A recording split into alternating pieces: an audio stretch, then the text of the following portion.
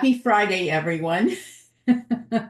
And we welcome to another really amazing summit with Empower Talks. And as always, we have Lori A. McNeil opening up for us. So the title of this one is Sales Leaders. And honestly, the lineup today is amazing. And who better than Lori A. McNeil to open for us? Like, she is one of the strongest sales leaders I've ever met. So, you know what? Get your pens ready and get a whole journal because one piece of paper isn't going to do it for this lady here. She's going to be speaking for quite some time. You may end up writing a short book, and if you need to publish it, I'm a publisher. So, hey, I got to get myself in there sometimes. So too. Anyways, with that, I will stay quiet and I will let you listen to Lori A. McNeil. Lori, take it away. Thank you so much, Marianne, for having me. I love opening up for your summits, and I'm so honored to get to do so every month. And yes, you have an amazing lineup today, and you always do. So I'm so honored to be among the lineup that you bring to the stage every single month. And I love how every single month we have a completely different theme. So thank you so much for having me back. It's always an honor to be here. I am traveling, and so I am in a funky location with some funky lighting, but we're going to go ahead and move forward and make it work and have this be an amazing event and start to an amazing day. I am Lori McNeil of Lori McNeil International, and yes, I do travel international. I actually just got an email yesterday asking me to speak in Norway. So I'm pretty excited about that. It looks like I'll be going to Finland, to Norway, and to Wow. basically a tour around the Baltic. So I'm pretty excited about that. I'll be going to 7 different countries in 2 weeks. In a 2 week time span, not in 2 weeks, but in a 2 week time span. So I am international on a regular basis, and I absolutely love it. And wouldn't have it any other way. I love helping entrepreneurs just like you get from wherever you are to where you want to be. And I truly, truly mean that. That is the desire of my heart. That's what kickstarts me every single day and gets me out of bed in the morning. You know, we talk about your why. Why do you love to do what you do? And that's truly why I love doing what I do. The world needs more entrepreneurs to stand in their values, stand in their truth, and speak and teach in ways that other people in the world need to hear. So I love doing that. And sales is a part of that. You know, there's a lot of different mindsets around sales. And of course, this is the theme of today. So I'm going to be weaving that into everything that I talk about, whether you've heard me speak before or not speak before. We're going to be putting a sales emphasis on different aspects of what I'm going to be teaching you quickly. So Marianne is right. Definitely take a lot of notes because I tend to be a little bit of a fire hose, but I try to slow down from time to time. So I am an international business strategist. I do have certain areas of emphasis that I focus on when I help businesses and entrepreneurs create, scale, and grow. And a couple of those are marketing, branding, media, course development, course design, speaking, selling from stage. There's a few different areas that I know in all of my years of being an entrepreneur that set the stage for that foundation of building your business and getting your message out there. And I know that branding, media, marketing, various aspects of program development, courses, staging, there's some things that absolutely make a difference when you know how to put the right elements in place in order to really have that greater impact in the world that you're after. So I talk about those things a lot, but as an international business strategist, I talk about a lot of things beyond that as far as what you need to get from wherever you are to where you want to be. So let's back up for just a minute and talk a little bit about your messaging. I talk to people every single day that have a lot of the same struggles. It doesn't matter what country you're in, it doesn't matter what industry you're in, it doesn't matter what you're trying to do. There are some similarities and threads that go across pretty much everybody that I talk to. And most people struggle with sales. Not everybody, but a lot of people do. It doesn't matter if you are a solo entrepreneur, it doesn't matter if you're a big corporation. People are always trying to brainstorm how they hone in on their messaging, how they reach their target audience, and how that converts to sales. These are conversations that big teams and corporations are always trying to make sure that they're dialed in on. So if you are an entrepreneur, a solo entrepreneur watching this, and this is an area that you are struggling with and you've been grinding and working so hard and doing all the things and you're not converting and you're not reaching your target audience, I want you to tune in to what I'm about to share, and I want you to stay tuned in for the rest of the day because there's some rock stars that are going to share some amazing tools and tips with you. So let's talk about your messaging for just the next few minutes. There are so many of you that are so heart centered that have passion for wanting to help, for wanting to add value, for wanting to impact the world. And this is the problem. There's usually one of two things. When your sales, when your messaging, when your posts, when your emails, when your CTAs, when your offers are not converting, it's usually a messaging problem or a branding problem. Branding gets them in the door, or sorry, marketing gets them in the door, branding keeps them coming back.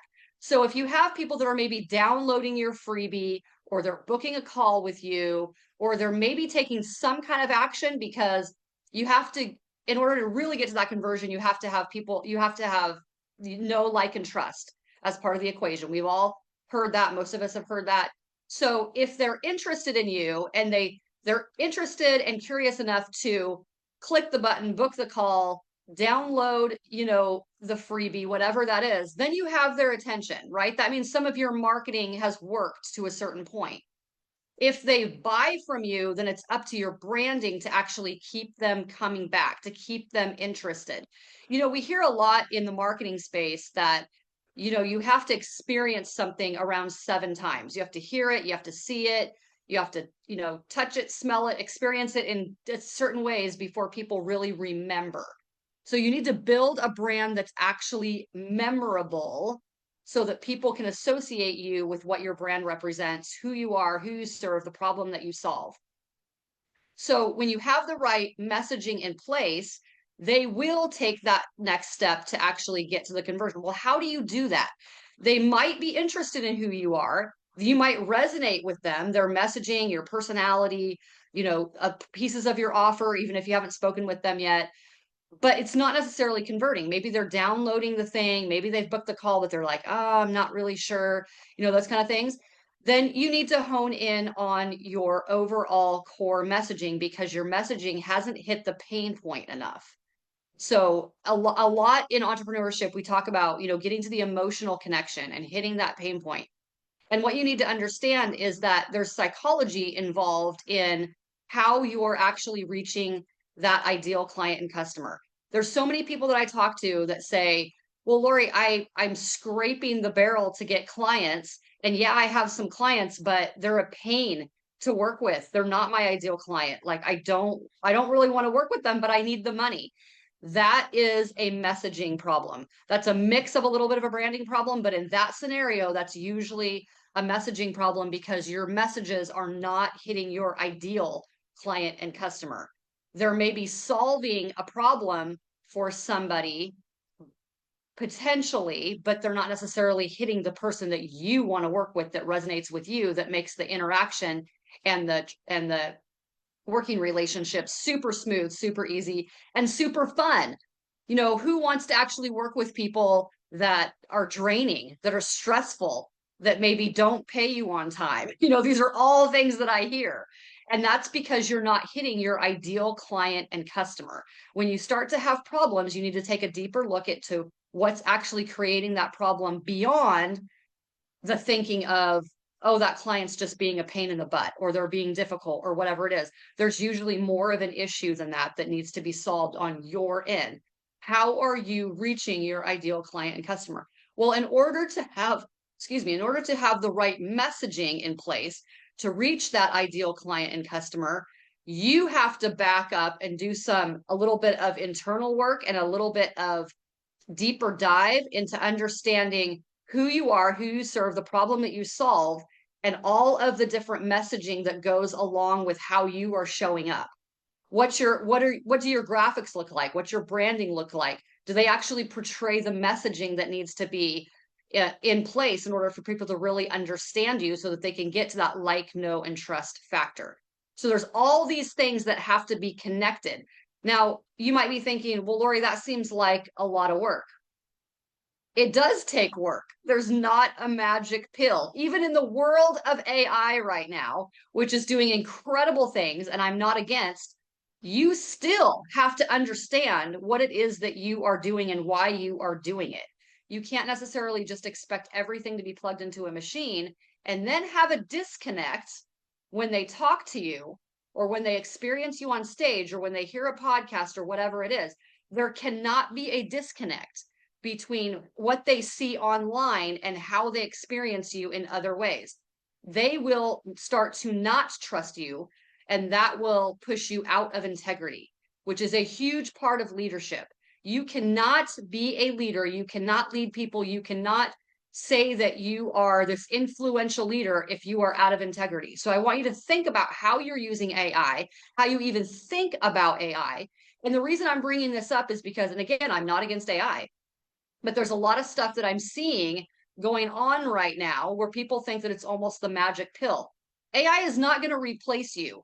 You still have to be you. You still have to show up in the world in the way that the people need. You might be able to use AI to create certain assets and to create systems, and that's great. But how is your potential client and customer going to feel if they see you on stage, hear you on a podcast, get on a call with you, and they're like, well, that doesn't seem like who I thought they would be at all. Like, you don't want people to think that. So you still have to absolutely be in control of your messaging, of your branding essence, of the way that you show up. And you have to know why certain, maybe if you are using AI heavily right now or you're thinking about it, why certain things are a part of your messaging, why certain things shouldn't be a part of your brand and your branding essence of who you are and how people experience you, and how to best utilize that. It will affect your sales if you're not paying attention. So don't think that AI is just going to be this magic pill that's going to do everything for you, this magic system, this wave your wand thing. It can do a lot of things, don't get me wrong, but you have to understand how to best use it for you. So you can use, let's just say, Chat GPT to use it as a brainstorming tool for maybe an article or maybe a post or something like that. But I do not suggest that you do a direct cut and paste for anything. I see a lot of people doing that. And first of all, the more you experience AI and Chat GPT, the more you will notice right away that something is written with it. So you have to be able to understand enough about your own messaging and what you want to portray and your own branding essence of who you are and your personality in order to know how to use it as a brainstorming tool, but make sure that it's you. Make sure it's not just rock solid information, because of course you're going to get some great information when you do that, but it's got to sound like you. It's got to feel like you. It's got to create that branding essence, that tone. If it's something that's just, flat text and maybe some photos. Even with a PowerPoint presentation, I see people doing this. It's amazing what you can do with AI, but the PowerPoint presentation, the essence of it might not even match who you are on stage, right? So there's this disconnect between what they're seeing on a screen on a PowerPoint, let's just say, and what they're experiencing, and you and how they're experiencing you when you're on stage or when they're listening to you. I see a lot of things happening right now. It will affect your sales. So dig into the AI, dig into Chat GPT, practice it, work with it, learn it, because it's here to stay.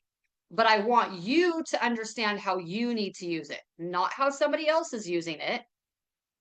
Somebody else may be getting great success with it. Who they are is totally different. Their avatar might be slightly different. How they show up in the world is going to be different. Their offer might be different. There's so many differences that you can't take what somebody else is doing and think that you're going to do exactly the same thing because it's a system, because it's AI, because it's, computer, and it's going to just magically work for you. These are mindset mistakes and thinking mistakes and action deliverable mistakes that I am seeing happening all over right now. So If you've listened to me speak on Marianne's platforms before, you know that I always bring you the most cutting edge challenges, issues, problems that I see that people are having in between every 30-day segment of when I speak and open for these events. So I'm bringing this to you because it's not only in the last 30 days, but it's become a huge, huge challenge for a lot of people. And there's a lot of people right now trying to figure out how to best use ChatGPT and how to best use AI and what that looks like and the avatars and all of those things. You need to find out what works for you, because it could be the thing that helps you and actually aids you in making a ton of money, or it could be the thing that's actually keeping you from converting your sales if there's a major disconnect because of a lack of integrity that way, because they're experiencing you in different ways. You have to have the consistency. The consistency is the secret sauce. It's the formula to get to that like, know, and trust. So when they're not feeling like there's consistency and that you're kind of two different people, that's going to affect your integrity. It's going to affect the consistency. It's going to affect the way that they trust you in what you're doing. And it's going to seem too confusing, too piecemealed, with your messaging and with your branding and with your marketing. So there's a lot of challenge, how you can dig into it, how you can learn about it, and how you can best use it and what works for you. And it may be one specific way that you use AI, and maybe you don't use AI in other aspects of your business. There's nothing wrong with that. Find out what you need and what works for you, and then have that be a part of your overall strategy. Don't think, oh, I've got to integrate absolutely everything in every way and like almost restructure my business. You don't have to. Maybe for some that's more appropriate for your line of business or what you're trying to do, but not necessarily for everybody. If you want to just have it help you with social media, if you want to have it help you with writing articles, if there's a specific things, great. Just make sure that the branding essence of who you are and your tone of voice and your messaging matches everything that you're doing. You don't want to do a direct cut and paste. You want to make sure that you're putting in certain language, certain words, certain phrasing in your own tone of voice, in your own way that it's being written, so that it sounds like you, it feels like you. There's that continuity across how they're experiencing you. And that may seem like a no-brainer, but you guys, I'm seeing so many things. And it's all happening under the umbrella of saving time. I'm just going to type it in here and then cut and paste it, and whatever project I need done is going to be done. And that's not what you want to do. So when you talk about backing up and building that foundation from the ground up so that you're not having to backfill and backtrack and rebuild, these are things that you have to pay attention to now. You should incorporate AI in some way, even if it's only as a brainstorming tool. There's nothing wrong with that, but you should learn it. You should get to know it. But when you learn it from a foundational perspective from the ground up, I want you to learn it right. I want you to integrate it correctly. Otherwise you're gonna incorporate really bad habits, and you're gonna rush it, and you're gonna think that you're winning, and you're creating all this content and you're creating all these things, but you're not even understanding what you're doing. And then it's creating all kinds of challenges for you, and you're trying to figure out why. So don't do that. Don't fall into that trap, because it's a big, big challenge, and it's a big trap right now. So when you incorporate that, whether you use AI, whether you don't use AI, it's all part of your messaging. It's all part of your branding. It's all part of how you're building who you are and who you are trying to, who you're trying to be and show up in the world as you build your internal toolbox to solve larger external problems. So you still need to have your messaging completely dialed in. Some of you need to work on the problem that you solve. So I'm going to drop a bomb. I hope you guys are ready to listen to this, because this is a problem. This is a problem that I see. And maybe you've heard me say it before, but I need to say it more. Most of you have crappy CTAs and crappy offers for one reason. And here's the reason. Your value stack does not match the pain point, the individual pain point. If you have a download, if you have a course, if you have a book, if you have a book my call, whatever it is, and you have what they call the value stack of everything that you're offering in that offer, every single thing that you list has to be attached to a specific pain point that solves a specific problem. This is huge, and this is a huge, huge issue of why your offers are not converting. So let me talk about the other side of it so that you understand the difference. People will say, oh, let me just throw in, I've got this course and I've got this course, and I have all these different assets and all these things that I can offer that make it seem like they're getting a great value because they're getting all this stuff. Well, a confused mind never buys. So if people aren't clear on the value of the perceived value stack that you're trying to create, it won't convert. It won't matter. You can offer them 10 free courses. You can offer them amazing bonuses. You can say, oh my gosh, why are people not buying this? Like, look at all this stuff that I spent months or years creating. And I sell each one of these things for $497 or $997 or $1,500 or whatever the individual price point might be for each of those things in your value stack. It won't matter if it doesn't make sense. It won't matter. So if you have a course that you are offering, and you have a book that you're offering, and you have a free coaching call, and you have whatever that looks like, right? You're stacking the value so that you can charge a certain amount. You have to communicate in your offer the pain point and the value of each of those. It's not explaining what they're going to get. This is not saying that, oh, in this course, in this, you're going to get this and this and this. And then I've got this course for you and you're going to get this and this and this. No, that's a huge mistake that people are going to make. Do they need to know what's going to be covered in that course? Absolutely. But you need to communicate it in a way that addresses their pain point and the reason that they should care and the problem that it's going to solve. And that is a huge missing link in your CTAs and in your offers and in your messaging and the way that you're communicating all of that. That's why people are not buying from you. That's why they're confused. That's why they're not seeing your value stack as valuable. They're too disconjointed. You're trying to throw too many things in there that don't make sense. And you're not communicating why they should care. You're not communicating the problem that each of those things in your stack are going to solve.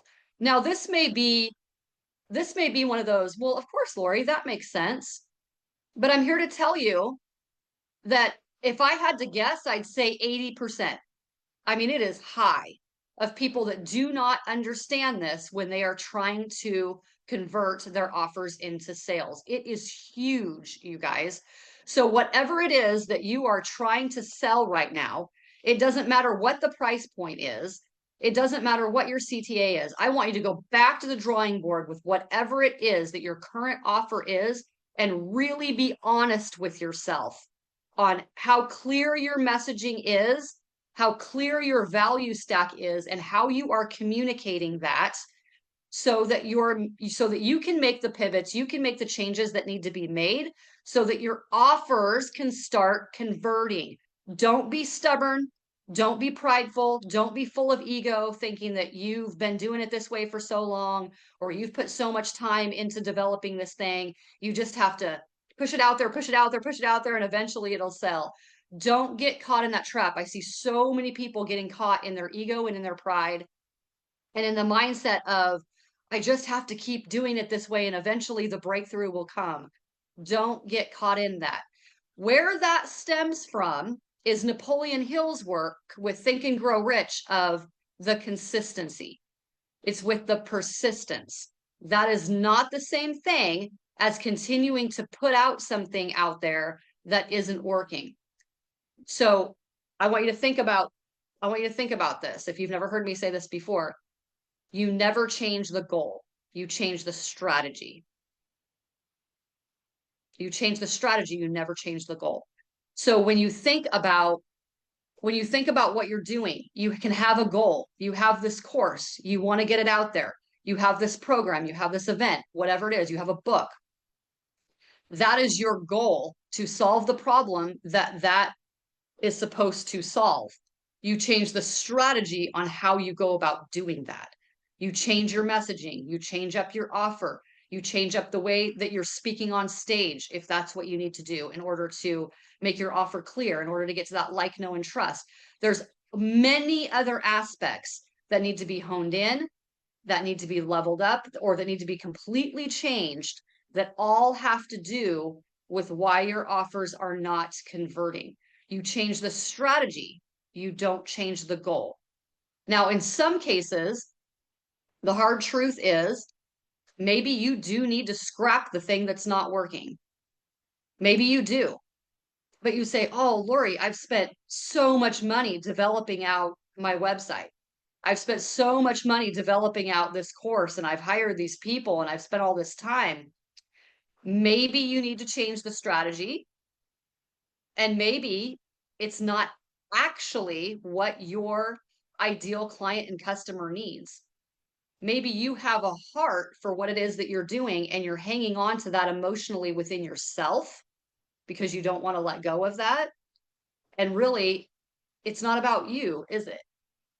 We, as entrepreneurs, we put so much time and energy and money into helping people, but sometimes we can get stuck in our own time and money investment into something, and we're too attached to it, and we're not willing to let it go and actually take a look at, what does my client avatar actually need?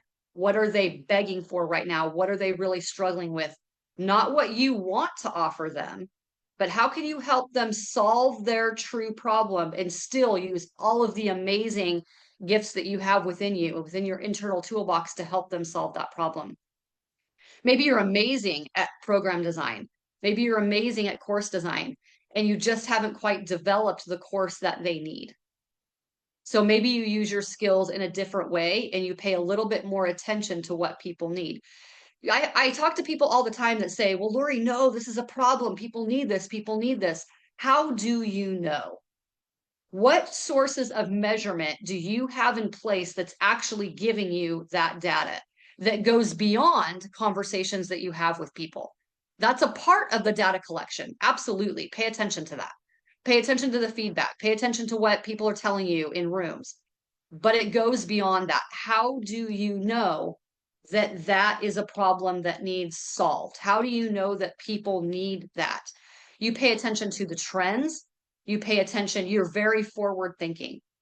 When some of the most successful entrepreneurs are not solving problems in the here and now, they're solving problems that are forward thinking.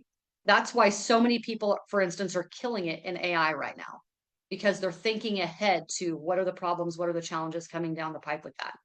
There are people that need help right now, but how are you taking that problem and that challenge that exists right now and thinking beyond right now? Where is that problem headed? How is that problem going to evolve? How can you stay ahead of the curve and offer the solution to the problem that's coming? As the current problem evolves, how are you staying ahead of that so that you are right there, helping them every step of the way, so as their business evolves, as their challenge gets bigger and bigger with whatever the current challenge is? These are things that are game changers that set leaders apart. These are game changers that will allow you to convert to be the rock star in your industry that you are, and will absolutely garner the attention and will prove that in sales when you are paying attention to that. So the messaging is super, super important. A big part of understanding that is to actually study sales psychology. If you're like, I don't have the budget for that, like, what do I do? There's a lot of free stuff out there. There's a lot of stuff on YouTube.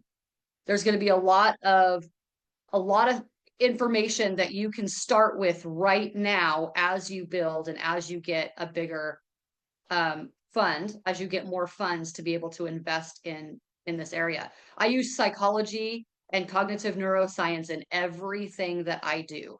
It is a huge, huge part of sales. You have to understand how to communicate with your ideal client and customer. You may have it locked in. You may say, I know who my ideal client and customer is, but you're not understanding how to communicate your message. You're not understanding how to communicate your offer. You're not understanding how to close that deal. There's everything within that process, even when you've identified your ideal client and customer that you don't know how to actually convert it. So there's all these different pieces that you have to pay attention to. And I want to implore you to do a deeper dive into the study of sales psychology. Now, if you've heard me talk about branding and marketing specifically before, you know that I use psychology a lot. I talk about the psychology of color. I talk about how to use color to get to the emotion that helps you identify your ideal client and customer, that helps in that whole sales process. But there's another aspect of it too that you use in your business that's actually about making the sale and converting in that and what that looks like. And then the whole process of once they've worked with you, once they've experienced you, once you're in, the other part of that is not keeping your clients, right? So how do you actually maintain working with them at the experience level to where they don't go, oh, what she got me, she sold me, she hooked me, and then she dropped me and she flaked out and she wasn't who I thought she was, or he or she was, whatever that might look like. There's challenges all along the way. The reason I bring this up is that's what strong leaders full of integrity do. They are with their client every step of the way, and it's not just about the sale. It's truly about solving the problem and helping them. That goes beyond just the messaging that it took to make the sale. Are you actually backing that up? Are you proving that? Is there meat behind what they just bought? But here's the other aspect of why that's important in sales. It is so much easier to sell a second time, a third time, to keep a client that has already bought from you. It is so much easier to sell again to the client who is a raving fan, who likes, knows, and trusts you and wants to go deeper, wants to work with you more. That is so much easier to continue selling to your current clients than it is to get a new client. Not to mention, it costs more to go get a new client, whether you're using actual paid ads or not. It could be your time. It could be a VA. That takes place in a lot of different ways with the money that you put into acquiring that new client, even if you aren't buying. So I want you guys to think about what that process actually looks like and how that is costing you money. Time is money. So how is that actually costing you money because you're not following through, because you're not offering value, or because you're not working with the right client avatar that you want to work with? And so you're thinking, man, I've just got to finish this contract and get rid of this person.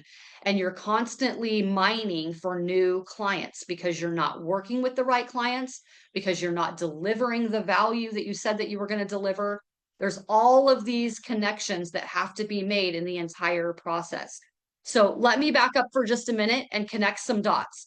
Hopefully you guys are taking notes, but I want to make sure that these dots get connected. So when you are building that foundation and you understand who you are, who you serve, the problem that you solve, you understand your messaging, you may or may not be using AI to actually communicate some of your messaging.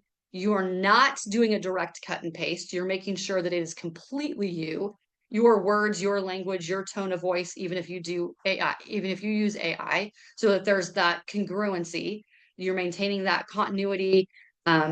You're not out of integrity, all of those things, because that affects the like, know, and trust factor. If they feel like you're not the same person and they're confused by that, because a confused mind never buys.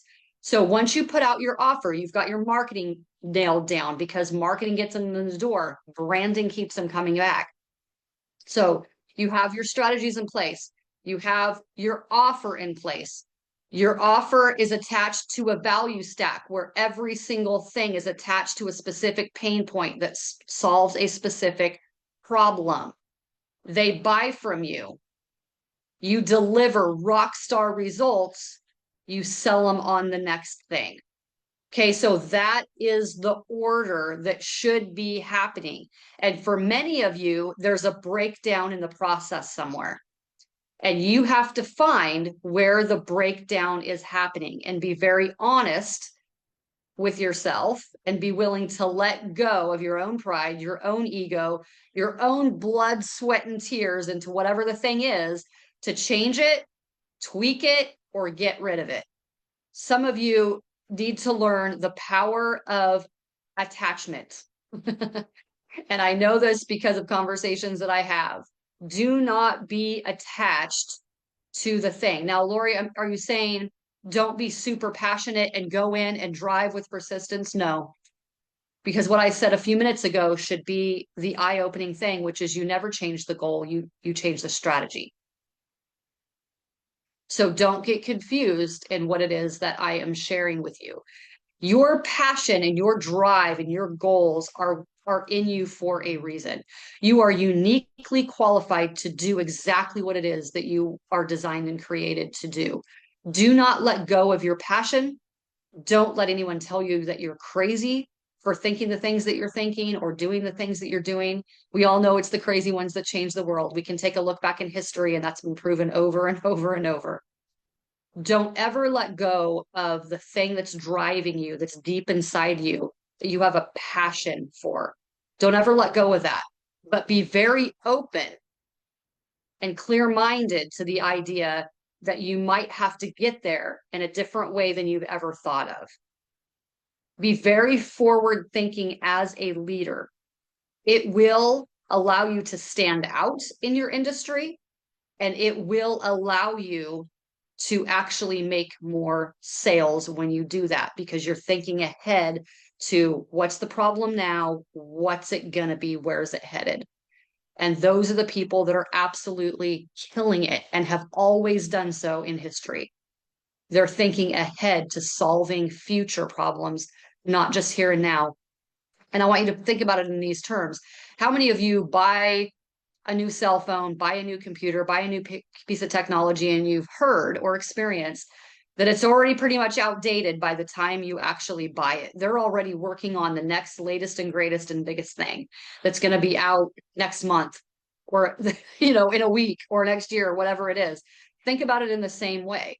Whatever problems that you're solving right now, there's the foundation of those that will be there, but they will evolve into a new problem. That's why technology has advanced so quickly in the last 20 years, because the people that are developing those types of things for us, they're solving future problems. They're not focused necessarily on the here and now. They're solving the future problem. So as entrepreneurs, how are you solving the future problems? How are you paying attention to the trends of where things are going in your industry? And how can you position yourself to be ready for that? That is huge. Wherever it is that you are, you could be in the house cleaning business. You can be in a course development. You can be speaking on stage. There's trends shifting right now with that. It doesn't matter what it is that you're doing. You can be in the book publishing business. You can be how are you facing and aware of what the trends are right now? And how are you positioning yourself to be very ready for the problems that aren't just current, but that are quickly coming because of the advancement of everything that's happening right now? So there's so much to unpack within each of those things that I've mentioned, but I want you guys to do a deeper dive into the evolutionary chain of the connection that I just laid out for you, and really think over this next 30 days about what it is that you can change, what it is that you can get rid of, how you can dial in on your client, your ideal client avatar, and what it is that you need to actually do to end this year in a way better position. Doesn't matter what position you're in, way better position than where you started. There's so much of the year left. So what changes need to happen in order to make that happen? So let's shift gears a little bit, and we're going to talk about sales in a little bit of a different way. So I talked about sales psychology. There's a huge part of that you guys need to learn in order to understand how that works and how to communicate the pain point and the problem that you solve within that. There's a lot of mindset shifts that need to happen in order to communicate what it is that you're trying to communicate. So, and I know this because people will try to sell to me, right? So I'm experiencing it on the other end because people will say, oh, I really want you to be a part of XYZ, right? And so then I have a conversation with them and they're not using the right language when I'm talking to them. Their mindset isn't in the right place. It's all about, well, maybe, sort of, kind of, I'm hoping, does this sound good to you? There's all these things. In sales, you want to get to the yes. You don't want to give them too much information to actually think about. So here's the trick. People will say, oh, I need more information. I need more information. Will you email me information? No, you don't need more information. That means that you haven't done a good job actually getting to the message and the pain point that's going to solve their problem. People don't need more information. They already know, for the most part, what their biggest challenges are right now today, what their biggest interests are for the next 30 days, 6 months till the end of the year. You want to speak on more stages? That might be their focus. You want to publish a book? That might be their focus. They don't need more information. They need more clarity in what it is that you offer and how you're going to solve their problem. Sometimes we get so wrapped up in flooding people with the information that we think if I give them all this information, it's going to wow them. And they're going to say, oh my gosh, how can I resist? This is a no-brainer, right? This is the mistake that people make in the value stack when they make a post or when they build their funnels or when they speak from stage. It's not about more information. That's why it's not about offering 10 things in your value stack. It's about getting to the pain point and understanding problem that each of those things are going to solve. When you're on the phone with somebody, when you're communicating what it is that you're trying to sell them, you don't get away from the pain point. There's something in your mind that switches that most entrepreneurs who aren't skilled at this will default to, and they will default to the assets. They will default to the information. They will default to everything that you get. And yes, those things are important to communicate for sure. They need to know what they're buying, but that's not where the focus is.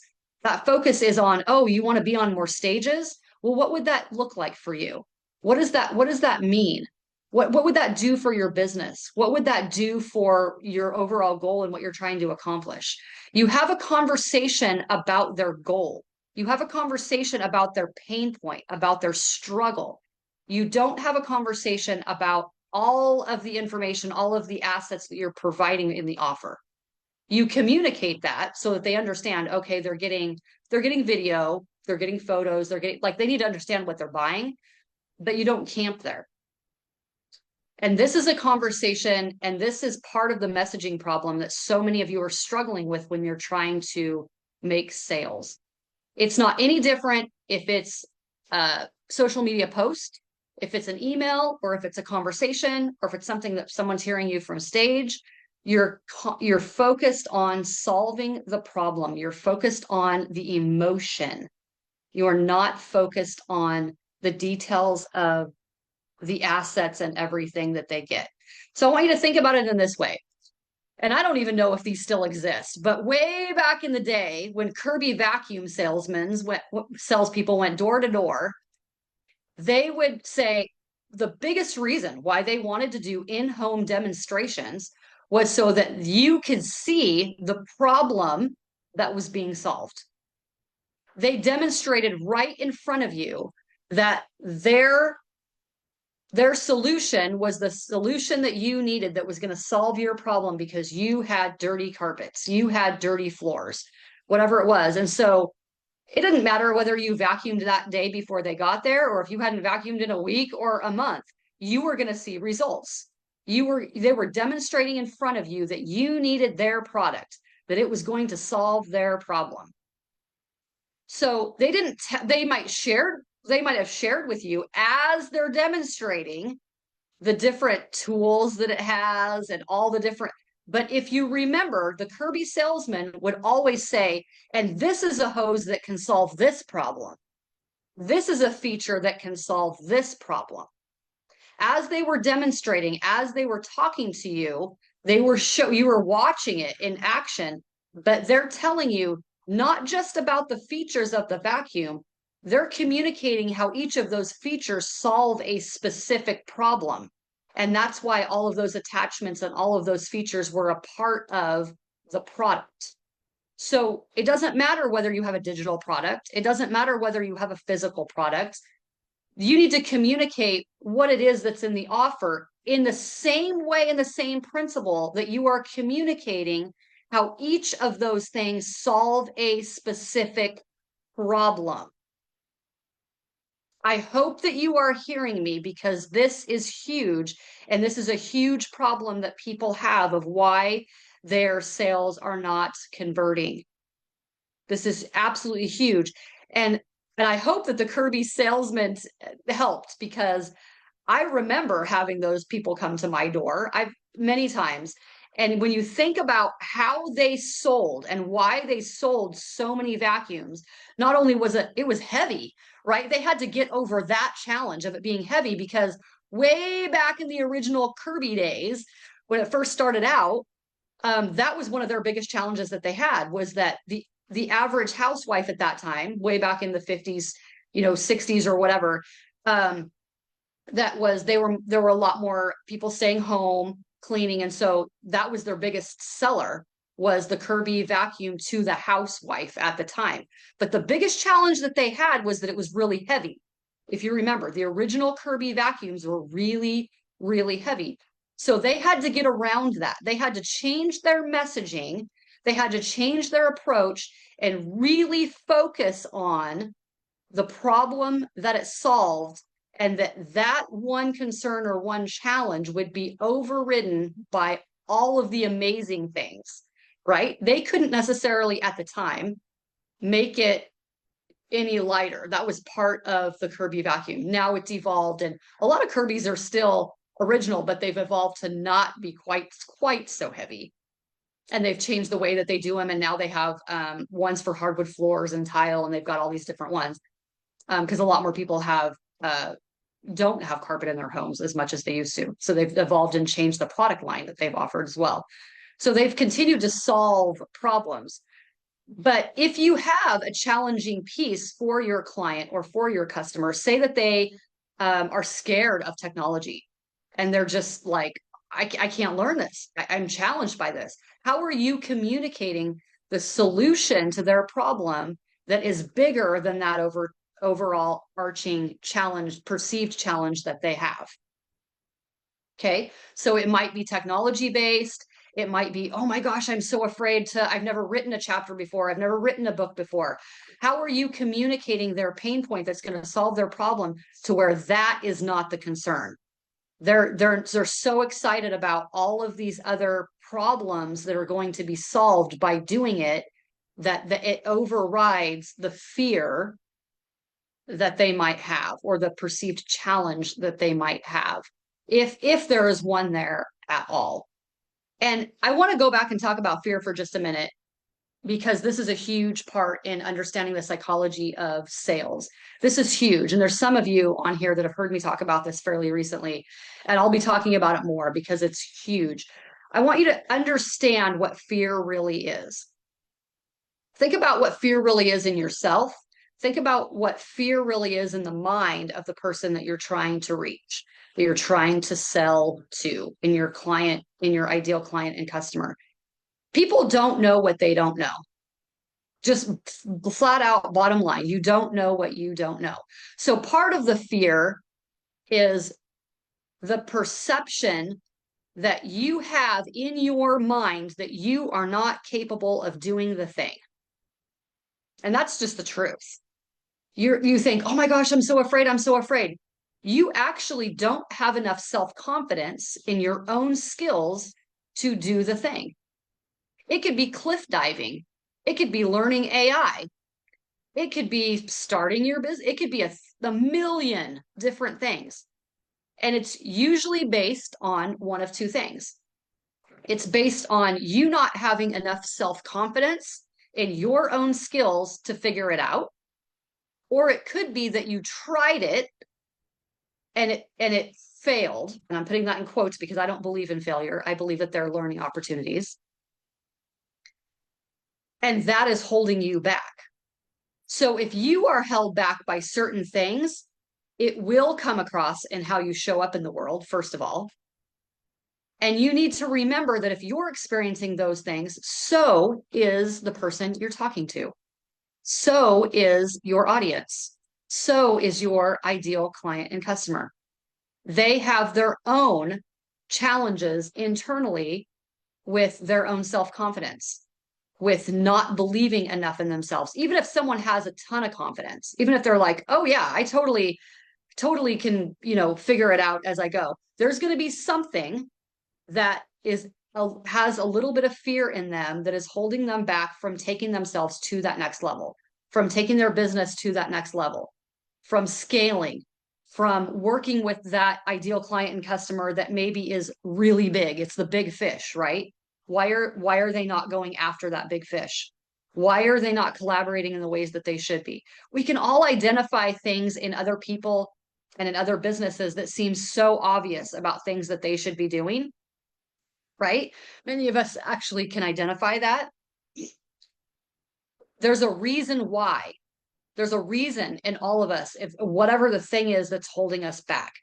So that's part of doing the deeper dive and understanding where your challenges are and what you need to do to add the internal tools in your toolbox that allow you to solve bigger external problems. This absolutely is directly affected and connected to sales. Because if you're not showing up in bigger ways, you can't expect to attract the bigger fish.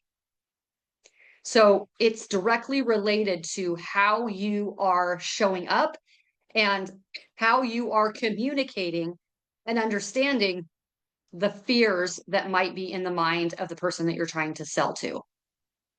Even if you're someone that's full of confidence, why are you not scaling? Why are you not working with bigger and bigger players at the table? Right? Why are you you might be making $1 million. Why have you plateaued there?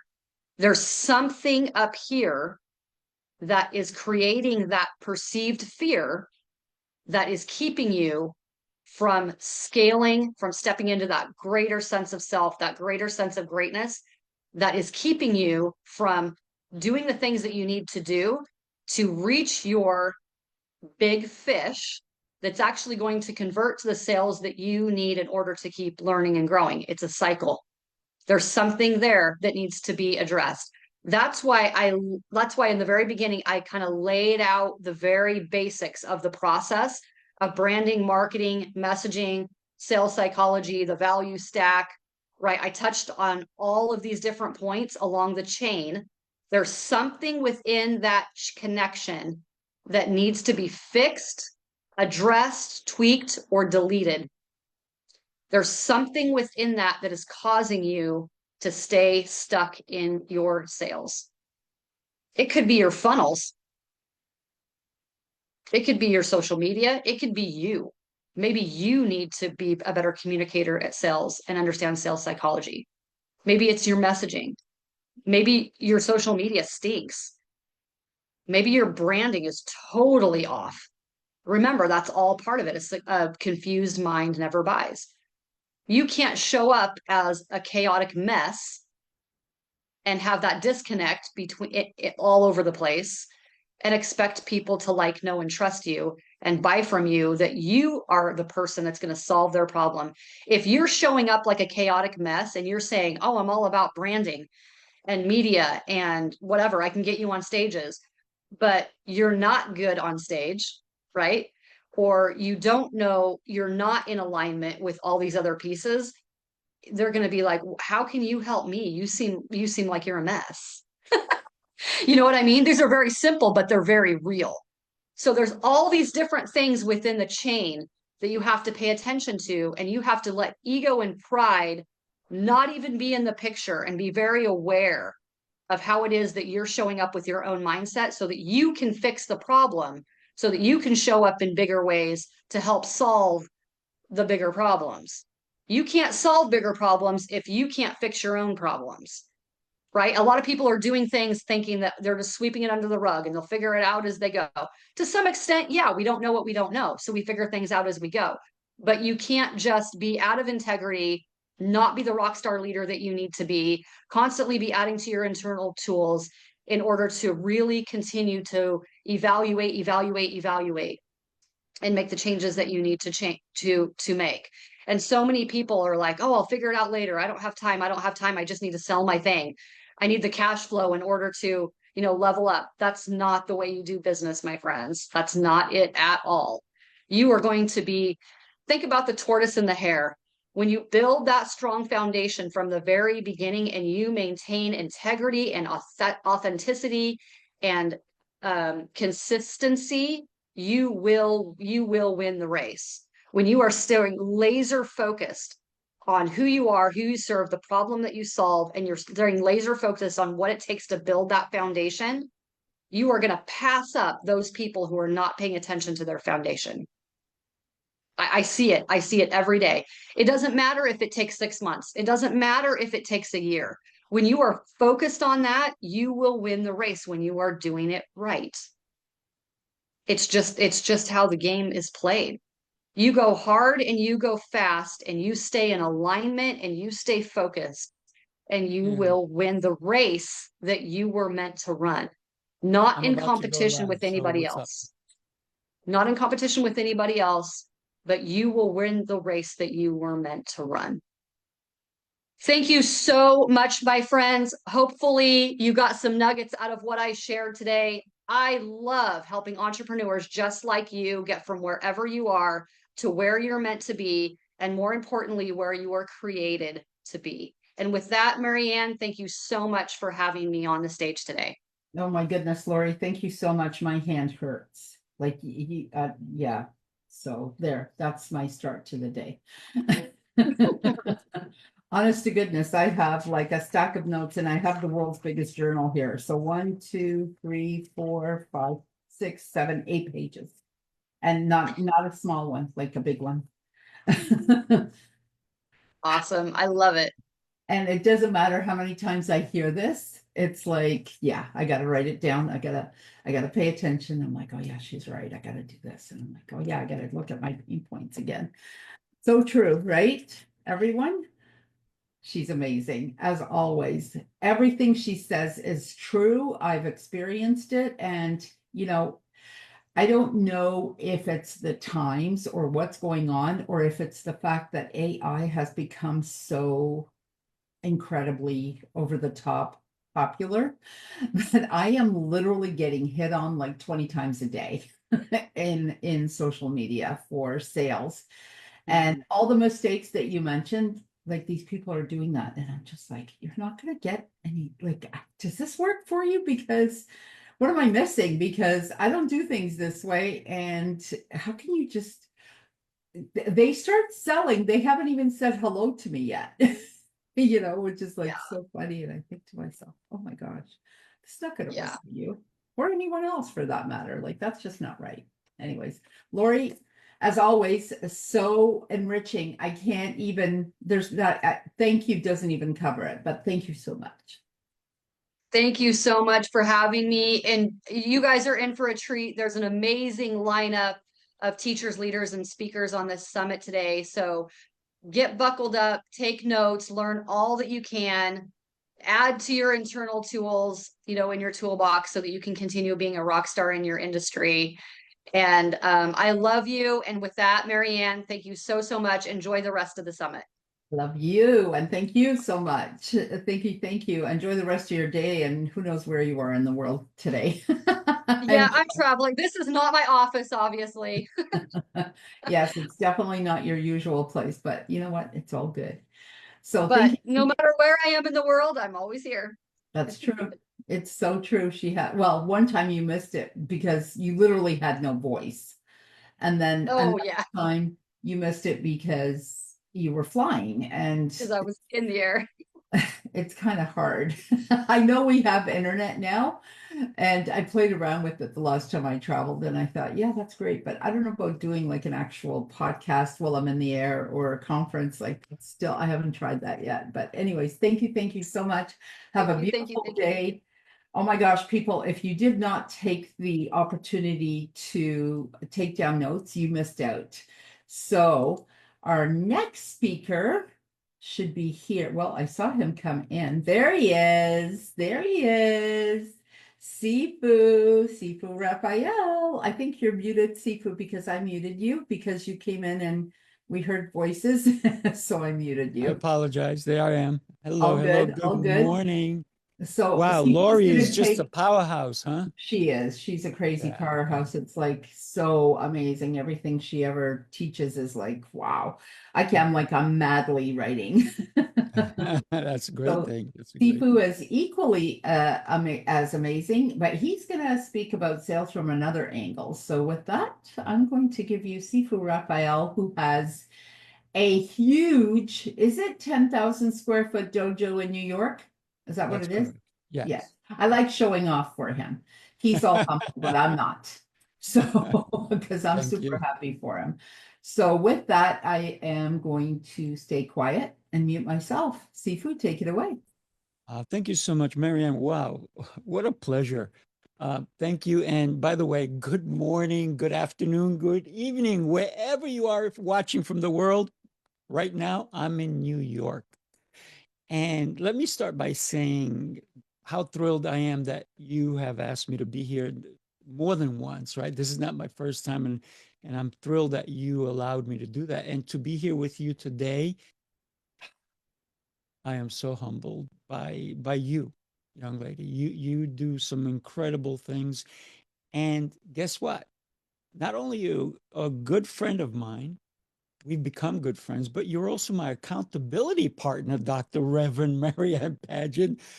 And I'm so grateful for you allowing me to share my ideas and my action plans, if you will, on this amazing summit. So today, I want to share something that I deeply, deeply believe in.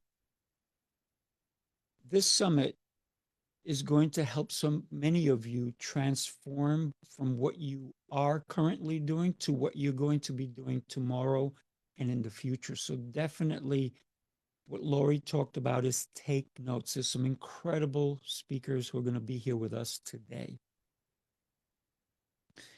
So I always look to learn from incredible people, and so many of the people on this panel teach great lessons and have great information to share with all of us. So yes, I too will be taking notes, right? So think about your life. Today we're talking about sales. So I invite you to consider this. What if your next sales breakthrough isn't a new strategy, but it's your own clarity? What if the real edge isn't found in more hustle, but in better, are you ready for this? Health, in better health. That's the conversation I want to have with you today.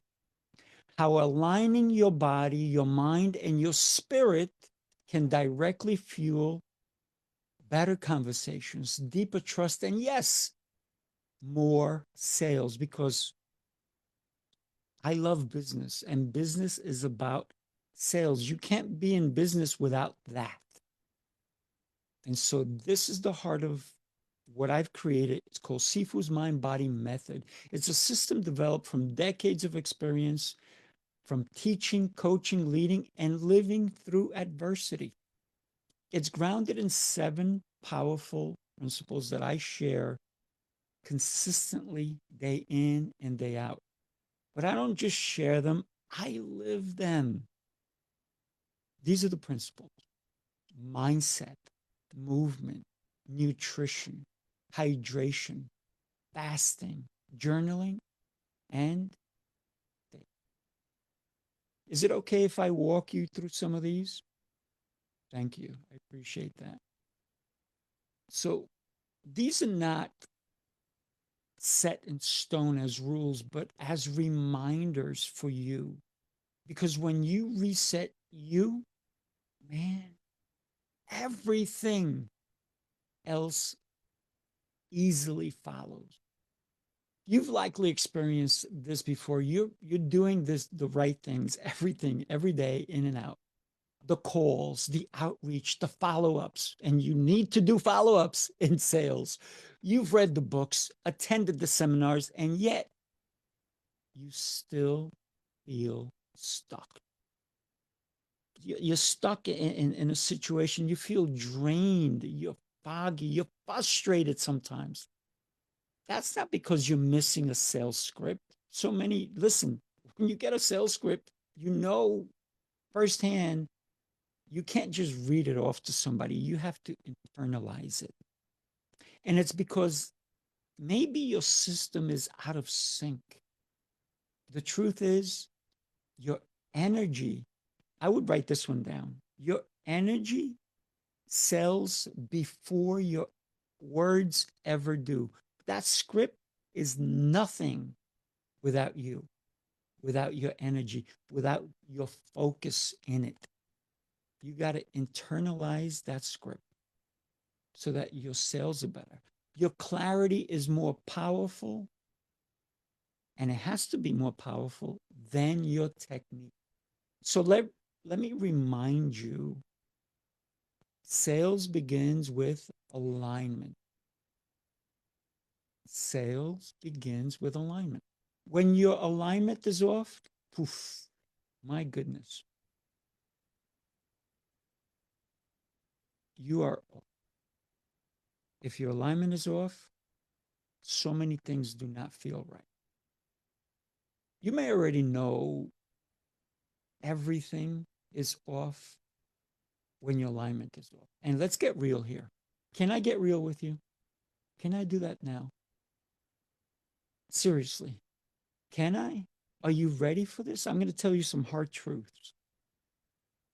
Here it is. Alignment begins with your health, your physical, mental, and emotional health is what sales are going to be for you if you want to have great sales or mediocre sales. When we consider sales, are they powerful? Or you're just reading from a script? It has to come from the heart. What I'm going to walk you through is not just a theory.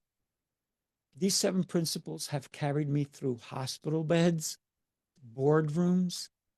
They've shaped who I am, not just as a leader, but as a human being. Are you ready? Let's go. Let's get into these. Here are the 7 pillars in no particular order, as they all matter. Mindset. You need to reclaim the inner edge of who you are.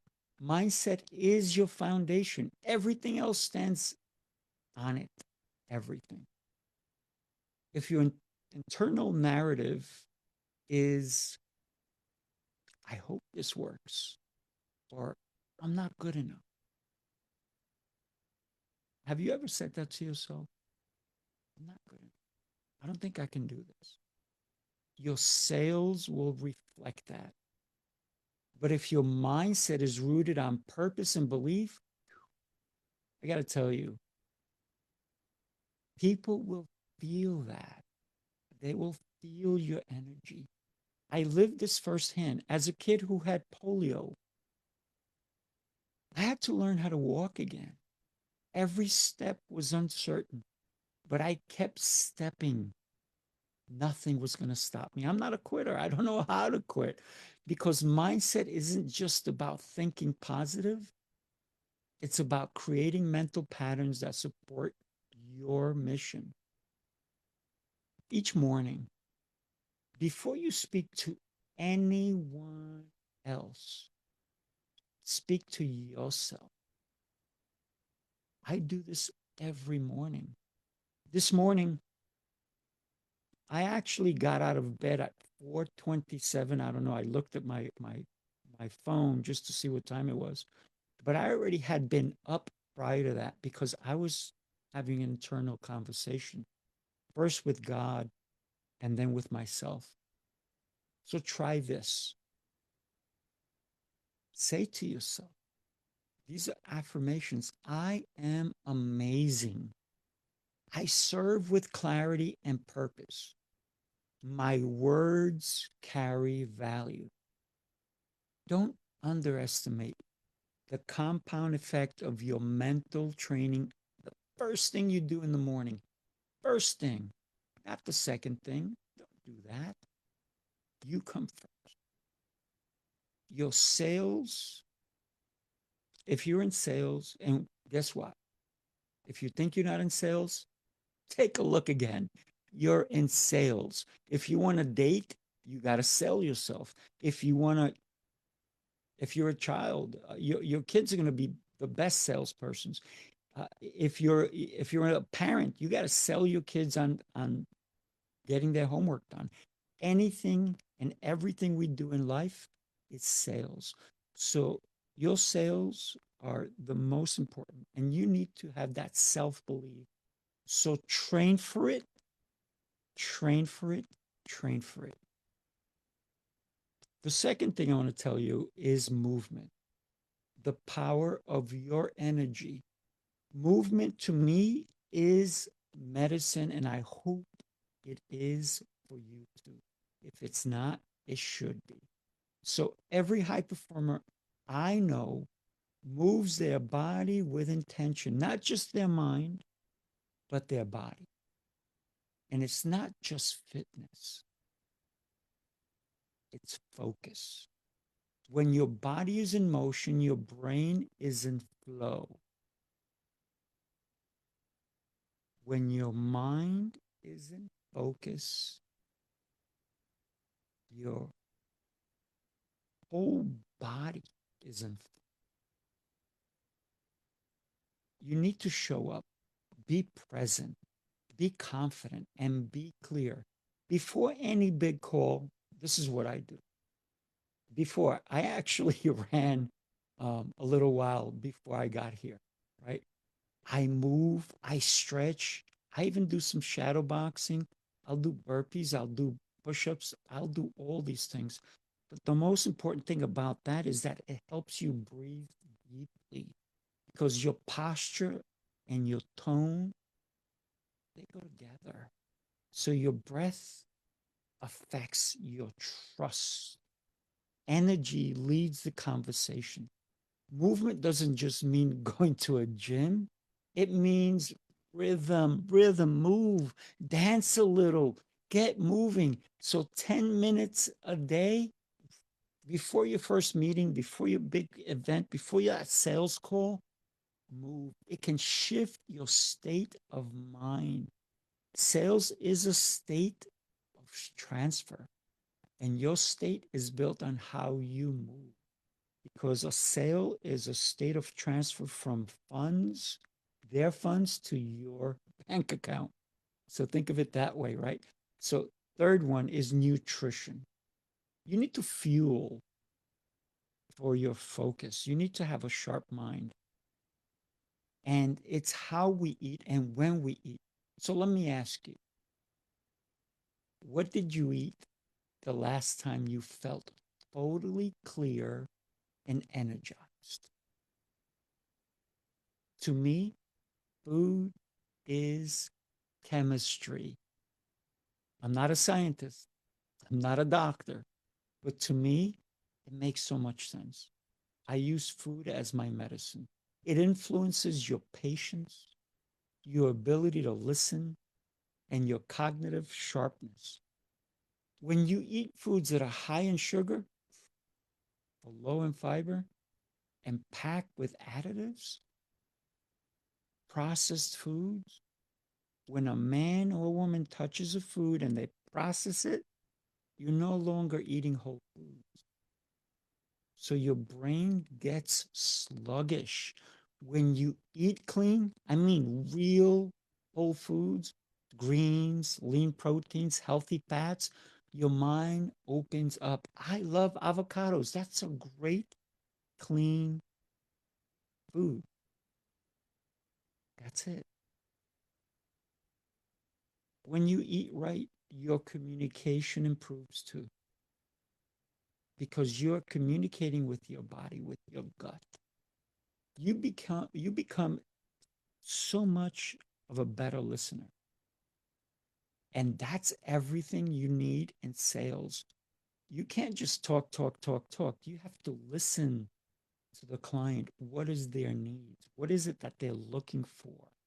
Because if you start going in this direction and that's something that they want to stay away from, but you never listen to them, you're going to lose that sale. Not only that, you're going to lose all the referrals that should come your way. So start with one clean meal per day. Fuel for focus, not just hunger. Now let's talk about hydration. This, to me, is your super quiet superpower. Hydration. Have some water. Hydration impacts everything. Even a slight dip in hydration shrinks brain function. You're more reactive, less alert if you don't drink. You're slower to process. That's not a small deal in sales. Start every morning with 20 ounces of infused water. I'll tell you what I had this morning. I had lemon and mint. I actually had 24 ounces. I told you I got up at 4:27. I got dressed, went to the gym, worked out heavy. I did back today. I got back home. I had 24 ounces of lemon and mint water. Then I took a nice shower, cold shower. I'm one of those crazy people that takes a cold shower. Here's the thing. When you're on a call, don't be ashamed to bring water with you. Bring water, because guess what? I've been to people's homes and they never even offered me a coffee or a tea or water. I bring my own. Don't be ashamed to do so. Bring a bottle of water to every call. If you have to go visit somebody, you go to a boardroom, bring your own. Don't wait for them to make the effort to even help you. Help yourself first. So that's a leadership habit, not an afterthought. You hydrate your brain, you sharpen your pitch. It's that simple. So fasting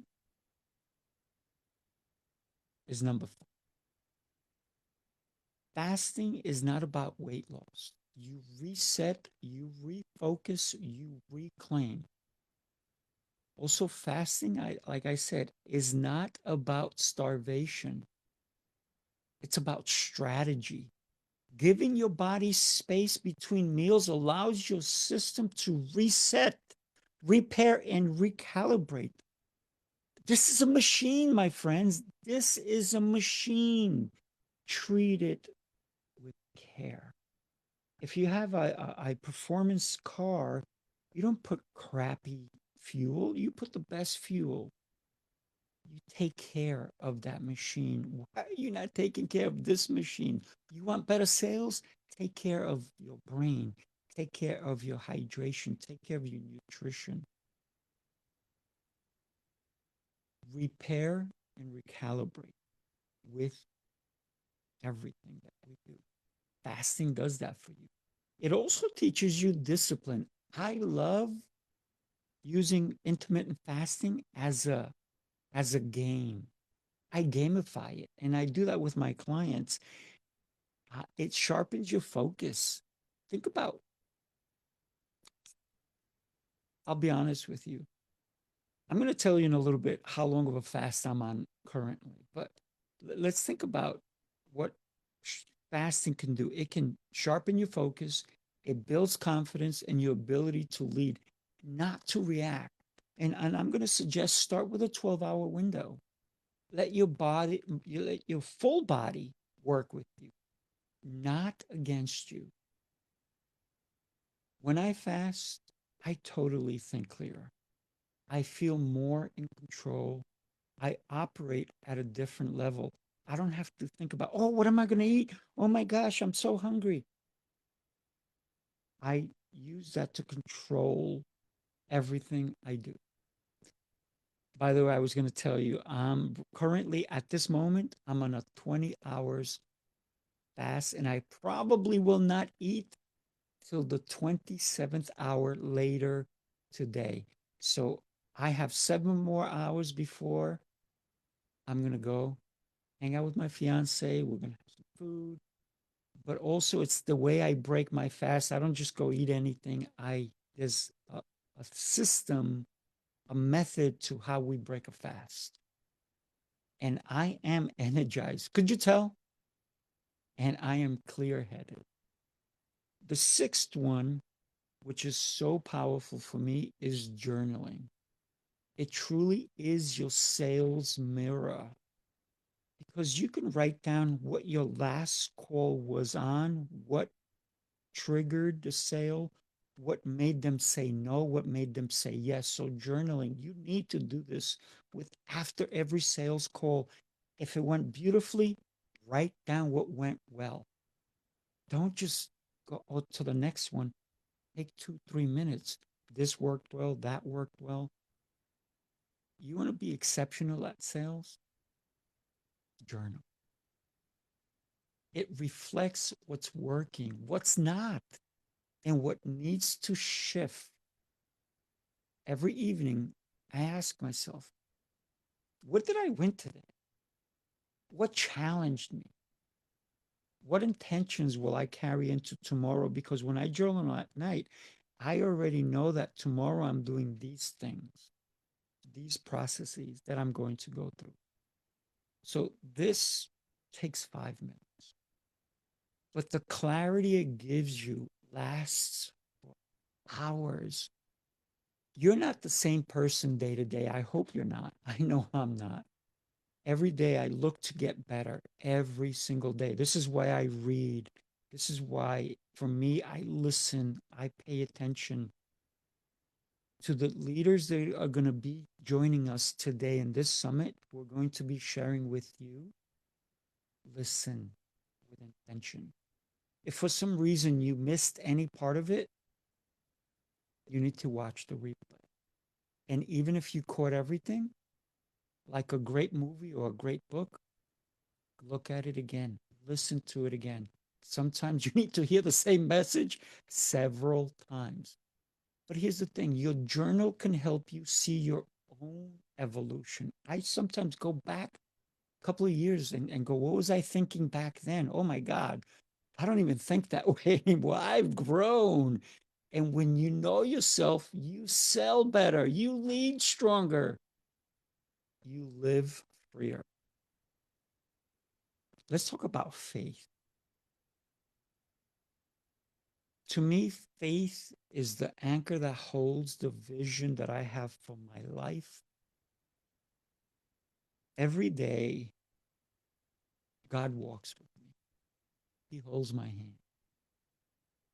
I am so blessed. Think about your faith being your compass.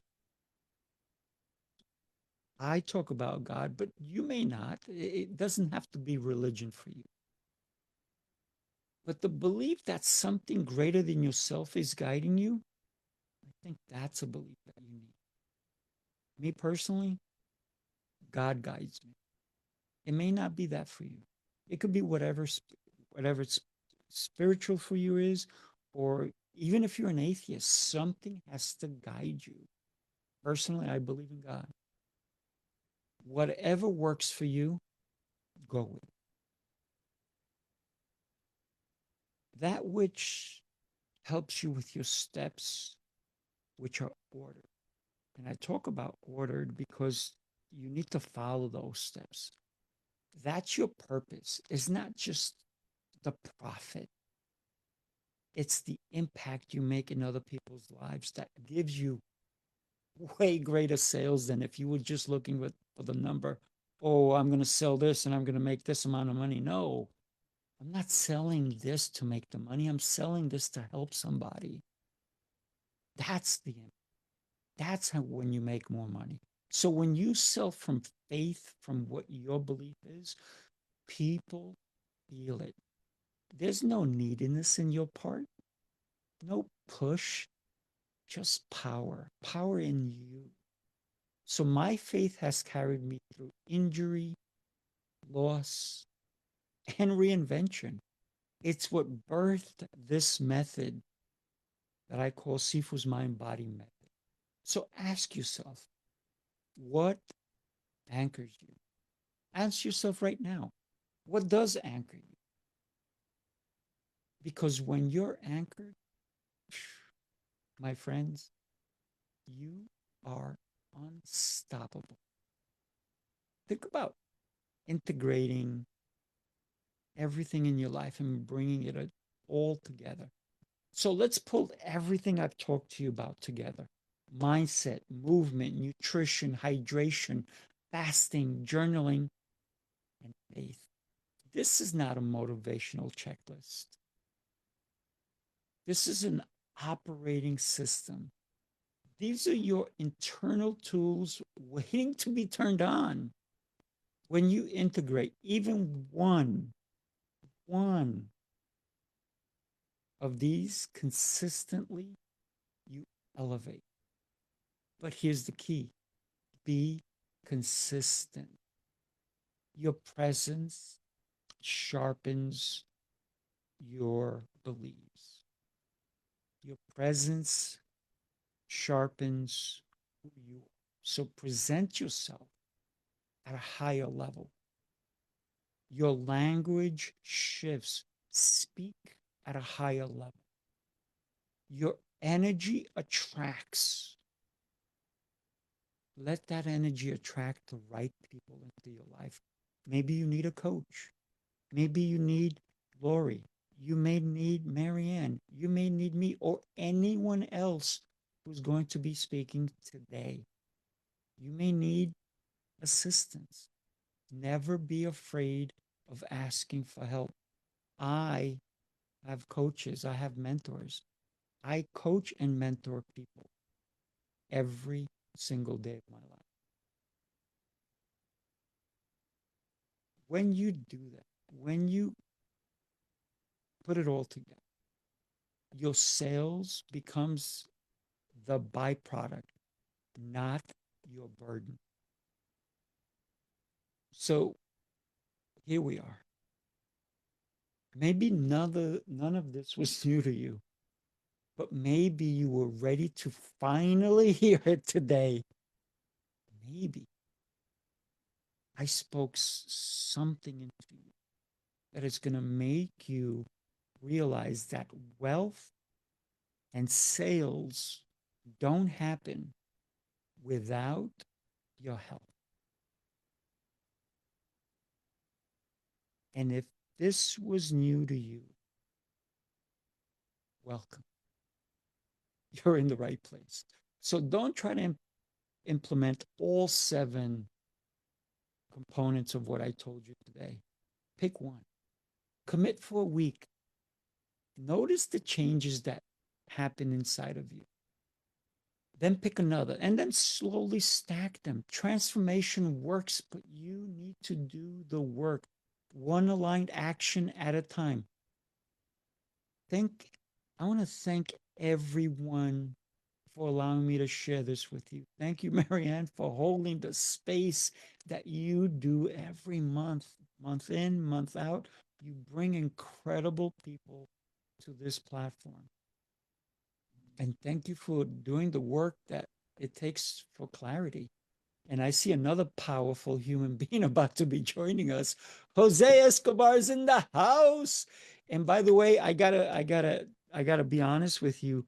Both Reverend Dr. Marianne and Jose Escobar are doing Sifu's Mind Body Method. And I am so grateful for both of you being part of it. Thank you for allowing me to share today. Thank you. Thank you. You're muted, Marianne. I'll stay on for another minute. I'll stay on for another minute because I want to hear for a second. Well, because I was going to say to everyone, I hope he mentions that I'm in the program. And I love it because I'm doing 2 programs right now because losing weight and making myself healthier and stronger is my mission. It's my mission all the time. It's also has been up until now probably my biggest challenge. Let's call it challenge instead of a weakness. It's not something I thrive at. So I'm challenging myself all the time. So that's why I'm in 2 programs simultaneously so that my mindset can be, you're not going to have ice cream. So I wanted to tell you, I went to the store the other day. I did not buy ice cream and I'm so happy. And I was going to tell you something else, and it was something that we were talking about. Now I can't We like remember. the fact that you're happy. I am happy. And what did I do? Something. Oh, I because you told me to work within a time frame. So I too now have a 4-hour time frame that I eat as opposed to I kind of gave myself a 2-hour time frame before, which is kind of hard, right? So I'm giving myself a 4-hour time frame, and if I manage to eat most of everything in that time frame, I'm super happy. And You're yes, talking about an eating window. eating We have window. a fasting window and an eating window. Most Americans do a 12-hour eating window. The minute they wake up till the minute they go to sleep, they eat all day long. Yeah. And when you can slow that down and make it less, maybe go to 10 hours, go to 8, go to 6, go to 4, but you don't have to do that every day, right? Sometimes when you know you're going to have an event, maybe you do go to an 8-hour eating window, but it doesn't have to be the minute you wake up to the minute you go to sleep. So thank you for that. So thank you so much, Sifu. So important. I love the way, what was the, when you said fasting clears up your mind, which cleans up your pitch, Oh right? yeah. Oh yeah. Sharper pitch, sharper mind, Look, sharper pitch. I'm on a 20-hour window right now, and I said I'm not going to eat for another 7 hours, but then when I do, I feel energized. I can go work out again. I already did a workout this morning, but I'm going I to probably will work out again. yeah, what time is it? All 35. right, I'm gonna let Jose, the man, he's not a myth. The guy is a legend, and he's a legend because he is my brother, and I love him. And Marianne, thank you for letting me be here. All right, So you yeah, guys, God bless. so Jose and I are in Sifu's program, and Sifu and I are in Jose's program called Connected Leaders Academy. And from what I understand, Jose just hit recently we hit just, well, now it's over 500. Thank you, Sifu. Have a great day. Thank you for speaking. I forgot to say thank you. Back to the 500 people. Jose just celebrated 500 people, and I don't even know. I can't even keep, I don't even know how many countries, but I'm going to let Jose tell you all about that.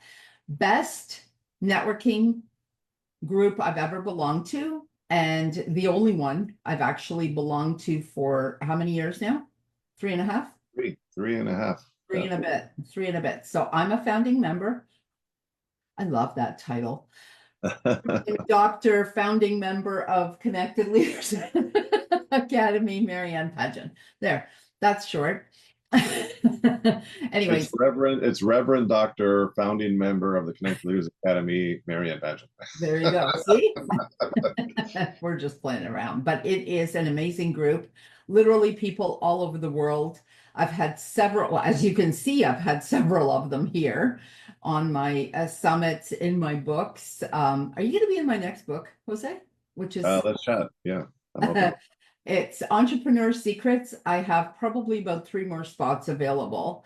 And yeah, let me know if you're interested.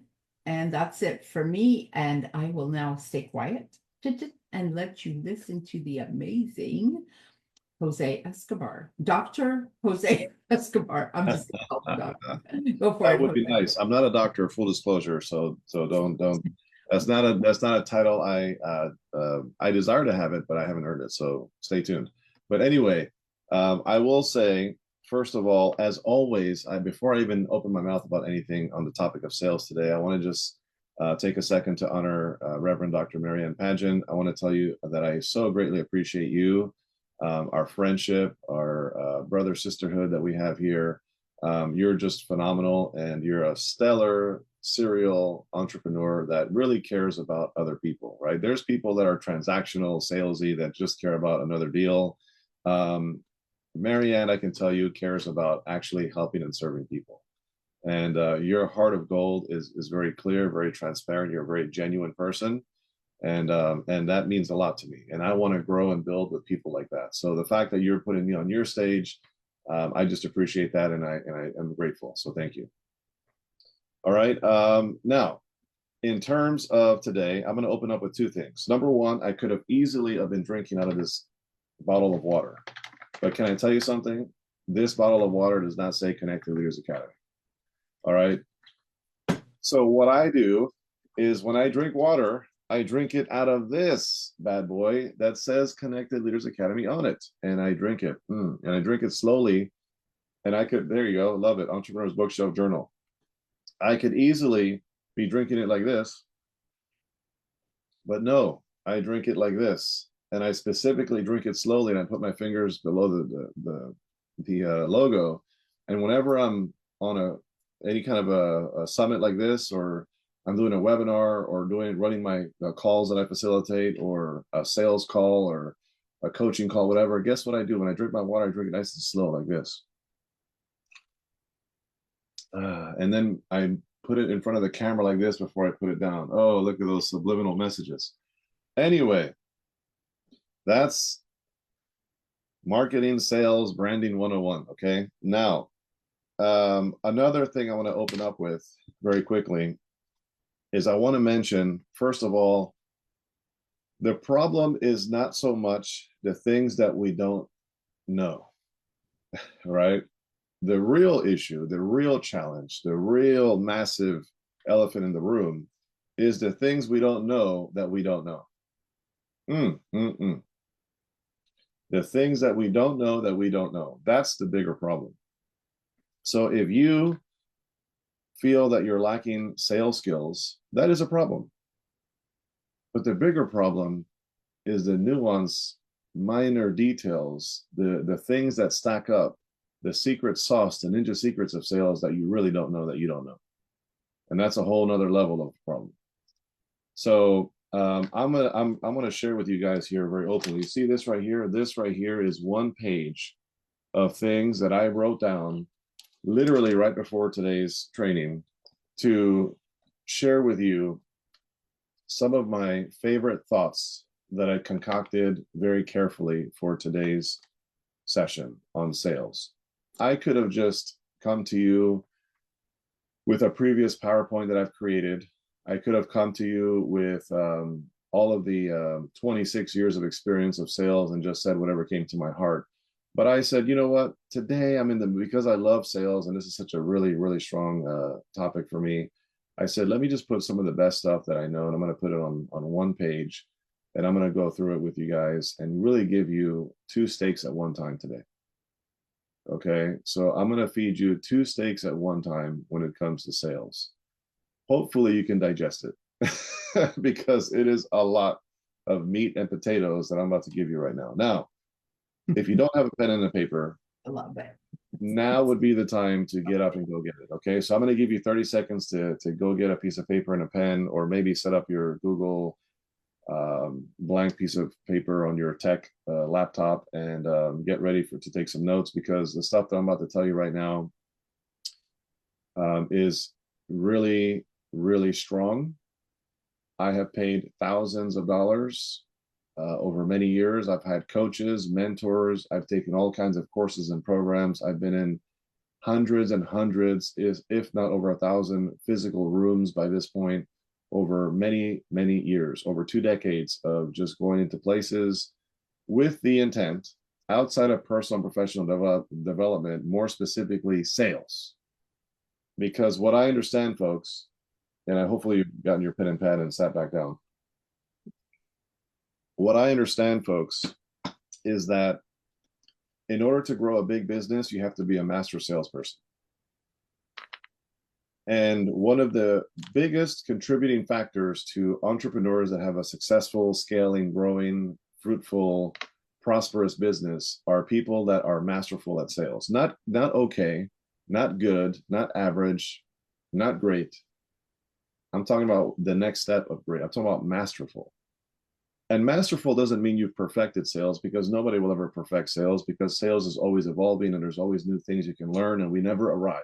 So let me be clear about that. We never arrive in anything, right? But I've got to say, at some point, you got to get to the masterful level of sales. And if you don't plan to do it, and you don't want to get to a masterful level of sales, then let me give you this advice. You better have the funds and the revenue to hire masterful salespeople, because you're either going to have to hire them or you're going to have to be them. It is what it is, right? Initially, you're going to have to be a salesperson. So anybody who owns a business is a salesperson, unless you have a team of people that are selling for you and you're no longer selling. So that's kind of the foundation of what I want to explain today. So I'm going to cover a couple of foundational pieces, one-on-one pieces first, and I'll kind of level it up as we go. And I'm going to have a hard stop at 11:30 because I have a call at 11:30. So with that being said, something to consider when it comes to sales is your tone, tempo, and posture. Okay. You have to monitor your tone. If you are the person who constantly talks like this, like me, and I'm usually very monotone and I have this deep voice and I can just talk like this the entire time and sound like a robot. If that is you naturally, you have to find ways to go down and go up with your tonality, right? High and low. So for example, if I'm trying to have a sales conversation with somebody, I would be like, Marianne, so let me tell you this. How many times have you tried to go to the grocery store only to end up in a line full of people? I'm telling you. Isn't that annoying? Can I tell you something? Can I tell you something, Marianne? Yes. There's a better way. There's a better way to do it. It's called Uber Eats. All right. So anyway, you get what I'm saying, right? So you notice how I went high and I went low, and I'm using tonality. I am keeping you engaged. I'm keeping you involved in the conversation. The reality is people's attention spans are like this when you're doing a sales call and you're having a conversation with people in sales, and you have to make sure you're filling those indents of lack of attention. And a way to do that is using tonality. A way to do that is to speed up and slow down your talk. Sometimes you're talking way too slow, and sometimes you're talking way too fast and people get lost in what you're saying. So you got to make sure that you're talking slow, you're talking fast, you're slowing it down, and you're kind of changing things up. And you are doing it with posture. Not necessarily standing straight kind of posture, but posture of authority, posture of confidence. You have to be oozing confidence out of your pores. It has to be magnetic. People need to feel that confidence coming right through the screen, hitting them right in the chest. If they don't feel the confidence off of you, you have lost the sale and you're just talking. And you're pretty much talking to a wall, because no matter what you say, you're not going to close that sale. You have to have posture. You have to have confidence. You have to keep people's attention by using the proper tonality, by using tempo, by using people's names. That's another huge thing. Are you using the name of the person? When I'm talking to Marianne, I'm going to say, so when was the last time, Marianne, that you actually blank, blank, blank? You know, and then I'm going to say at some point, if I ever see Marianne, like for example, right now, it looks like she's writing or she's doing something on the screen. If you see her like that, then what I'm going to say is, so the other day I went to the store, and can you believe something, Marianne? And as soon as I use her name, generally people are going to stop in their tracks, looking at their cell phone. If they're kind of looking away from the screen on their cell phone, or they're maybe you see them like this, kind of dozing out, they're probably like zoning out and thinking of something else. Or you see them kind of like this, like all of a sudden they're much straighter, they're leaning more forward into the computer, they're a little too close, and you can tell that they're looking past you, meaning they're looking at their laptop because they're really typing something or looking at, you know, screens. And what most people don't realize is when you're talking to them on a sales call, you can see the different screens light up, and it kind of reflects off of them sometimes, especially if they have glasses. So if I can tell that they're on their laptop, fumbling with their laptop, or they're looking at their phone, or they're thinking about yesterday, or they're thinking about the call they're about to have after me, or they start kind of looking out their window because the trash truck just pulled up taking their truck, whatever it is, those are the perfect moments to use their name. And I've got to say something, Marianne, and whatever they're doing, they come right back to you. And that is a really, really important little ninja secret when it comes to sales. You have to keep their attention, and you keep the attention by another thing called this: hand gestures. You notice I do this a lot when I'm selling, when I'm talking, I'm doing this a lot because this keeps you involved and keeps you engaged. Tonality, speed, confidence, posture, the usage of name, the hand gestures, right? These things do matter. And can I tell you what else matters? Smiling. You have to smile during a sales call. You cannot talk and sell like this the entire time. This is my normal state, okay? When I am normal, this is what I look like. Do I look happy to you? No. I have lines here. These lines look angry. So when I'm selling to somebody, I have to kind of like loosen up my eyebrows, and I have to smile a little bit more, and I have to be friendlier, and I have to just be I have to like make sure that I come across the right way, right? Because the friendlier you are, the kinder you look, the more you smile, the more you use their name, the more they what? Know, like, and who can finish my sentence? Trust. Yes.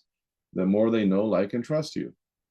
And people do business with people they know, like, and trust. It is just that simple. So very, very important. I'm giving you one-on-one stuff right now, but you know what's crazy is most people in sales do not use foundational principles. You know why? Because they try to get so complicated and so fancy with their sales abilities that they forget to go back to the basics. And the basics can work wonders if you just implement it.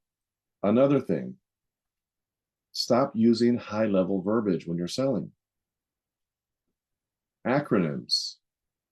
You know, did you know that the LML of this is going to be that, you know, like nobody knows what that means.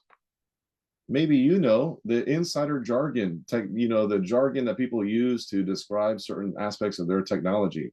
You know how many people I've talked to that were talking to me about AI, or were talking to me about marketing, and we're using all of this high-level verbiage that went right over my head. It went completely right over my head. Had they lowered the level of language to a third grade level, they would have probably got my business. But they tried to sound smart. They tried to sound fancy. They tried to sound very eloquent and sophisticated. And while that might add some value when it comes to me seeing you as an expert and as a authority and an influence, right?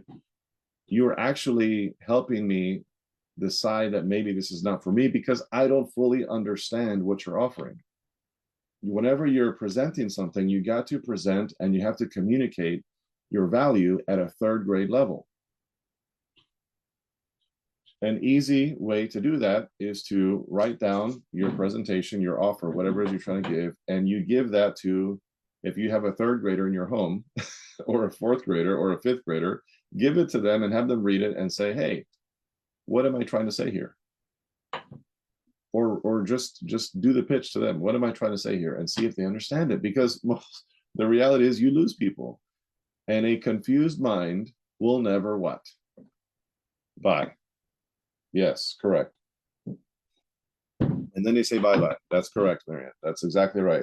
A confused mind will never buy, and then they say bye-bye and they go on to the next thing. So that's just a reality. So I covered tone, tempo, posture, confidence. I covered third grade level language, right? Remember, confidence doesn't just show up. You don't just become confident in sales. Confidence is directly linked to your skill set. You have to have skill set in sales, meaning you have to be good. And if you're not good, you're not going to be confident. And if you're not confident, you're not going to close many deals. And if you don't close many deals, guess what? You don't like sales all of a sudden. And then people say, you don't make money. And then people say, oh, you know, hey, I have this opportunity for sales. Oh, I'm not a good salesperson. Or, hey, you know, how's your business going? I just hate selling. I will guarantee, maybe I should use guarantee. I am extremely confident that 9 out of 10 people who don't like sales, it is simply because they're not really good at it. I believe that anybody who is really good at sales is really skilled in sales, and by default is confident. And when you're confident and it's working and you're doing well in it, all of a sudden passion and desire to do it grows over time. So that's what I would say. Get the skill set. Okay. If you're not good at sales, it's okay. Not everybody is. We all start somewhere, but get out there and get the skill sets. You know how many books are out there to develop your skill set? You know how many courses and programs exist out there on sales? You know how many coaches and mentors are out there to help teach sales? You know how many events, boot camps, workshops, masterminds, you name it, webinars are out there on sales? I can't even count. It's endless. Oh, well, I don't have the money. Oh, come on. Come on. You know what? You know why I say come on? Because you can go to the public library and go in the business section and you can get books for free. And then you can read it. And then you can, but I don't have the time. Oh, come on. There, I say it again. Oh, come on. You know why? Because at the end of the day, we are going to find and create time for the things that we find to be a priority. If you do not see developing your skill set in sales to ultimately grow your business, to ultimately make more money, to provide for your family and do those things as a priority, I don't know what else to tell you. I can't help you. You have to be willing to invest the time and the financial resources over time to develop the skill set of sales. So eventually you close more deals and you improve, right? So hopefully that is clear there. Another thing in sales is mirroring people. Many of you might have heard of this before. If I'm talking to somebody and they're like this, you know what I'm going to do as I'm talking? I'm going to go like this. Absolutely. So in my opinion, you know, frankly, and I'm going to start doing this too. And they may not even realize, most people don't even realize that you're mirroring them. But for whatever reason, they feel more connected to you because there is a psychological component to mirroring, copying what they're doing. If they get excited, you get excited. If they are more toned down like this, then you speak to them toned down like this, right? That's called mirroring. Very, very effective, very, very important. Remember, there's a big difference. Some people will say it's a fine line. I say there's a big difference between manipulation and influence when it comes to sales. We are influencing people to make a decision. We're not manipulating people. There's a big, big difference. Okay, so I think we're there on that. Another thing, asking questions. You have to ask questions. Super important. As a matter of fact, I'm going to read something here that I set aside for you guys today. I'm going to read you 2 pages, but these 2 pages are way better than how I would have said it. So I'm just going to read exactly what it says in this book, and you can find this book anywhere. It's called The Way of the Wolf. If you haven't read this book, you have to read this book. It's a phenomenal book on sales by Jordan Belfort, right? It says here, you know, how many of you out there, whether you're watching live or catching a replay, how many of you have heard the saying, sell me this pen? How many of you have ever been in an interview and somebody says to you, sell me this pen? I've been told that before in an interview, sell me this pen. And you know what's crazy is most people that are asking you to sell me this pen, they suck at sales anyway. But anyway, my point is very simple. Sell me this pen, right? So I'm going to read this and follow me, okay? Just follow me. Pay attention to what I'm about to read to you. Sell me this pen. The first time I sprung this on a cocky young salesman, I was sitting behind my desk in my office in Stratton. And what I got in return was a very telling response. You see this pen? Chirped the cocky young recruit, sounding like he just walked off a used car lot. This is the most amazing pen money can buy. It can write upside down. It'll never run out of ink. It feels great in your hand. That sounds pretty good, I've got to say. Here, check it out for yourself. Tell me how great it feels. And with that, he leaned forward in his seat and extended his arm across my desktop and offered me the same disposable pen that I'd handed to him a moment earlier to begin the test. Playing along, I grabbed the pen, rolled it around in my fingers for a few seconds until it slid into its usual writing position. Pretty damn amazing, right? He pressed. It feels like a pen, I replied flatly. That's exactly my point, he exclaimed, ignoring my lukewarm response. That's how a great pen is supposed to feel, like it's been a part of you for years. Anyway, It's obvious that you and this pen were made for each other. That's pretty good too. So I'll tell you what I'm going to do. I'm going to take 30% off of the regular price. But he raised his right index finger in the air for a moment, only if you buy it right now. Otherwise, it has to go back up to the normal price. Either way, it's a really great deal. But at 30% off, it's the deal of the century. What do you say? What do I say? I shot back. You mean besides the fact that you're obviously completely full of crap? I changed the word there. No response. That would be Stratonite. Stratonite just sat there completely still, with a panic-stricken look on his face. That wasn't a rhetorical question. You want me to ignore how completely full of crap you are? Yes or no? He slowly opened his mouth to speak, but no words came out. He just sat there with his mouth hanging open. I'll take that as a yes, I continued, deciding to let the kid off the hook. So putting that small detail aside for the time being, I will say that I'm not in the market for the pen right now. Now I'll read that one more time. I'll take that as a yes. I continue deciding to let the kid off the hook. So putting that small detail aside for the time being, I will say that I'm not in the market for the pen right now. I don't want one. I don't need one. I barely ever use one. And in truth, if I ever do decide to go out and buy a pen, it won't be a piece of crap like this. I'd probably pick up a Mont Blanc or something. But how could you possibly know that? I continued, zeroing in on the main point of the exercise. In fact, how could you know anything about me? From the second you opened your mouth, all you did was spew out a bunch of cheap sales talk. The pen is this, I chirped, mocking his used car salesman rap. The pen is that. The pen rides upside down. It's your long-lost brother. Blah, blah, blah, blah, blah. Even if you put aside how utterly ridiculous that sounds, did it ever occur to you to maybe ask a few questions before you attempted to ram the pen down my throat? Interesting. Like, am I even in the market for a pen? Do I have a certain price range in mind? Do I prefer one type of pen over another? I mean, think about it for a second. How could you try to sell me something without knowing the first thing about me? It completely defies logic. The would-be Stratonite nodded his head sheepishly. So what should I have said? You tell me, I shot back. Just then the door swung open, and this is where it ends, folks. Stay with me here.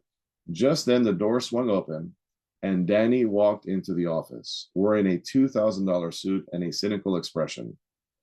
You almost done with this, he asked. Almost, I replied, but I'm actually glad you popped in. Your timing is perfect. I need you to do something for me. What's that? He answers cautiously. I want you to sell me this pen. I declared, grabbing another pen off my desktop and extended my hand towards him. Danny shot me a look. You want me to sell you this pen? Seriously? Yeah, I fired back. Show the kid how it's done. Sell me this pen. Fine, I'll sell it to you, he muttered, grabbing the pen and taking a moment to examine it.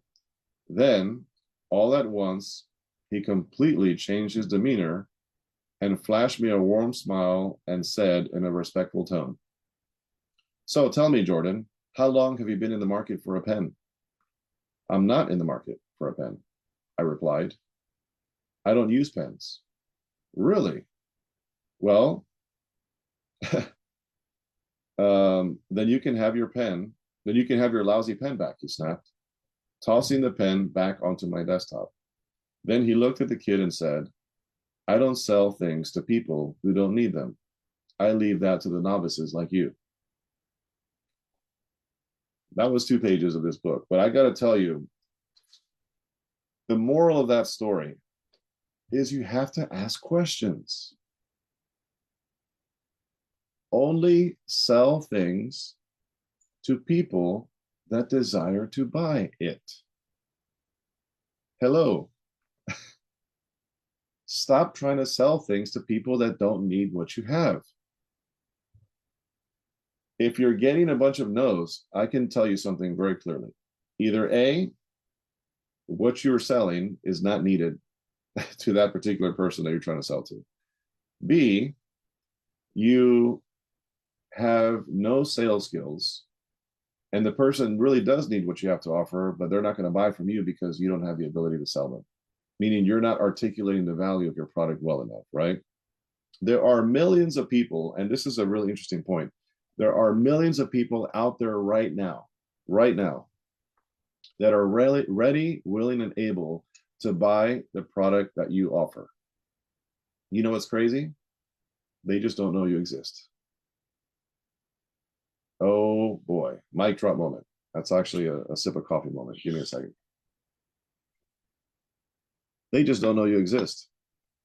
You have to be omnipresent everywhere, as often as possible, visible to people, where they know who you are, what you're about, how you can help them.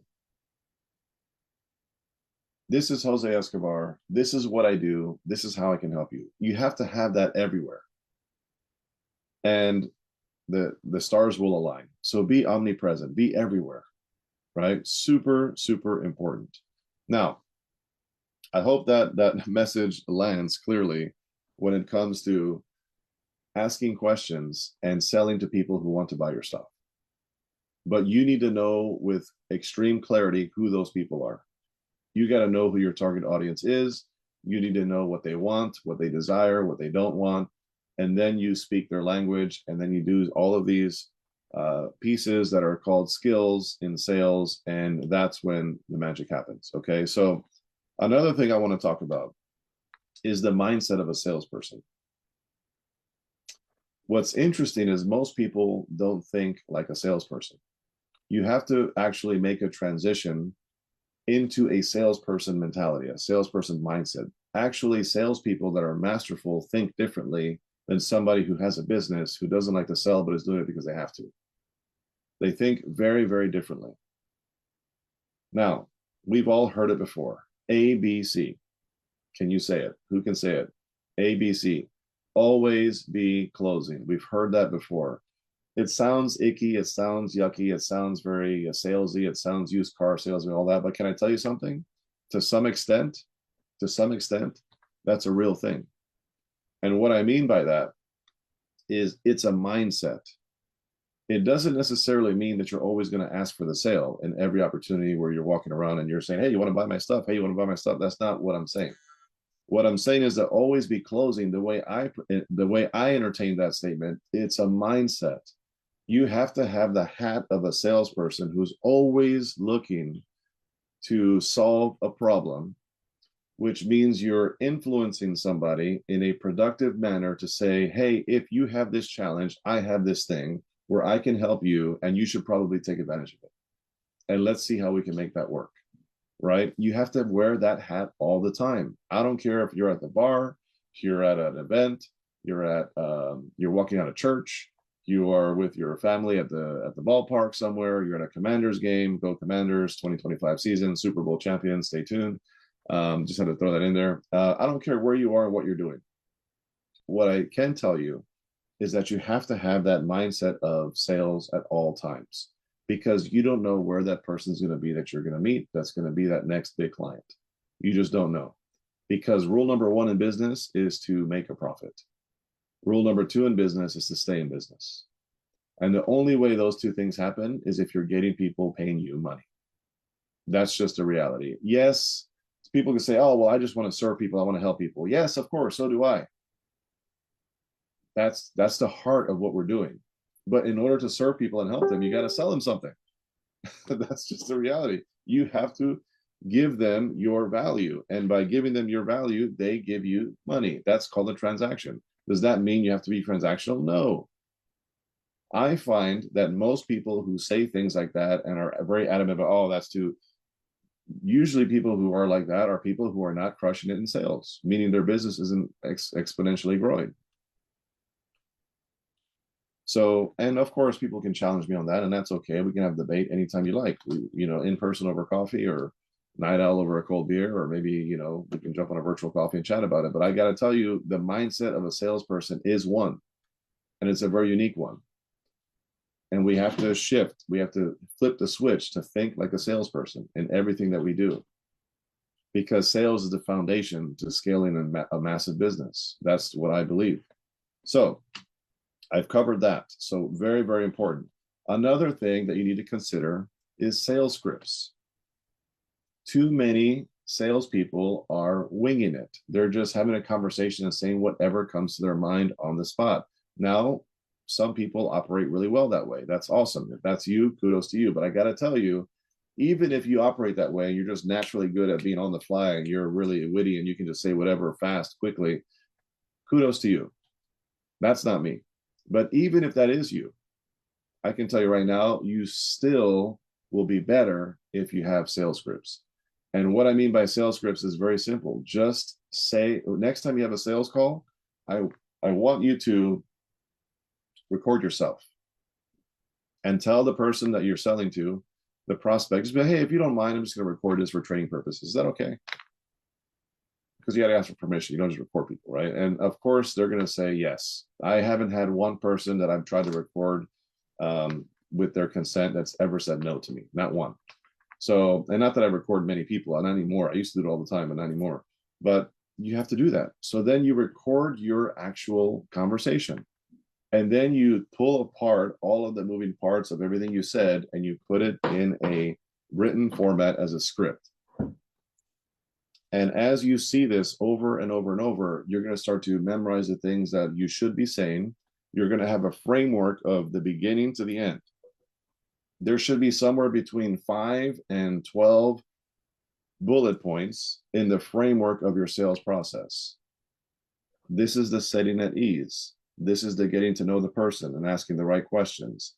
This is the going into a little bit about who I am so I can build that know, like, and trust and credibility with them. This is the, so you start to, set the stage for the process. So if your call gets derailed at any time, or your in-person meeting gets derailed at any time and you kind of go off track, you know exactly how to get yourself back on course because you have a framework. You know, I'm on point 4 right now. I'm on point 5. Wherever you fall off or wherever you get distracted or wherever things don't go well, you know exactly how to get right back on track. You also have word tracks. You know exactly what you're going to say. You know how many professional speakers on stages have quotes, poems, stories that they have memorized to say because it is part of their keynote. Same rule applies in selling. You got to have the go-tos of things you say along the path in your sales journey, in your sales process. And that is a masterful salesperson. And you gotta practice. You gotta read these things out loud. You gotta rewrite them. The more times you rewrite it and you tweak it and tweak it and tweak it, it becomes version 1, version 2, version 3. And you start to get better and better and better. And you read it out loud. You record it, you hear it, you write it, you read it out loud. It's this vicious cycle of improving your sales scripts. And all of a sudden, I'm telling you, sky's the limit there. The next thing is role playing. You gotta role play. You got to say it out loud. You know how many people hate role playing because it just sucks? Me, I hate role playing. But I became good because of role playing. It's very important. Call a friend. Call a sideline business partner, an acquaintance. You know, you can even do it with a client, somebody who you're close to. That's a client. You know, most clients become friends. So, and practice and role play, very, very important. The next thing is mentorship. Who is coaching you? Sorry about that. Somebody's calling me on Facebook. So who is coaching you? Who is mentoring you? Right? Super important. You gotta have some kind of a something there, right? You gotta have somebody that you're plugging into. I never hire a coach that doesn't have a coach. That's another golden nugget. Mentorship, books, courses, events. You have to develop the skill set. If you don't have the available financial resources right now to improve your skill set, I can tell you 3 things you can do right now. 3 things you can do right now that require extremely little to no money. Number 1 is get a library card and go get some books from the library on sales. Number 2 is go on YouTube and every single day spend 30 minutes on YouTube watching sales skills. You can look up Jordan Belfort, you can look up Jeffrey Gitomer, you can look up Grant Cardone, There's an endless stream of people you can go find sales videos on. Go watch that on YouTube. 30 minutes a day keeps poverty away, okay, when it comes to sales. And then the next thing is, the third thing you can do is find out who in your network, who in your circle is a good salesperson, basically better than you. Okay, they don't have to be this master, high level, world renowned salesperson. Just find somebody who's 3 to 5 steps ahead of you. Okay, find somebody who is ahead of you that you just know they're better salespeople than you, and ask them, hey, do you mind if I were to jump on a virtual coffee with you? Do you mind if I were to jump on a phone call with you? Or do you mind if I take you out to lunch, or for a coffee in person? And can we sit down and talk about sales? And maybe I can ask you some questions to see how you can maybe support me in that. Something as simple as that. And you know what most people are going to say? Yes, why not? Sure. But again, most people don't do these things, which is why most people aren't master salespeople. So moving on, the next thing to be aware of: people invest in solutions no matter what the economy is doing. Oh boy. People invest in solutions no matter what the economy is doing. I know I'm ruffling some feathers right now because there's so many excuses out there. Oh, people are not going to buy my thing right now because of the inflation. People are not going to buy my thing right now because of the circumstances of A, B, and C. Right? And don't get me wrong, these are all realities. But again, it goes back to mindset.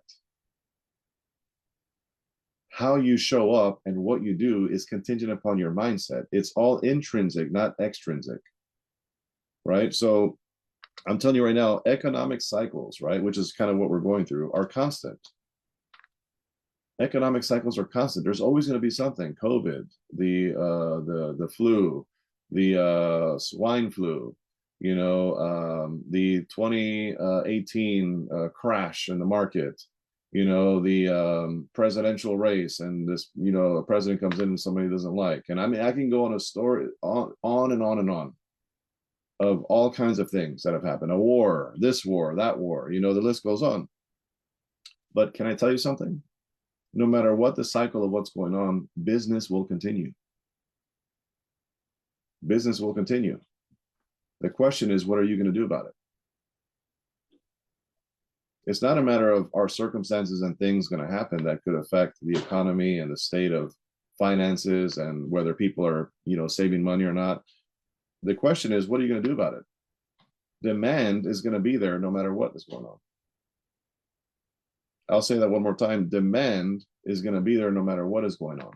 And if your product and service cannot be sold during a recession or during a tough time or during, scary times, can I tell you something?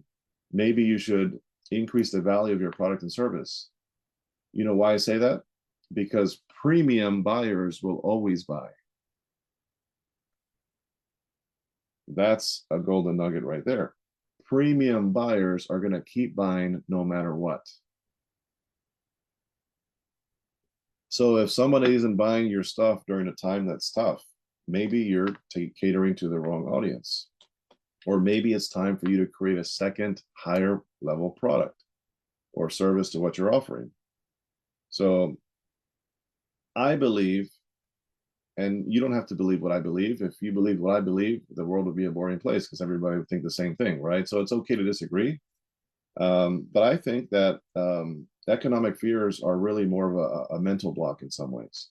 And what I mean by that is, well, I'm not going to be able to sell to people because of this, because of that. Maybe they don't have the money for this, or maybe they're more concerned about that. Will people buy my thing? I think it goes back to failure, fear of failure, a fear of rejection, and a fear of visibility. 3 very real fears. And these are all very real fears. These are things that even I have had doubts in my mind, right? But you know what I do when those thoughts come into my mind? I change the channel very quickly. And we all have the same ability to change the channel in our minds very quickly. But some people don't want to do that. Some people put their feet up and they get some popcorn and they maybe get a glass of wine or a beer and they enjoy that channel of fear and they hang out there. for days, weeks, months, years. It's time to change the channel and have the courage to overcome the fear and live in faith and not fear, because faith and fear cannot coincide. It's like oil and vinegar, right? I think that's what it is, or oil and water, or vinegar and water, one of those two, whatever that is, right? One last point I'll make when it comes to, and I'm talking about excuses here. If you don't see the underlying, thread of what I'm saying is the excusitis, the disease that a lot of people suffer from. I can tell you one last point here. Lean times breed strong businesses. If you can make it during a recession, during economic turmoil, during COVID, during all these things, you can make it through that with your business. Can I tell you something? You have something. And you will last. Because if you can last through lean times, you can last through anything. Oh my goodness. You will actually crush it during any other time, because you can last in the hard time. So is anyone out there resonating with anything I'm saying? I hope you are. I hope this is adding value to some of you out there, and especially if you're catching the replay. All of it. So I'm going to move on to a couple of non-negotiables. I think these are things that are very, very important. One of them is prospecting. Okay, you can't sell if you have nobody to sell to. you know how many business owners out there have nobody to sell to? If you have nobody to sell to, that is a major, massive problem. And the solution is simple. Go out there and talk to more people. But you know what's crazy is so many people are afraid of talking to people. And it goes back to the fear. You have to get over the hump of fear of talking to people. And some of the things that hold us back mentally is, oh my gosh, if I talk to this person, they're going to think I'm salesy. Oh, if I say this, then they might think I'm crazy. Or they might think I'm trying to take advantage of them. Or they might judge me on this. Or they might say no to me and, oh my gosh, I don't know if I can take the no right now. Whatever it is, we have all these thoughts in our mind that are going to prevent us from doing the daily non-negotiable of prospecting. It is absolutely hypercritical. It is a non-negotiable. It is a must. Every single day, you have to be prospecting at least 5 people, minimum. New people, new blood. Can I tell you something? It's easier to raise a new baby than raise a dead. To go back to people who said no to you and start going to talk to a whole new person. So many of us are spending 80% of our prospecting time reaching out to people who said no or are stonewalling us and ignoring us because we feel we're doing the activity. When you can easily go over here and do the opposite, 80-20, 80% new people, 20% follow-up. Very, very important. Now, since I used the word follow-up, that's my next point. The fortune is in the follow-up, as they say. So you have to follow up. You know how many people give up when somebody says no? You know how many people immediately, when somebody gives them an objection, they say, okay, yeah, just get back to me then. Yeah, that's fine. Yeah, whenever, yeah, next week, whenever you want to get back to me, just let me know. I'm here for you. I'm here to serve you, whatever. And they just let the sale go. You know why they let the sale go and why they don't try to overcome the objection? It's not because they're noble. It's because they don't know what to say. They don't know what to say, and it's uncomfortable, and it's scary, and you don't want to come across a certain type of way, and that's what it comes down to. But a master salesperson knows what to say and when to say it. And if this person says this, then I say that. If they say this, then I say that. You already know what you're going to say. And as a matter of fact, objections are a real thing. And I'm going to go into the next thing, is you have to have a master list, another non-negotiable. You have to have a master list, non-negotiable list of all of the possible objections that you would possibly get based on your niche of target audience and based on the products and services that you offer. So I have an objection list when I sell a book and somebody tells me no. I have a specific list of things of what I would say when somebody tells me no to my book. When somebody says no to my Connected Leaders Academy membership, I have a list of objections that I know I could possibly get. And I know exactly what I'm going to say. When somebody says no to going to one of my events, I know exactly what I'm going to say. When somebody says no to my one-on-one high-level consulting, I know exactly what I'm going to say. When somebody says no to some kind of the virtual conference or whatever it is, any products and services that I offer, I have a master list of objections that are ready to go, that I have studied, that I am aware. I don't have to look at the list. I don't have to have sticky notes like this on the back of my computer or whatever when I'm talking to somebody and say, okay, they said this. What do I say? Let me see here. Give me 1 second, Marianne. Yeah, did you know that? No, I don't. That's an amateur. Let me see. She said to me, no, I can't come to your event. Okay, give me 1 second here. She said she can't come to my event. Okay, that would be objection number 22. Okay, so no, right? I know like the back of my hand, instantaneously, automatically. It's at a level of automaticity. I just know what I'm going to say. As a matter of fact, I add some humor to it. I'm like, Marianne, you know what? I completely understand what you're saying. Many people that have come to my events before felt the same way. And you know what I found about this situation? As a matter of fact, it's this. Very different from what you're looking at, what you're saying. I believe it's a matter of perspective, Marianne. You perceive it to be a matter of cost. I perceive it to be a matter of you can't afford to not be there. And as a matter of fact, this is what, and I just go into it. I already know what I'm going to say. So you have to be that structured, that studied, that practiced, that role played. You have to have all those things ready to go. But guess what? Most people don't do it. So I will end my last few minutes in some interesting ways here. I hope you're ready because I'm about to go rapid fire, as Emilio says. Listen to this. Apple sells innovation, not phones. Did you hear me clearly? Apple sells innovation, not phones. Rolex sells status, not watches. Lego sells creativity, not toys. Man, oh man, this is juicy. Nike sells motivation, not shoes. Coca-Cola sells happiness, not drinks. Oh man, hope you're keeping up, folks.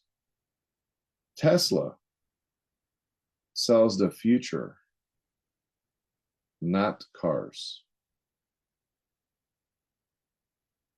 I say all that to say, success is about selling emotions, not products and services. Did you catch that? These big tycoon companies are selling emotional things, not products and services. So you have to ask yourself, whatever it is that you're selling, what is that emotion that they're supposed to feel, that they're supposed to connect with, that is going to get them to say, I need that thing because I want to feel this way. And if you don't know what that is, well, that's your homework for tonight. Because you have to be able to articulate your message and your value in a way that connects the emotional dots. All right. And I'm going to end with this. Jordan Belfort. I'm a huge fan of Jordan Belfort. Jordan Belfort says there are 3 10s. This is the 3 10s philosophy. It's called the continuum of certainty. The continuum of certainty. On a piece of paper, if you put a 1 on one side of the paper and you put a 10 on the complete opposite side of the paper, and you put a line from 1 to 10. So there's a straight line, there's a 1, and there's a 10. In the middle, there's a 5. So on the one side, right under the 1, write the 2 words, absolute uncertainty. Absolute uncertainty goes right under number 1 at the beginning of that straight line. On the complete opposite end of that straight line, there's a 10. Right under the 10, I want you to write absolute certainty. All right. So under the 1, absolute uncertainty. Under the 10, absolute certainty. In the middle, there's a 5, right? The 5, I want you to write under the 5, sitting on the fence.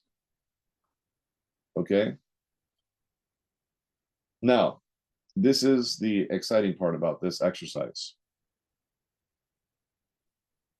In order for you to close a sale, it has to be emotional, really strong emotion connection.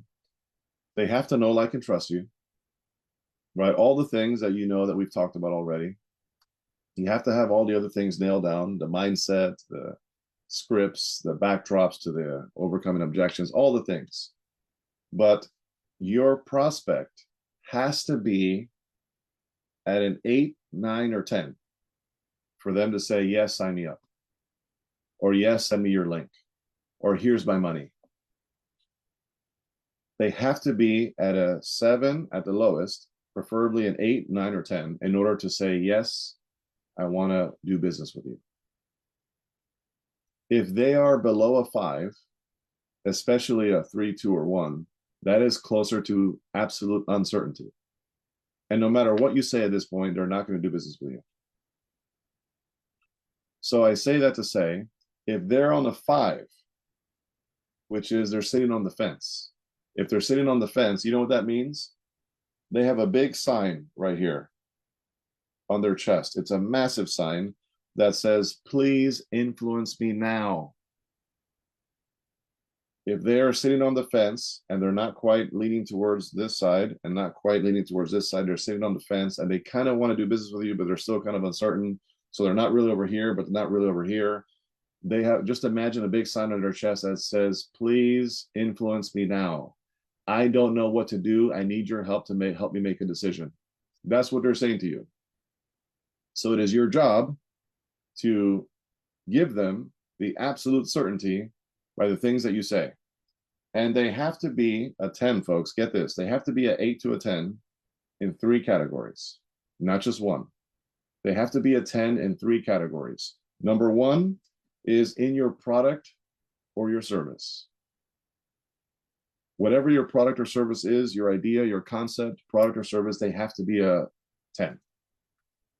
If it's guaranteed sale, it has to be a 10. 8 to 10, but let's just say a 10 for the sake of this example. The second 10 that they need is going to be a 10 in you. They have to trust you, right? They have to have a connection. There has to be synergy. There has to be chemistry between you and them. They have to trust you, a 10. And the third 10 has to be in your company. They have to believe in your brand. They have to believe in your business, your company. So if you want to close a sale, it has to have an emotional foundation. They have to believe in your product and service at absolute certainty. They have to believe in you, absolute certainty when it comes to trust, and they have to believe in your company. And in the sales process, in the conversation, you have to hit all 3 of those. 1/3, 1/3, 1/3. Hitting all of those points at a very high level. So by the end of the conversation, guess what? They've been saying yes to you the entire time. They've been doing this and you've been doing this. Isn't this amazing as you're doing this, right? When you're trying to sell them, and they're going to be like, oh, yes, it's amazing. So very, very important. All right. And I'm going to end with this because I got to run. I'm a minute over. This is a quote by Jim Rohn. Jim Rohn said, if you really want to do something, you will find a way. If you don't, you'll find an excuse. If you really want to do something, you'll find a way. If you don't, you'll find an excuse. So my battle cry to all of you today is, if you want to be a master salesperson, you know exactly what to do now. And if you just jumped on or recently and halfway into it, whatever, watch the replay. But you know exactly what to do to become a master salesperson. And if you don't do it, if you don't want it bad enough, guess what? You're going to find an excuse not to do it. And then if the struggle is real, well, if you don't change, nothing changes. So hopefully this was of value to you. Thank you so much, Marianne, for this amazing opportunity. And it was my pleasure. Best presentation I've ever heard from you. Love it. Absolutely love it. I have copious notes here. Like I don't even like, it's crazy. Thank goodness I got my big giant journal, because I only have like 25 of them floating around the house. That was absolutely amazing. There's some stuff in there that I've actually never even heard, and I've been in sales for a very long time. So I'm gonna have to get myself that book. Can you repeat that book again? Yeah, the book is called The Way, or sort of Way of the Wolf by Jordan. Yeah, Jordan Belfort. And yeah, so anyways, thank you so much, Marianne, for the kind words. Thank you for the platform, for the opportunity. Thank you for all of you who are here live, for all of you catching a replay. Check out my website, connectedleadersacademy.com, www.connectedleadersacademy.com. If you're an entrepreneur and want to maybe connect with other amazing people to grow your business. And stay tuned, folks. I do have a sales course that I've been working on for quite some time. And so many people have been asking me for years. And I said, one day it's coming, and that one day is soon. So stay tuned. If you enjoyed what you heard today, just connect with me on a virtual coffee. Let's chat and see what's up. All right. Thank you so much. So thank you so much for coming and gracing us all here. I mean, like, you have the most amount of comments here all day. Also, do you have any events coming up? And also feel free to put in whatever links you want on my Facebook underneath the live, because that's where people will see it. Sorry, please continue. Yeah, I have a number of things. I have a big event in person in October. I have a virtual conference, a global virtual conference in June. I have another event that I'll be doing that I haven't announced yet in September, and some other things happening. So I'll put links in the chat, and thank you so much. I'm going to be at the big event in October. It's the first weekend, isn't it? Yes, yes. So we'll talk more about that as we get closer, but just so we all know. Thank you so much, Jose. I know you have to race because you have an appointment. Thank you. Thank you. Love and kisses to you and your family. Thank you so much for coming here. And that was amazing. Woo. Keep doing what you do. I love what you do. And thanks again. Enjoy your weekend. Thank you. You as well. Hey, Amanda. Good to see you. Take care, guys. Bye. Okay, Amanda, it's just you and me. Excellent. We'll see who else joins us. Oh, look how pretty you look. It's Friday. Yay. How are Long you? weekend too. How are you doing? Oh, no, someone else is coming, but I don't know what this says. I think it just says someone's phone number, but I don't know who that is. So we'll see who it is. Anyways, so Amanda is my editor, and she is my person who helps me with my publishing company, and without her, I have nothing. Without her, I am nothing. No. And we are actually currently working on a bunch of different books. Oh my gosh. Anyways, it's all good. I need to get writing. I know. And yeah. So I always need someone who's going to keep me in line. And Rosemary, thank you for joining us. You need to put your name on there so I know who you are, because I'm like going, I don't recognize numbers. I'm afraid I had to jump on via my phone, so I'm going to have to figure out how to change that. Yeah, okay. Well, it actually looks pretty good, because usually you must be inside, because usually I don't have phones. So is your laptop not working, or you're Yeah, correct. Wow. Okay, yeah, time for a new laptop. Give me a moment. I'll try and change that. It's all good. So we are going to talk. Well, I do want to talk briefly about my next book. So I have a series of 12 books, and this will be book number 8. So where was book number 7? So here's book number 7. This was In March, we did this book, and it's Business Goddesses, and it's part of the Self-Empowerment Reset group. So I have the Self-Empowerment Reset group is going to be 12 books, and this will be book number 8, and it's called Entrepreneur Secrets. So if you're interested in writing, you're a little bit too scared to write a whole book, or you just like writing a chapter, that's fantastic. Come and talk to me. And I have about 3 more spaces left in the book. And it's going to be, we're going to have a deadline until about the end of May. And then in June, it needs to come out because I have another book that I'm working on. And then immediately after that, we're going to have a healing book. So a book on health and wellness. And so if you are that person, definitely come and talk to me because we're going to start accepting chapters. I know Amanda's going to kill me because she's got like file, Marianne everywhere. I know I don't make things easy for anyone. That's why I'm so awesome. Anyway, it's all good. So anyway, so if you're interested in writing that, that is amazing. But today we're going to talk about this company here. And so in the US, we do have this amazing product, the skincare. This is my favorite poster in the whole company. Even though I do not have access to this in Canada, I still love this poster, and I love it because the color is my favorite. And it makes me look good, and I like it, and I like what it says. I like everything about it. So that's why I have it. If I ever learn how to switch it around, which I don't know how to do that, but I did manage to switch it around on some other Zoom, and I think it just did it automatically, but I don't really know how to do it. So if someone's techie enough, they can help me. That's fine. So the skincare is actually available in the US and in various parts of Europe. So this is a European company. It comes out of Moldova, and Moldova is a small country very close to the Ukraine. And in Europe, they have higher standards of what they allow into their products. And in Eastern Europe, they have even higher standards. So this is a good thing. The reason the skincare company came along was because the owner's wife was pregnant and she was looking for a skincare that had no chemicals in it, and she couldn't find one anywhere.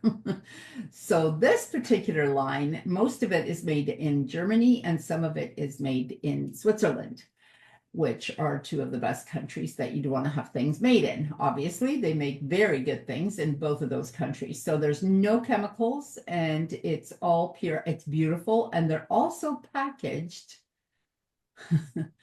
in glass bottles, but not just any glass bottles, but Venetian glass. So they are very vibrationally aware for my health and wellness people who are also equally vibrationally aware. This is a very high vibration product, very high, packaged well, presented well, and absolutely amazing. I did have to go to the US. I did order some, and then when I go to the US, I send it off to someone's house or wherever it is I'm going. And that's how I get my product for now, until it gets into Canada, and it will at some point. The company is relatively newish. No, I don't want to say new completely to Canada, but I just came back from Arizona and we were celebrating 5 years in the US. So it's been in Canada just a little bit less than that, about 4-ish years. And that's it. So we're going to talk more about the supplements because they're sort of the main focus, and the supplements come in a variety of really pretty colors. I need a purple one. Then they look complete. Look how pretty they are. Wouldn't you rather take these than a pill that's going to taste like sawdust? Right? So, there's 2 of you, Rosemary. Awesome. And so the first thing that you need to know is that they are lozenges, and you would suck on them so they get absorbed mucosally through your mouth because they're sitting inside of your mouth for quite some time. So that's the first thing you need to know. They taste amazing. You can ask the other girls, they can just nod their head because I know the other girls have also tried a lot of them. And we're going to talk to you a little bit about some of the testimonials and some of our experiences with the product. The product is absolutely amazing. I'm just going to tell you a little about the business side of it because I've now been doing it for a little over 2 years. I just came back. Well, I guess it's coming up to 2.5 years, right? What are we in, May? Yeah, not quite there yet, but close. And I just came back from Arizona with 3 awards. So I'm super, super excited. I am Canada's best recruiter, top recruiter for now. I'm hoping that someone who's going to join my team is going to take that role and title away from me. So that's my hope. And, you know, the company is phenomenal. And the business reason that I like it is not only can you make some really good money with it, because we do have the top compensation package, period. I've been doing MLMs for probably well over 30 years. I have done some of the top ones. I'm not going to mention names, but I've done some of the top ones that you will know. And I've said no to a lot of the top ones that you would know. A lot of the top ones aren't even around anymore. You know, some of them come out for a year or 2, 3, they don't work. It just doesn't happen. We have some really great things that are happening in our company. Not only do we have the top compensation package, so just to let you know, 63% of everything the company makes off of what I do, I make 63, not the company. So to me, that's amazing. I have the company, they do marketing. I can do some of my own. They give me a website. In fact, I have 2 websites. They give me marketing, like everything. I don't have to do anything. I don't have to go to Health Canada. I don't have to go to FDA. I don't have to do any of that. They're a well-established company. They're well-known around the world. Their reputation is super awesome. They have great products. I don't have to do anything. I love it. It's better than having my own company because 63% is, I probably wouldn't even make that much if I was running my own thing. So first of all, that part is amazing. Second, 2.5 years, and I've already won 5 free trips from the company. So 5 free trips. Oh, and there goes my hand. 5 free trips. I've never had that. I have won trips in other companies, but I've never had 5 in such a short amount of time. As an entrepreneur, who pays for your vacation? You do. I do, and you do. Nobody gives me anything for free. This is what I get for free. This is the most amazing thing, right? So anyways, the options are out there. They're beautiful. The company is great. It's a great group of people. We're growing in Canada. It's the newest out of all of those. I mean, we've got other countries, but we're really looking to grow Canada. In fact, I just did a presentation with a colleague of mine who's actually on another team, which is another really amazing thing about the company is even though we're on separate teams, we did a presentation on Canada together, which I love. I love that whole let's be grown-ups and get along and play well in the sandbox because what's this, my team, you're not part of, no, I don't want to hear about that. That's not what this world is about. That has nothing to do with my mission in life. So also this, I think we almost all 3 of us have one. I don't know if Rosemary, if you're wearing yours, but this pendant came out, mine needs to be cleaned. And I forgot to put it out for the new moon because I was so busy. So this pendant, I'm going to start with this for the products. Has a volcanic ash from Japan in it and quartz crystal inside and some other wonderful energies. And it just helps you balance. It helps the whole body balance. So whatever needs to be done. So maybe it'll keep you calmer. Maybe it'll give you more energy. It depends on what you need. We have so many products, but I did put 5 aside. We'll see how much, we might have more time, so we'll see, but I did want to talk about these just briefly. So HRT is for the heart. Makes sense, right? So one of the things that it helps with is, well, I know my friend takes it and she's had 4 heart attacks. So nothing has happened since she's been taking this. So it somehow has helped her balance it out. I have another friend who had 1 heart attack when she was significantly younger than she should have been having a heart attack, that's for sure. And she said it has helped her a lot. I find that it really helps with the circulation, the blood circulation in your body. So I'm just going to leave it at that. People who have bad circulation, you know who you are and you know what to do. So these taste amazing. I take 1 every day if I can. I do take breaks. When I go away on trips, I try not to take every single one I take. I have specific ones that I take. So I always on a plane will take, and I don't know why I don't have it now. Yeah. Does anybody have an SLD? One of you ladies, do you have an SLD handy? Oh, Amanda, there you go. That SLD, me and the airplane, we are now friends. Before that, we weren't friends with my feet. And now we are, because this is an anti-inflammatory that allows me to go on a plane and have my feet normal. and my legs, I guess, but more my feet and my hands sometimes too. You know how everything swells up when you're on a plane.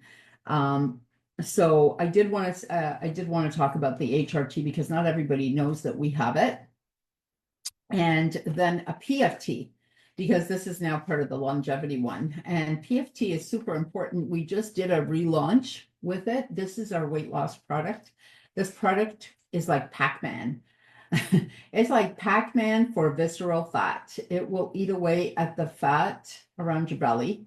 It's the fat that surrounds itself around your liver, around your kidney, like around your organs, and suffocates them. So it doesn't allow them to operate at full potential. So sometimes when people say, oh, you know, I get older and my liver's not working as well as it did, or now I'm in menopause. Yes, because now we have some visceral fat that has wrapped itself around it because we're older and, you know, our metabolism, we've toxified our body. So gosh, now I should look for the, oh, I do have MLS here. Okay, good. So anyways, so that's what this one does. And I wanted to speak to you on this one. We used 4 of these, or I think we used 4 in 1 month when it first came out last year. And we did like a weight loss thing, a whole bunch of us. Now, I had a birthday in that month, not mine, but I had a birthday to go to and a wedding to go to. So I cheated twice, okay? And I still lost 16 pounds. That's 6. Even though 2 days, I massively cheated.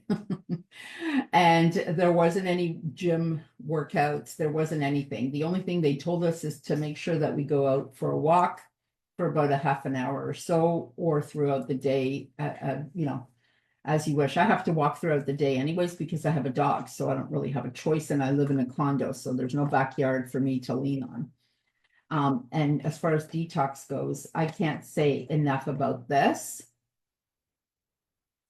I'm not sure if I'm allowed to say how many. This is a really good parasite killer. I may not be allowed to say this. I hope everyone's going to be okay with this, but a lot.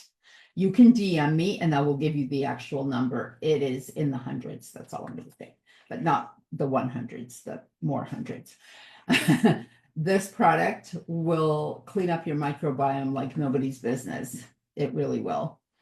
And I want to talk about beauty because it's important, because there's collagen making ingredients in here that will help your body to make its own collagen. So not only is it good for your skin, but it's excellent for your ligaments and your tendons as they get weaker as we get older as well. And so Hugely important. Also will help your hair and nails grow. And also, if you are in menopause, like I am still somehow, your hair will get dry. This is better than conditioner because this makes my hair normal and conditioned and pretty and not look like scruffy. I used to have to curl it because it was so dry that it looked horrible. And this, coupled up with a really good conditioner, you have nothing to worry about. I do not want today to go by or any day without talking about my favorite new product. This is my new miracle worker. If anyone has a brain, maybe have a look for it and see if there's a brain. I can't seem to find one. I'm sure I have one. I just don't have one nearby. But I want to talk to you about this product. This is our stem cell regenerator and telomere extender. Listen up if you don't know what that is. Stem cells. Okay, we're going to get to the brain in a minute, so you can put it down for now. So this will help you regenerate your stem cells. Regenerating your stem cells makes you go younger. I don't care what anybody says. You can fight me on this all you want.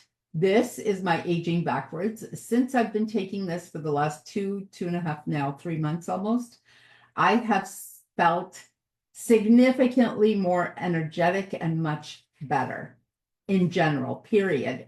End of story. This is a strong and great product.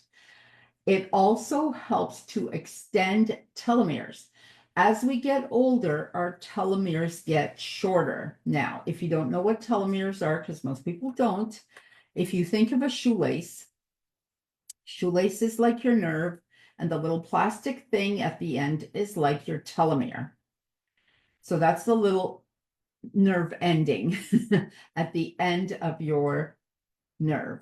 That gets shorter and shorter and disappears with people who have dementia.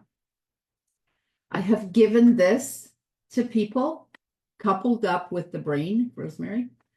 This combo here, and I'm not going to say it's going to do this for you.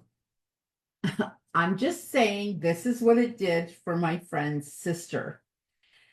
She had advanced dementia. She was already like advanced Alzheimer's. She hadn't been able to recognize her sister for 2 years. She took just the BRN and we added this and she sat down and she could, so when she was giving her the BRN, which is for the brain, for the nerves, for everything to do with the brain. If you have tumors, there's a lot of people that have tumors that are non-cancerous. They're just, lumps of lymphatic, all kinds of different things going around. So this will help with everything pretty much. And it works on the nervous system, period. So she had some clarity. So she got clarity maybe for like an hour. She could sit down with her sister. I think one day they spoke. She was giving her 3 of those a day. Can you hold it up again, Rosemary? And she was giving her these 3 a day. Can you center it, please? Thank you. So she was giving her this 3 times a day. And she started to recognize her.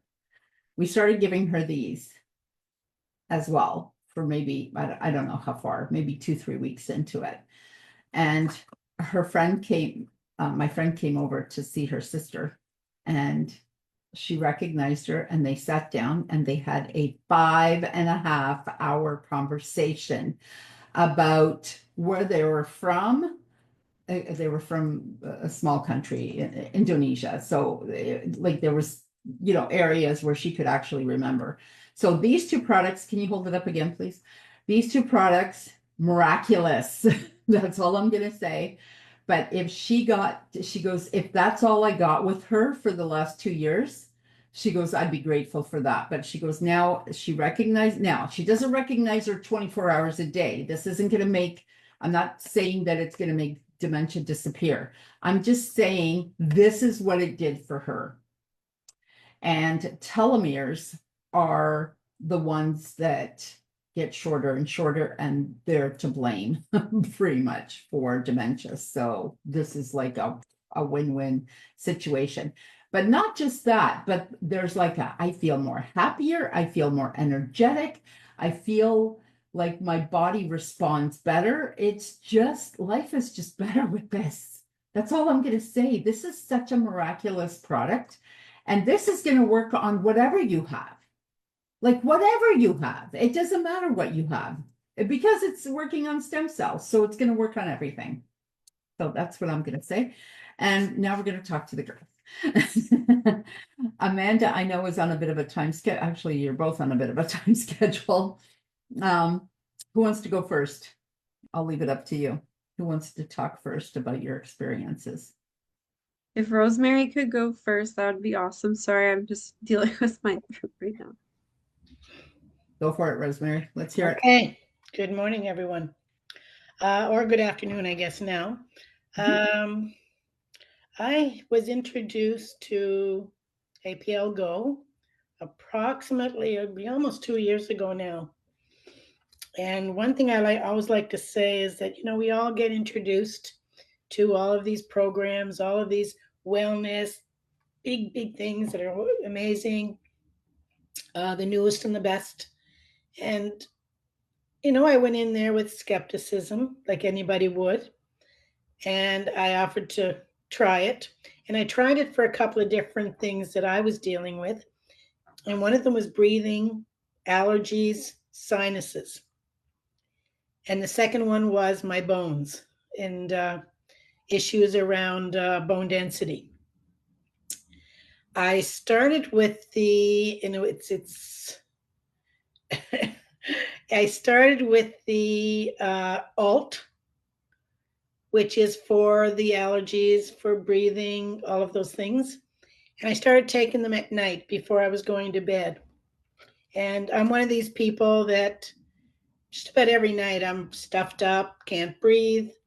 And I think one morning after a couple of days of using that or taking it, I actually woke up and my sinuses were totally clear, which is unusual. And I was actually breathing very well. So without question, this product worked. No question about it. The second one was to do with my bones and bone density. Osteopenia, I think I was diagnosed with. And I started taking the SLD and the STP. The SLD, I think Marianne already mentioned it, is for inflammation. And the STP, thank you, Amanda, is more for the pain, muscle pain, aches and pains. And I started taking those as well. Now, a little side story. I never wear heels because of my bones. I always wear flats. And on a particular occasion, about 1.5 years ago, I decided I wanted to buy myself a couple of things that were new and enjoy this event. And one of those was getting a new pair of flats. Well, when I was in the shoe store, I found a pair of heels that I absolutely fell in love with. And I thought, I'm going to try them, take them with me, and see how long I actually last going to this event, which, if you know events, you're up and you're down, you're sitting, you're standing, you're walking, you're moving all day long.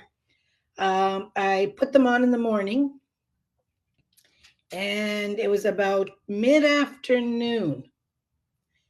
I was approached by someone that said, "Gee, Rose, I've never seen you in heels before, and you look fabulous in them." And I realized at that moment, I'd already been in those heels since about 9 o'clock in the morning. So this was mid-afternoon, and I was pain-free. So, oh my gosh, I use it all the time now. Whenever I'm going out and I need to deal with my pain and my bones and all that stuff, I take my SLD and my STP. Those are my testimonials to this product. I use them every day, and I swear by them. Thank you. Yeah, I love that heel story. That's the best thing ever. That you can't even make that up. Like, who's gonna even think of that? Like, how wonderful is that? Right? And for someone to actually point it out to you, because I totally forgot. I was so busy with everything going on. And I, at that point, realized that my back wasn't aching, my legs weren't aching, and I was okay. I was comfortable. Right? Yes, I was getting tired. Those things are normal. But as far as the aches and pains, thank you. It was wonderful. Right? I'm so blessed with that. Those supplements. I I love just them. I just want to say Rosemary works, she does one of the things. She's a mortgage agent. Hello, if you need a mortgage. Um, she's a mortgage agent with a brokerage. 25 years, actually. But she also does events. Like we have a very large convention center here in Toronto, so she frequently will go down there. So large meaning there's a lot of walking around. I used to work some of those trade shows and have booths there and work with people who had booths, and if I wasn't working, I would just go to the show. Just going to the show, you will get exhausted because it's vast. It's huge. It's like there's so much walking. The floor is hard. So that speaks volumes. Like if you know where she was at, that Just last week, I spent 4 days at the Metro Convention Center here in Toronto, is and it is, if for those that know the building, it is massive. And I was there 3 days, actually working it, and all day long, standing and sitting and moving and walking, even just walking from one area to another, or to get out of the building and go outside is a huge undertaking. In fact, I was counting my steps. If I can just add to that, on the 3 days, each day I did approximately 11,009, almost 12,000 steps in each day for 3 days.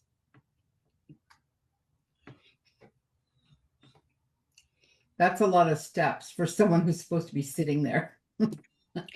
But you have to also get there, right? Like there's the subway, there's like, and because it's downtown Toronto, it's hard to drive down there. It's crazy. Well, But even just walking from one area of the event to another. Even just going to the bathroom, from the door to the bathroom, like even that, never mind anything else. But yeah, huge. It's just, if you know where she was, then you would understand even more how awesome this is. And yeah, I love that. I love stories like that, and other things too. I mean, we all use, a lot of the other products, and I've used all of the products. I've tried all of them. The ones that I probably use the least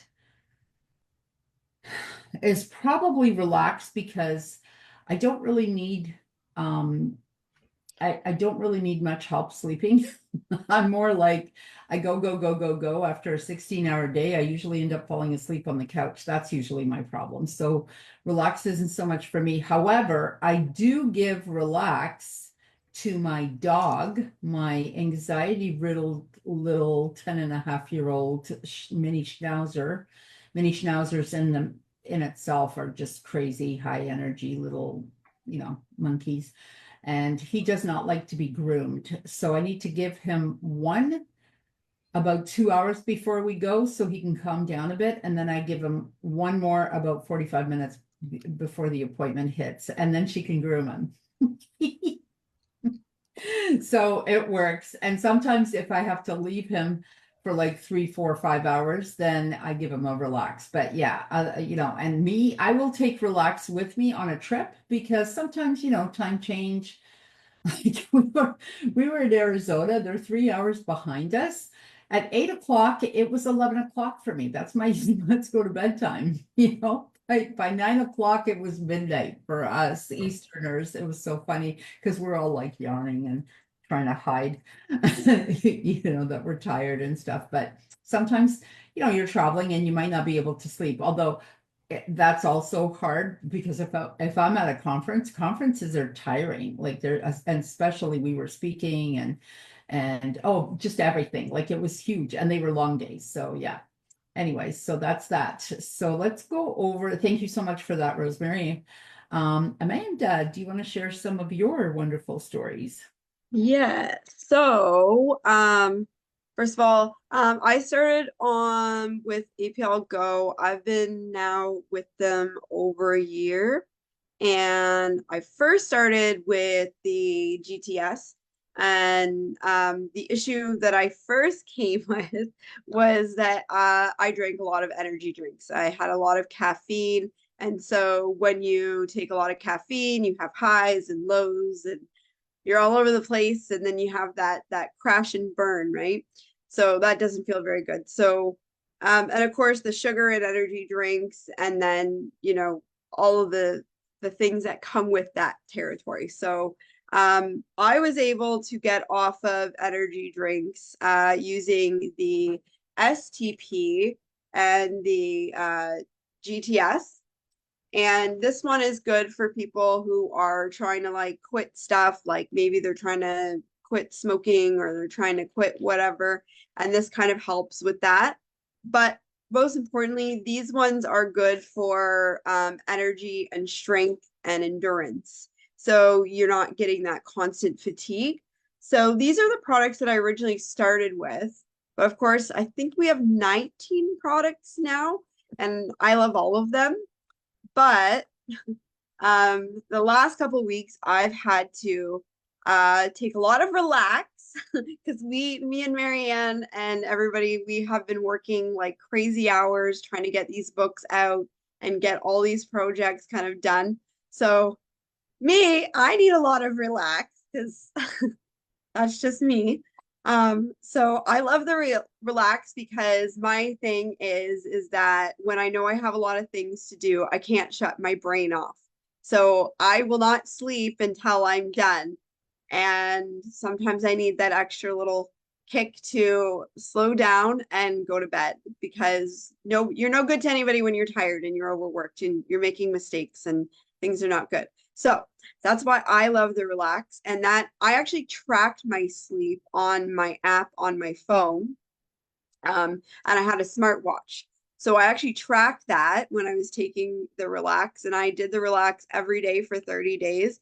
And my quality of sleep significantly improved. Like I could visually see on my app, the quality of sleep was far significantly improved.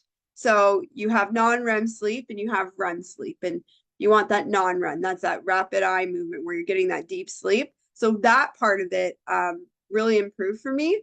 And so when I am having that anxiety before bed, I take the relax. During the day, I might also have to take that a couple of times as well.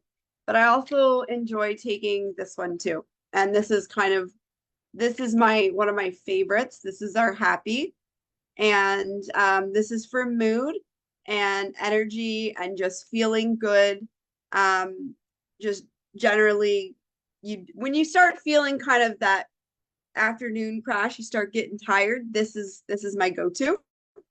So I'm not drinking as much coffee because that's not good either.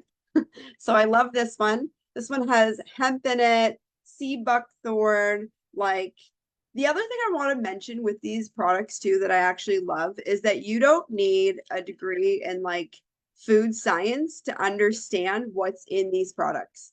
You can literally read the ingredients. There's no secrets. There's no mystery. There's nothing hidden in them. And that's what I really loved, because I've had a lot of challenges with my health after my car accident. And one of the things that I was really adamant about was kind of stepping away from pills. I didn't like pills. I've been a person like that my whole life.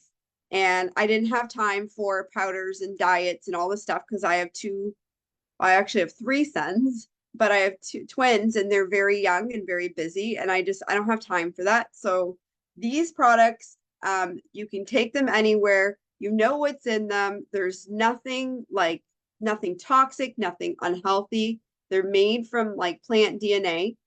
And I personally think they all taste good.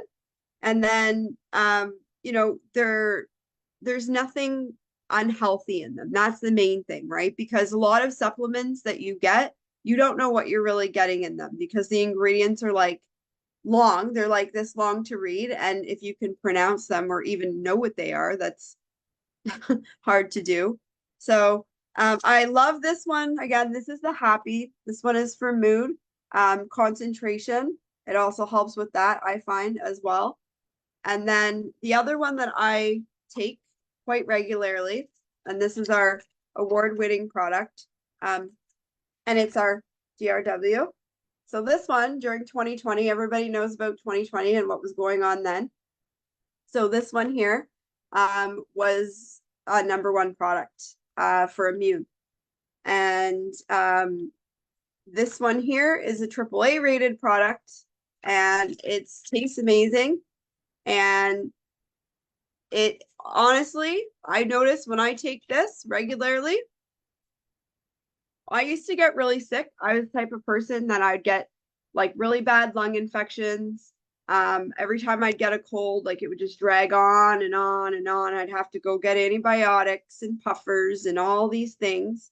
And this now, when I get a cold, it lasts like 3 days. I don't even get all of the symptoms that I used to get. And my kids are in kindergarten, so they bring everything home and they give it to me. So for Mother's Day, they gave me a cold. And I didn't get as sick as I could have been. I had the sneezing, of course, but I took the GRW and the Alt and the Air. And within a couple days, I was back to good, like back to normal. I did have a sneeze, but I didn't have the runny eyes and the stuffy nose and the stuff that I normally get like really bad. So those three, if you're sick, cold and flu, allergies, like amazing products, amazing. And they all taste good too. That's the other thing. So yeah, that's been my experience with them. Especially with the Alt, that one I notice if you have allergies, because I live rural in the country, so we have all the farms out here and they're laying manure and they're, laying hay and doing all the stuff. So I get runny eyes. I don't get that anymore since I started taking these regular. Like I just don't get that anymore at all. So I'm able to spend more time outside.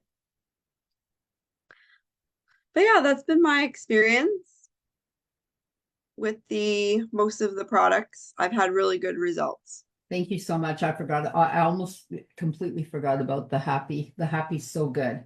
If you have to go to a family event that you're not really looking forward to, Happy is a really great thing to take before you go. And maybe take it with you so you can have one in about 2 or 3 hours when the family clown comes out and you can't handle him or her anymore. I have had several people have really great experiences around the holidays because that seems to be the most stressed out time. I have a very small family, so for me, I don't have those issues, but I coach on those almost all day long. Like it's crazy. And I do want to go back to this product for just a second.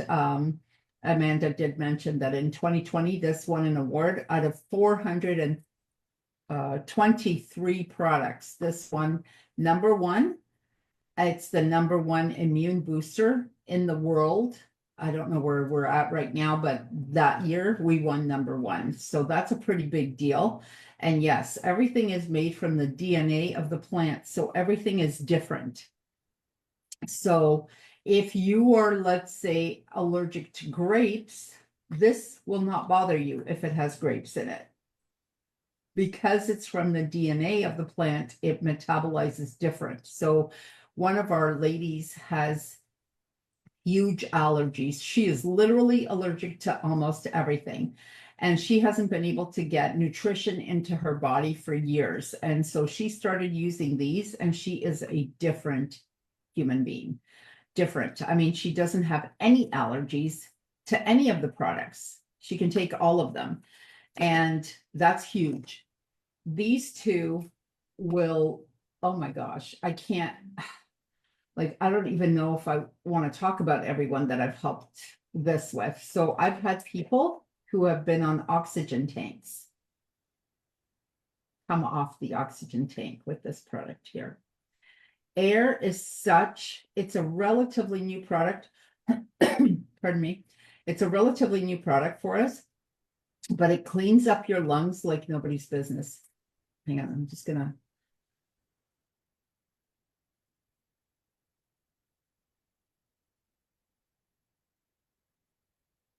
Oh my goodness, pardon me. Ooh, something just, you know, when you swallow your own stuff by accident. I don't want to get gross, but yeah, I just swallowed some of my own mucus. Anyways, air is huge. So I am a sufferer my whole life. I'm now 63 years old. I probably now have less allergies than I did in the last 2 to 3 years. These two are, I couple these up for allergies. I mean, you'd probably be okay with just this one, but I like both of them because this one works so incredibly well on the lungs. It will literally clean out your lungs like nobody's business. And I also have found that when I've had a mild fever, this has actually taken it down. And I don't know how that works. I just know that that's what I did and that's what happened. And that's all I can tell you. But this product was the product that I got hooked on. And when I ordered, oh, wait, how much time do you, I just want to know where we're at with time. Okay, good. So when I ordered the product, so I signed up right at the beginning of December. It might have been, you know, even November 31st or 30th or something like that. But I by the time I got the product, we were already into December because I'm in Canada and it takes a little bit longer for it to get here.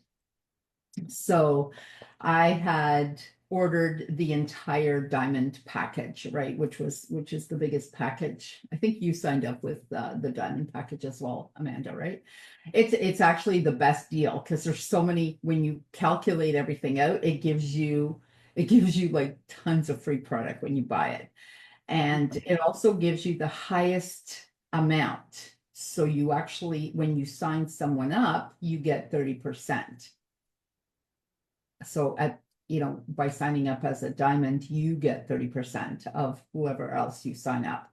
And there's a scale, like it goes from 15 to, 20, then 25, then 30, and so on and so forth. But this product was the one. So I had just received my package and it was huge because I had, the big one, but I had a really busy day because I run 6 businesses. Any given day is pretty much busy for me, but this day was extra busy. I was doing conferences and talking and speaking and this and that.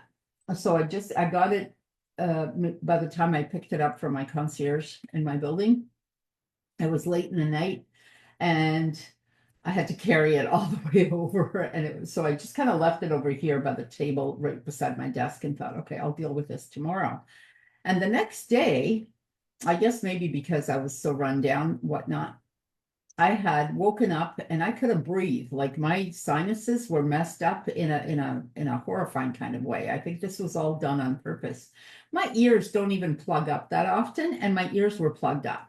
I woke up with a sore throat and one of those tickles. When you get the tickle here, and this is now going to turn into a cough for sure.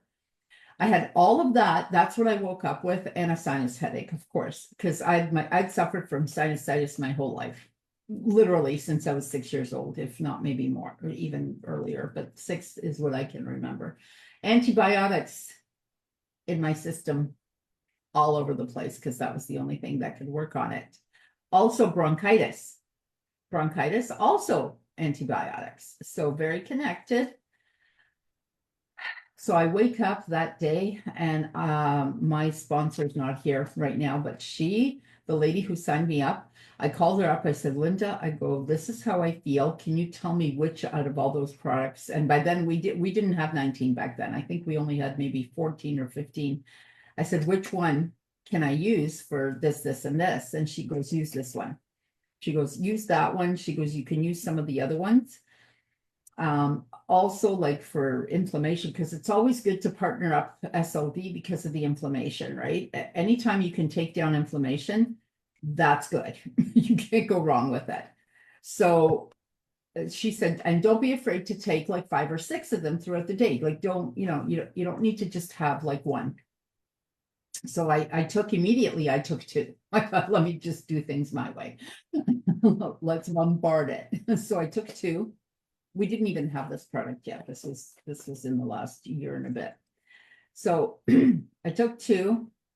You know, I went about my busy, crazy day. I didn't really think about anything. I left the box here. I thought, okay, just to remind myself to take it again. Then I took another one, you know, a few hours later, then another one. And I think I'd gotten to about 5 or 6, and it was maybe 5 o'clock at night.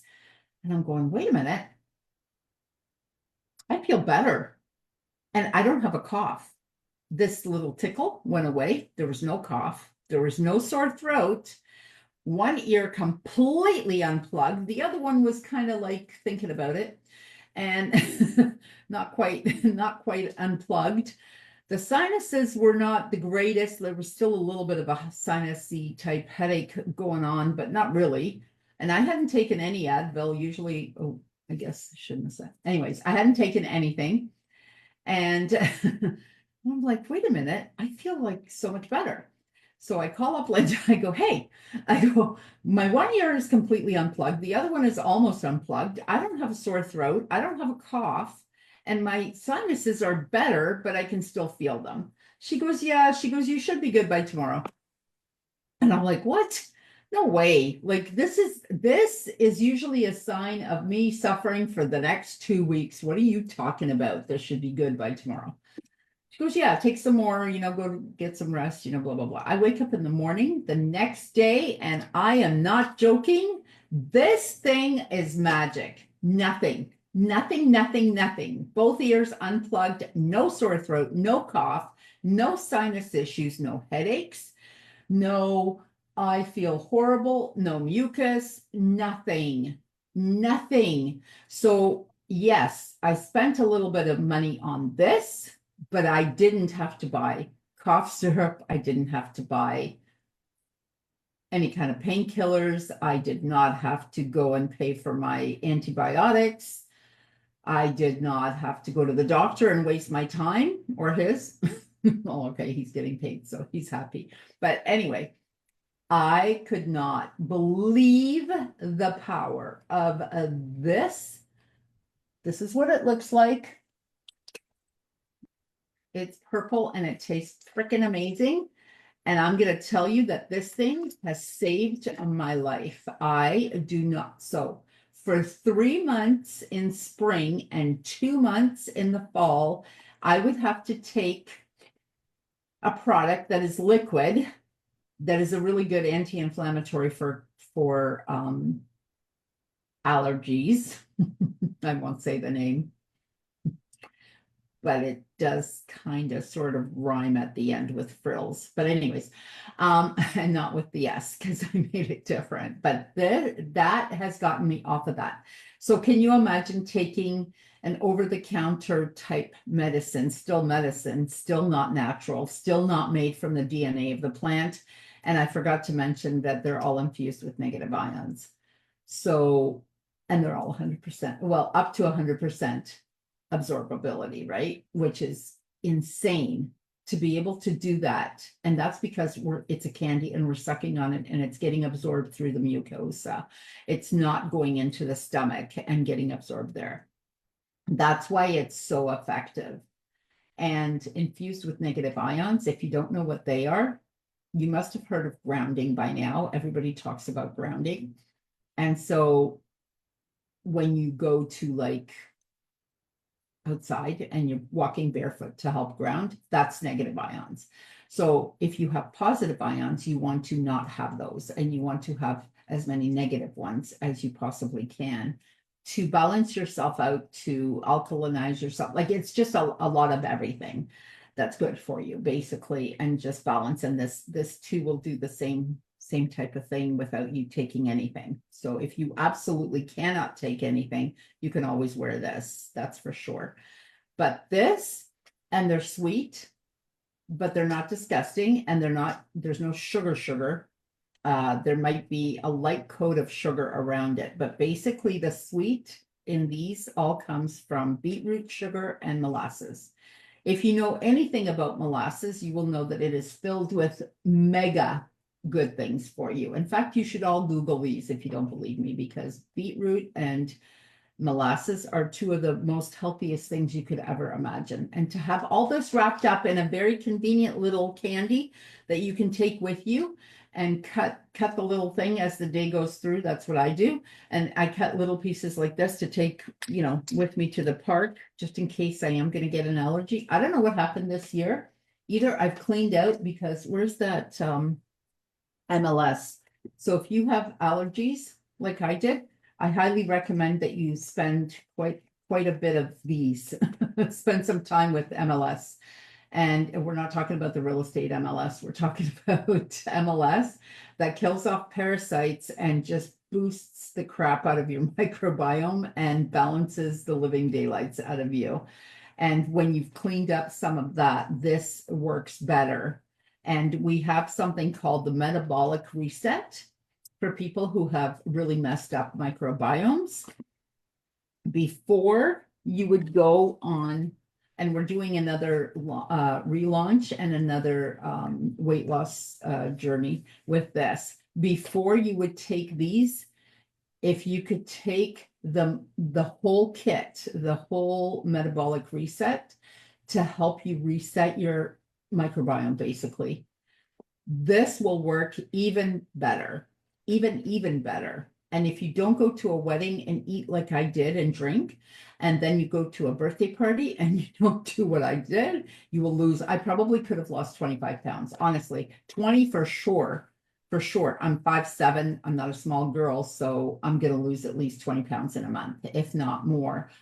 You know what? Had I been a little more careful, because, you know, you go to a wedding, I'm Croatian, it's Italians, Croatians, Greeks, we all have the same thing. They send you home with desserts, and now you have desserts for 3 days instead of 1 day, 2 days. So it's not a 1 day. A wedding is never a 1 day event for us. It's like 2, 3, 4 days. I actually just went to a bridal shower, and I came home and I gave it to my dog sitter. So that's the only way I can get around that one. I love my food. If you're like me, this is your new best friend. So yeah, I could talk about these products all day long. What else haven't I mentioned? Can I talk about power for a second? Please. Okay. So Marianne was talking about the metabolic reset, and then I was like, oh my gosh, I forgot to tell them one that I really, really love, the power.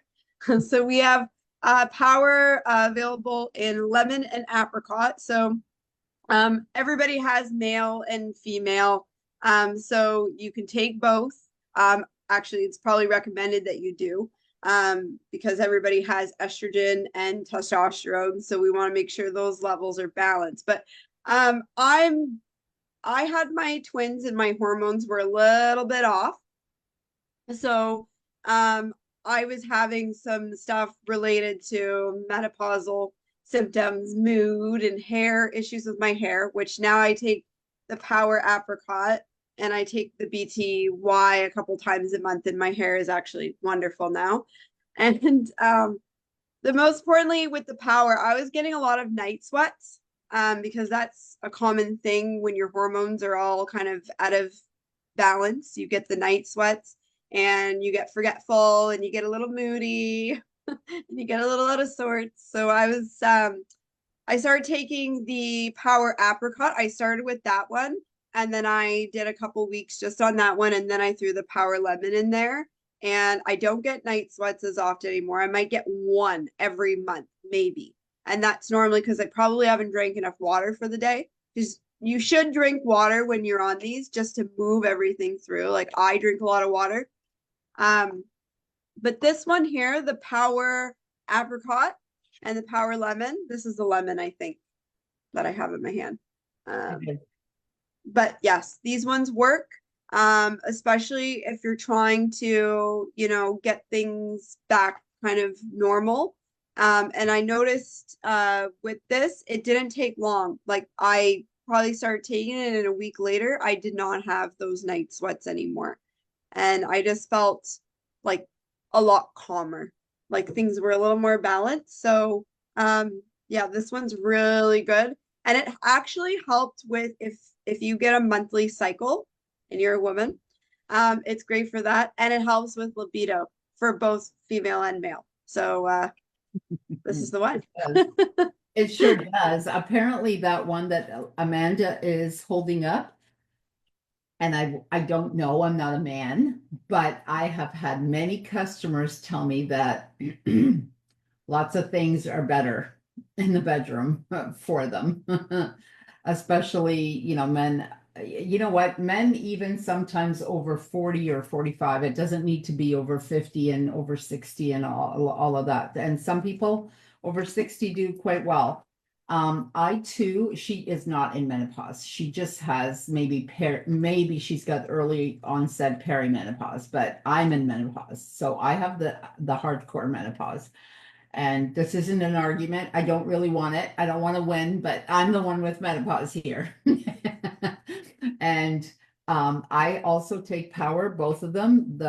We call it power for women and then power for men, but really we all have both estrogen and testosterone, and we both males and females have to balance both of them. And I have found that since I take these, that I have not been getting up at night to go to the bathroom as much. It seems to have strengthened my bladder as well as my kidneys, and that's what a lot of us are reporting.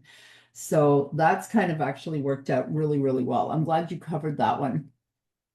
I wanted to talk just briefly, but I don't have one, is if you're diabetic. Because you think you might not be able to take this because of the sugar, you can. Mostly now we have a friend that is diabetic 1, and she's also has taken them. Type 2 diabetes is easier to deal with, and they do quite well. But we also have something called NRM, and that actually brings your blood sugar down really quickly.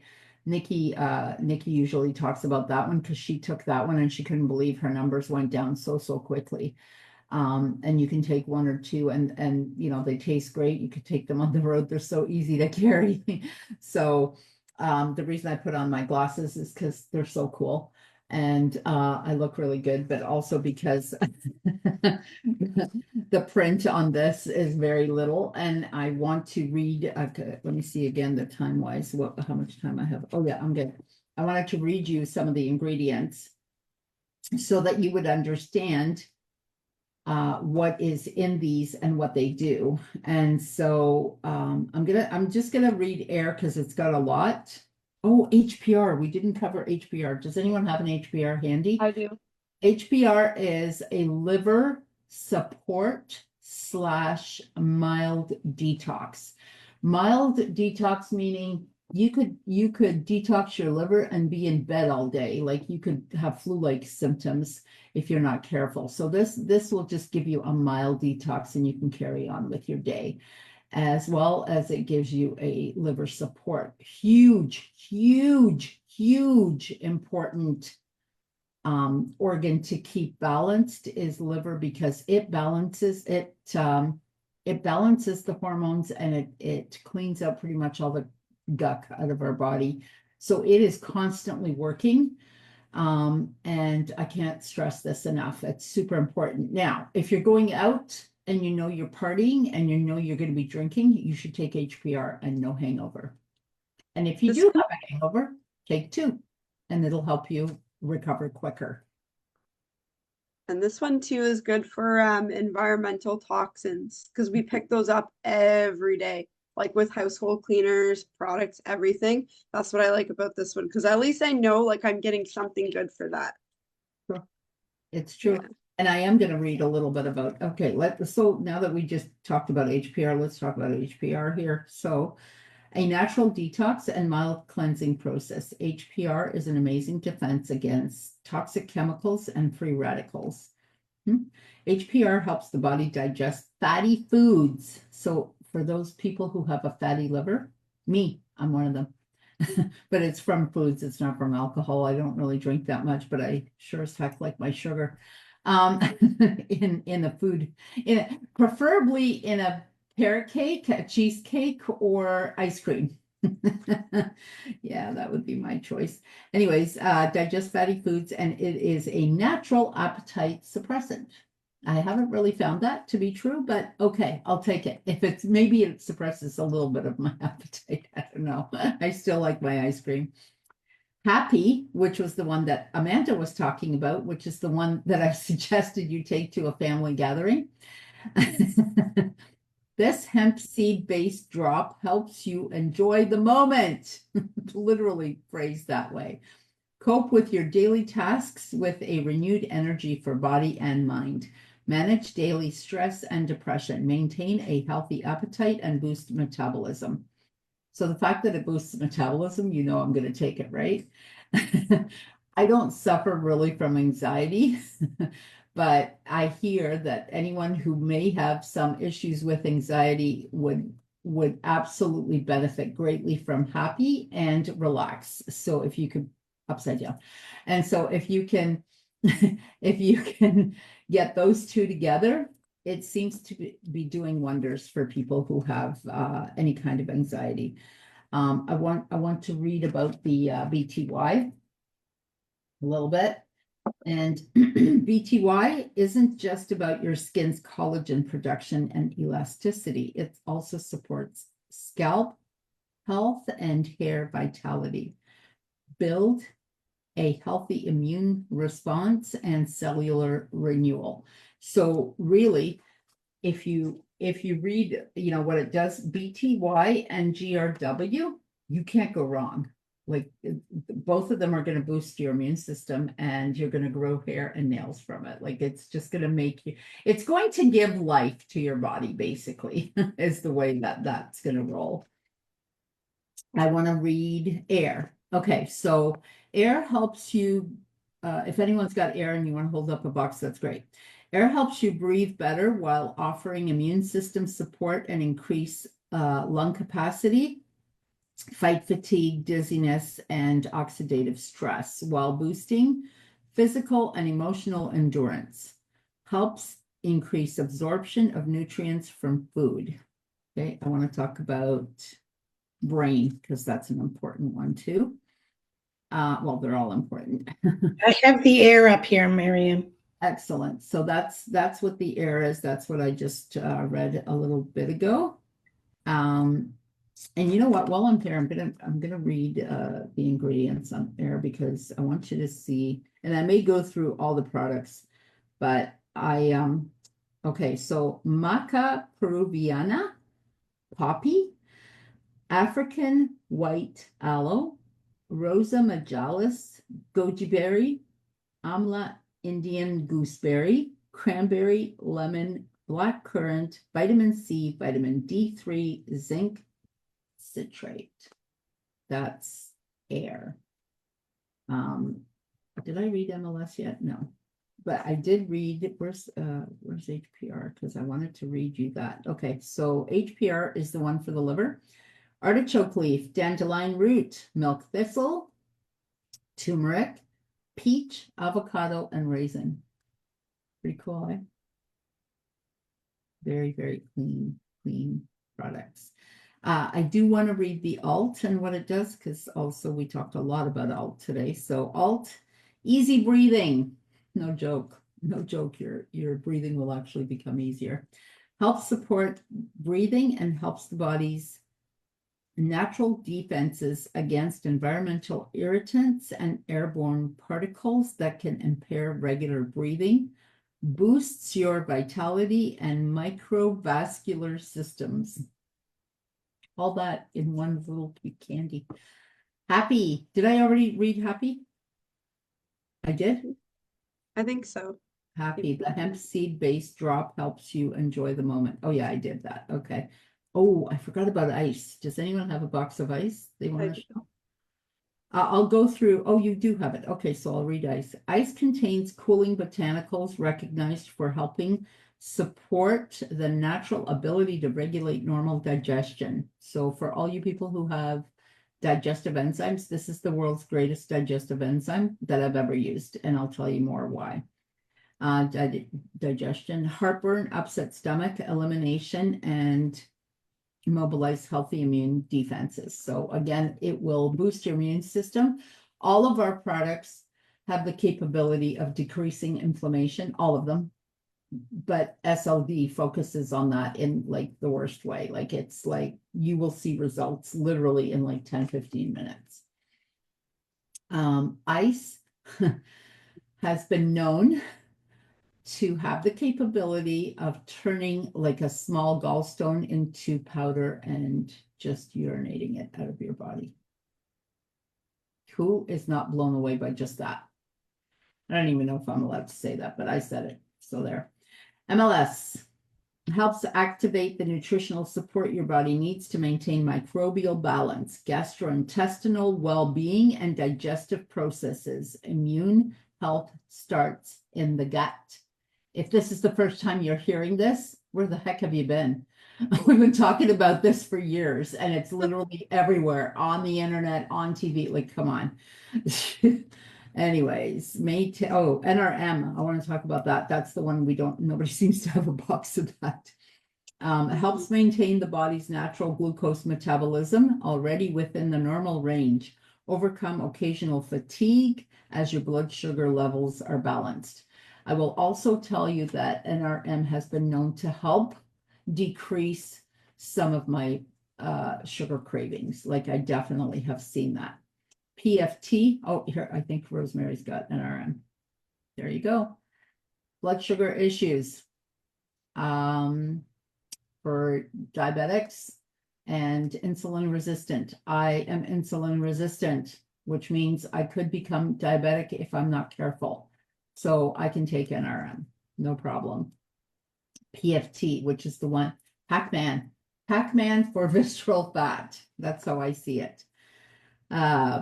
It's called perfect. So PFT stands for perfect. Is for your healthiest weight and healthiest body. PFT is designed to assist you on the journey of achieving your ideal body. Live an active life without counting calories. Hallelujah. Who wants to count calories? You'll stand on the scale with confidence. Anybody here like counting calories or counting anything, really? I don't even want to count. I mean, the only thing I want to count is my weight going down backwards. So I don't mind counting that. Okay, I do want to go through SLD because it's such a pivotal product. So SLD is the anti-inflammatory that we were talking about earlier. So it supports joint relief and ease of movement for everyday aches and pains. Let your body thrive with SLD and support the successful recovery from physical overexertion and daily activity. So I am going to tell you if we still have an SLD somewhere. STP. So SLD and STP. So the one Amanda's holding up or was upside down, and this one, these two. So this one is more specifically for pain, but the SLD is going to take care of a lot of pain because if there's inflammation, there's pain.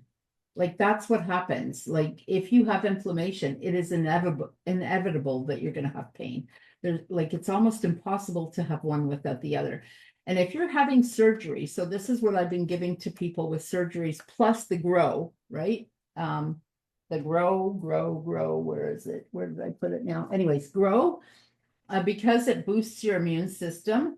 And when you're in recovery from any kind of surgical anything, you want to boost your immune system always, because the stronger your immune system is, the quicker your recovery will be. This and SLD will help to boost your recovery. This takes away a lot of the pain, and it actually, like I can see the fibers getting fixed up on the inside of the body, right? And then when SLD removes a lot of the inflammation, when you can remove inflammation from your body, that's when repair can actually happen. And that's when you get better. And so the grow will also give you a little bit of relief from the inflammation, but not as much, especially if you're having surgery or anything like that. You really want that. We've had incredible results with people who have had fibromyalgia. Oh my gosh, fibromyalgia and chronic fatigue. I've never seen such fast results because people with fibromyalgia are in pain all the time. And that's because they're inflamed all the time. Who can blame them?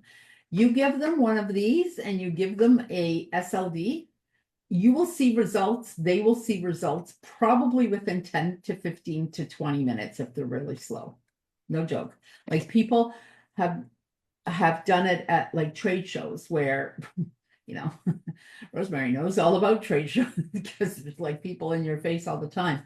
We've had people take them and have results instantly, like almost like barely 10 minutes goes by because they're that sensitive. So I have a lot of clients that have fibromyalgia and I do, you know, energy healing and all that kind of stuff.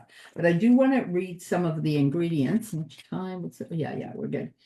Okay, I want to talk about Grow because it did win the award. So here's the ingredients for Grow. European olive leaf, echinacea root, astragalus root, reishi mushroom, ashwagandha, balsam pear, aloe vera, cranberry, bilberry, pomegranate, rowan berry, husk tomato, and black currant. All of that is in that cute little purple candy that will make you feel better. No wonder it won an award. I do want to tell you the ingredients for brain because this is important. Because brain will work on any kind of neurological issue. I have found not just in the brain, it just happens to be most of the issues happen to be in the brain. And I've got someone now who's got, I think they have a tumor around their pineal gland. And then there's also, yeah, anyway. So we're going to talk about that. Okay, BRN, ashwagandha root, ginkgo leaf, green tea, Siberian ginseng, magnolia vine, water hyssop, damiana. No wonder. Damiana is used sometimes in when you have really horrible period cramps because it calms the body down. Astragalus root, asparagus root, ginger root, turmeric, ginseng, bilberry, apple, and coffee. Yep, you heard that right. Take it in the morning or it'll keep you up. Alt, green tea, Buckle's skullcap, astragalus root, ginger, licorice root, eucalyptus, mangosteen, grapeseed, blackcurrant, and ashberry. There was, oh, MLS. Did I read MLS already? No, I didn't. Okay, so here's the ingredients for MLS. Thyme, ginger, cinnamon bark, turmeric root, clove. Oh, cloves are amazing. They're so powerful. Licorice root, chamomile flower, echinacea root, artichoke leaf, fenugreek seed, dandelion root, coriander seed, cranberry, papaya, mandarin, grapefruit, black currant, oro blanco, which I'm not sure what that is, and pumpkin seed. That is in MLS. There is no way that you are not going to be feeling better after taking this. MLS is amazing. I give it to my dog. And so that's another one. I give MLS sometimes, and I give Relax when he needs it only. And I give the new one, the stem cell regenerator, because my dog is 10 and a half and I want him to live forever. It's okay. I'm not delusional. Everybody just relax. I know he's going to go sometime. I'm just saying, I want him to live as long as possible and, you know, as healthy as possible, because that, you know, that's important. So I do want to read what STP does because it stops the pain. So it soothes the nervous tension, mild aches and pains while calming occasional physical discomfort, aids the recovery and repair process as it increases circulation. So that's two products that we have that increase circulation specifically. So Stop is really good for that. So sometimes if I'm taking Stop, I don't need to take the Heart, I guess, because, you know, and when I travel, I don't want to take 15 of them with me, not that I take 15 every day, but I only take the allergy ones and the cold ones when I have to, right? I don't take them every single day. I know some people do. I have some older people like in their 80s that have issues with their lungs. So I do other things with them as well. And while we're on the topic of lungs, so air is a perfect product for that. It really does help to eat away at whatever's in there that's bothering you. But you have to understand that as we get older, our lungs tend to shrivel up a little bit. So they get smaller and smaller. And when they get smaller and they shrivel up, you automatically don't have the capacity that you had when you were younger. So we have to, so this is the issue now with getting older, is with my yoga classes for myself are getting longer and longer because I got to stretch this, then I got to stretch that. It's no longer just for, hey, for my Zen moment. It's now because if I want to walk that day, I'm going to have to stretch out my hips and everything else. And so one of the things that I do with my clients, and I teach meditation here too. So when I teach meditation, and even with my coaching clients and all kinds of, is breath work, right? So you take large amounts of oxygen into your body and into your brain. And if you are a little bit short on oxygen, which we most of the time are, it's like water. You have to consume a lot of water. Water is good for you. It has to carry out all the toxins out of your body. So, most of us are at least mildly dehydrated all the time. Like we're just not drinking enough water. And so you have to keep an eye out on how much water you're drinking. And also, even almost more importantly, is the quality of your water. So for me, I have a Kangen. If you don't know what that is, look it up. It's a countertop device that costs $5,000, but it makes your water alkaline. It's amazing. I also have the one for the shower, so I shower in it as well. But so water's super important. So what I do with the breathing is, you want to do as much, sort of bring in as much oxygen as you can, right? So it's like, it's not like that, right? Like that's what we all do, right? It's more like, and that's a proper inhale, and that's a fast inhale. So I do some inhaling, exhaling pretty quickly, pretty deeply. And I can go deep and, because I've been doing this for a long time. And every once in a while, I'll do like a breathing thing where I'm expanding my lungs. And so I'll hold my breath. And so I used to be able to hold my breath for nearly 4 minutes. And I've strayed so far away from that. So now I'm at about 2.5 minutes. And sometimes I can only do 2 minutes. It just depends on what kind of a hurry I'm in. And it's like I need a lot of prep to get it up. So I'm back to doing that. I want to get up to hopefully 3 minutes soon. And then maybe I think the last thing I did was 3 minutes and 15 seconds, but that was sometime last year. The last thing I did this year so far has been 2.5 minutes, which is pretty good. Right? But if you hold that breath, and you don't have to do it for that long, you could just go and hold it for like 10 seconds, and I do this while I'm counting, right? Or you can go and just go for like 20 seconds. 20 seconds, not that bad. I had one lady last week and she goes, oh my God, I'm so dizzy. Yeah, you're going to get dizzy if you're bringing in a tremendous amount of oxygen into your brain and your body, and you're short on it, but you don't know that you're short on it. You're going to get a little dizzy. So do it sitting down and stay seated until you feel okay. Make sure you have water or whatever, or something that's going to hydrate you anyways. And do that. And then she wasn't even thinking. So last week she did it for 8 seconds. And this week she did it for 14 seconds. So that was really good. And I'm like, you know what? Even when you don't know, you're just going to naturally expand your lungs. And who cares? Do it for 5 seconds. And then tomorrow do it for 6. Then do it for 7, or, go slow, do what you need to do. But it does help. It does expand the lungs. And I can even feel it now when I'm in the morning, along with water and everything else I do. I also do some deep breathing because it's a different energy when your body is full of oxygen. Like now you're raring to go and you're much more alkaline and you can do things like there's just more energy in your body and you don't feel, I don't know, God, you feel old. You know, when I go to some of my circles and I live in a building that has, you know, quite a few elderly people that have downsized into, you know, nice condos and stuff. And we get together and they're like, so what medications are you on? Like, I'm not on any medication. And they're like, what? You can't be serious. You can't be serious that you're not on any medication. Like you must be on at least one. And I'm like, no, I sometimes will take a painkiller that I don't want to say their name, but I said it earlier.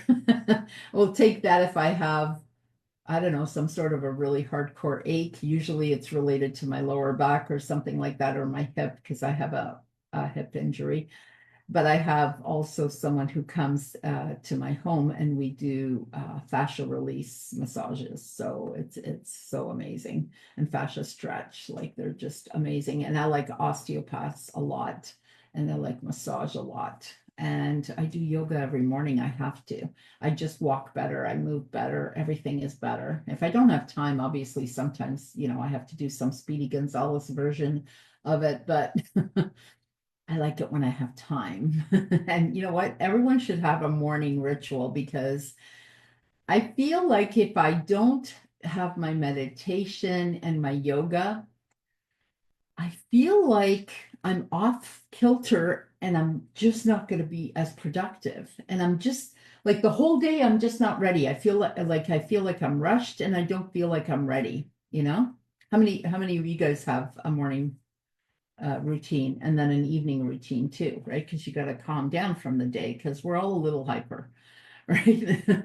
Well, I know I am. I should speak for myself. I know Amanda is because she talked about us and you know some of our phone conversation. Okay, so you need this. What else do you need? What? Okay, you know sometimes I have to apologize and say, hey, I'm sorry, I'm in a hurry.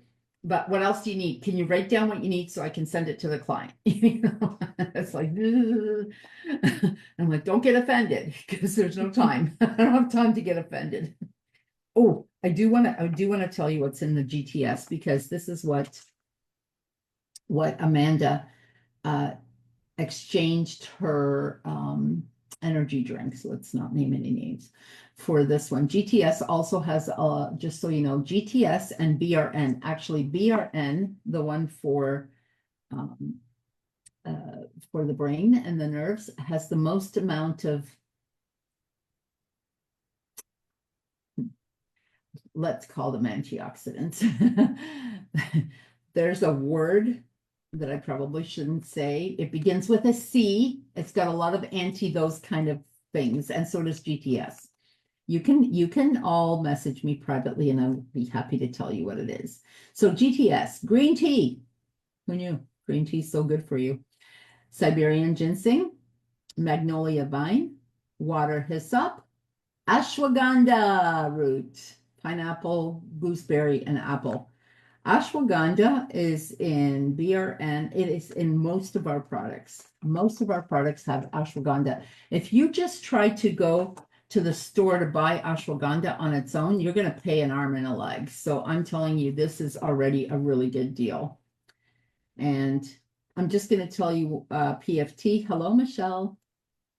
So PFT's ingredients are ginger root, psyllium, plantain flaxseed, aloe vera leaf and gel, Garcinia, Cambogia, moringa leaves, turmeric, tomato, B2, riboflavin, B6, niacin, B3, brown algae. Gotta take that one more often. Beetroot, barley, seeds, pod pepper, thiamine, and B1 chromium picolinate. Oh my God, all of that in PFT. No wonder you can lose weight with it. No wonder it eats away at the visceral fat. Anyways, yes. So if you are going to do anything with PFT, please come talk to me first. Let's discuss it. PFT is amazing. But like I said, if you can do a metabolic reset prior to that, that will help you, or at least during. So for the whole month that you're gonna immediately try the PFT, at least take the metabolic reset with it. And you absolutely, hands down, you can weigh yourself for sure to see what the pound is, but above all of that is you want to take measurements, because while I only lost 16 pounds, and even though I cheated twice, I lost 4 inches in my hips, which is insane for 1 month. And I lost 3.5 inches in my waist. Now, I'm a big girl, so don't be expecting to, do that if you're, a tiny, tiny person. But that's where we found all of us that did it. There was 39 of us that did it. We all found that we lost more inches than we did pounds. And some people lost 18 pounds, and the guys all lost quicker because guys just do that. It's okay. I'm not jealous, really. No. And so, all of us lost weight, all of us, every single one, all of us felt better. All of us could see it on pictures. So take pictures of yourself.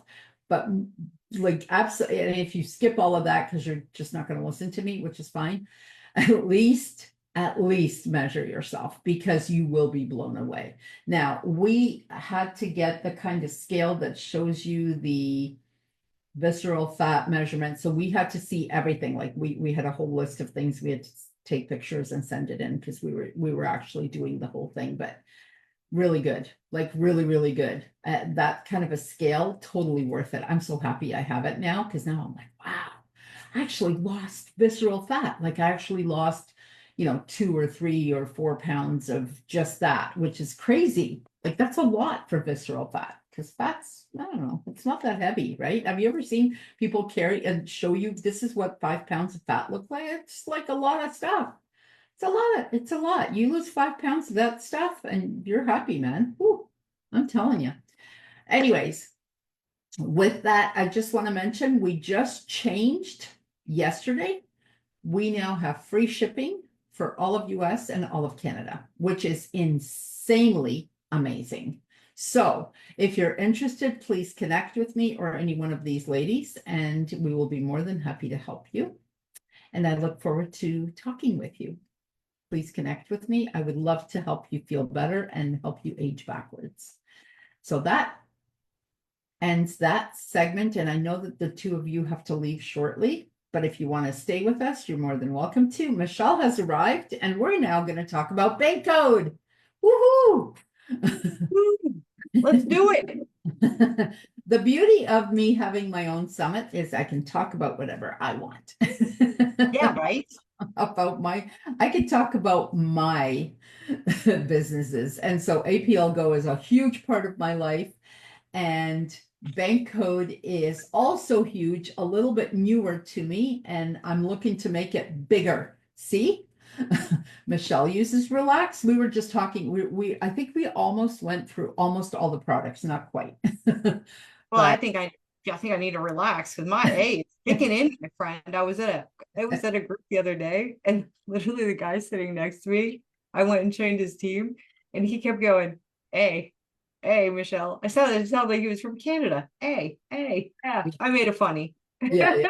You should have said I'm from Canada, like my friend who's an actual A. See how I have mine? I have both of them up. So ANKB and also NAKB. And that's funny because yesterday Michelle and I do a 10:30 a.m. Eastern Standard Time thing on Thursdays. We do a live on both my Facebook and hers. And I had put up my code, my bank code, and I put ANKA. And I'm like, yep, that's the truth. God, it was so funny. I was like, I think she's really thrown her blueprint in the toilet today. Yeah. It's pretty low on the numbers, but it is now. At least I have it in two digits, right? At least it's in double digits. Well, I have to show you this. So my husband, he's speaking my code because he just got me this present. Ooh. And it's a Louis Vuitton necklace. Oh my goodness, it's beautiful. It looks like a belt buckle. Is that what it is? Yeah. Uh-huh. Wow. Yeah, there. That's an A. That's an A. That, see how excited both of us got? A B would be like, how much was that? How much was that? I could have bought a house with that. Yeah, right. Could have bought a used car with that. Oh my gosh. I love So it. let's talk about bank, Michelle. Michelle and I are kooky. Once we get together, it's fun all the way. And if you think you're not going to have fun, no, you're going to have fun. It's just the way it is. We can't help ourselves. We don't know how to tone it back. We And can have fun anywhere. yeah, and we don't care. We're going to be doing some things together. So, bank code, honestly, if I had to give it some, like, what's it really, I mean, it's good for everything, of course, but I'm going to say communication. And what was the other thing that I wanted? Leadership. Leadership for sure, but there was something specific that I wanted to say. It was like communication and like the name of our podcast. Let's just call it a podcast now because it's so regular, and really I should have it put up everywhere. And it's called How to Get More Yeses With Eminem. with Eminem, Michelle and we love ourselves because we're A's. So So, it's funny because Sherry tells a story about when Bank first started, and she literally had M&Ms, like colored M&Ms that she gave people. I think that's amazing. And so I think we should do something with that. And we are going to be doing some things. So listen up real close. People who live in the Pittsburgh area or who have no trouble driving there or flying into there. And at some point also in Canada, we will have it. But we will have some training, and you will want to listen to this part of the summit because we're going to end with bank, and bank is so hugely important. So I just completed level 5 coaching, which means nothing to you, but we'll explain in a bit. Michelle's been doing it for a while, so she's kind of like my leader and I'm the follower. But we work so well together, and we work well together because we're both the same bank code. We speak the same language, right, Michelle? Like Absolutely. that's kind of what it boils down to. So we both speak A. We speak a little N too, because we're both pretty strong in the N. We're both pretty nurturing. We're both coaches. I mean, it's hard to be a coach and not have a strong N in your which is nurturing, right? It stands for nurturing. And then there's K. So K is interesting. I love the way you said that. And there's K, and I was going to leave it at that. And then, of course, there's B, which I sometimes don't have any of. So when I first started with bank, I had single digits. So it's out of 25%. You get, when you take the advanced test, and I will post the link above this. But when you take the test, the advanced one, then you get an actual number. And mine was really low. It was 1 digit. It might have been a 5 or a 6 or a 7. I don't even know. And I'm like, wow, what am I going to do with this? Like, I'm like, I can't even relate to a B, and B is blueprint, not what you think. Not BITCH, but blueprint. And it's just the way people are there. And I have friends. I have great friends, and we both have partners that have a lot of B in them. So isn't that interesting? That's where we get our grounding from. So there you go.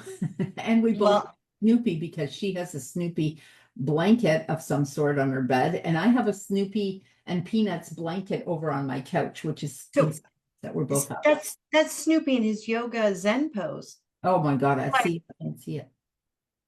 Can you see his little fingers? I'm gonna bring mine just because I can. No, I don't want to take it Wait, off. can you see him now?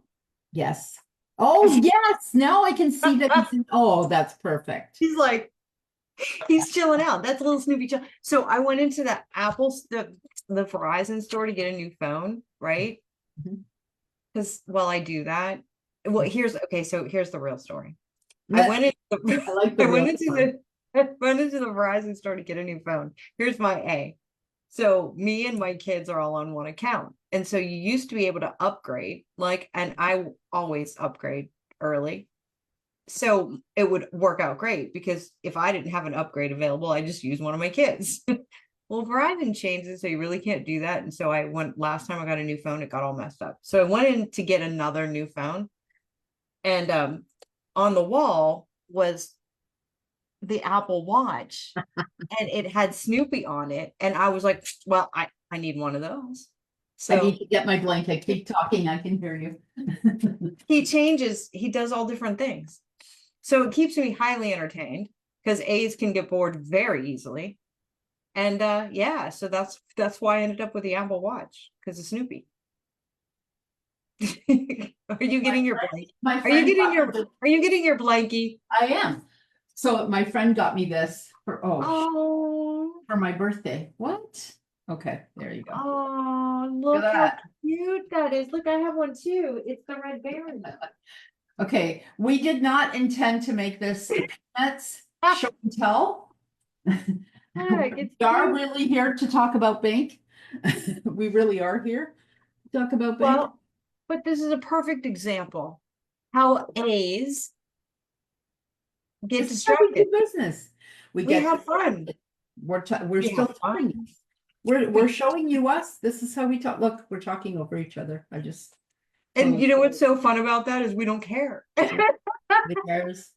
Nobody cares. We're not overly businessy. In fact, we don't like a lot of overly businessy. However, if we were a bee, we would have to be far more precise and a little bit more serious about everything. Do you see the difference? There will Absolutely. be showing blankets of peanuts and yoga poses because that is unacceptable behavior.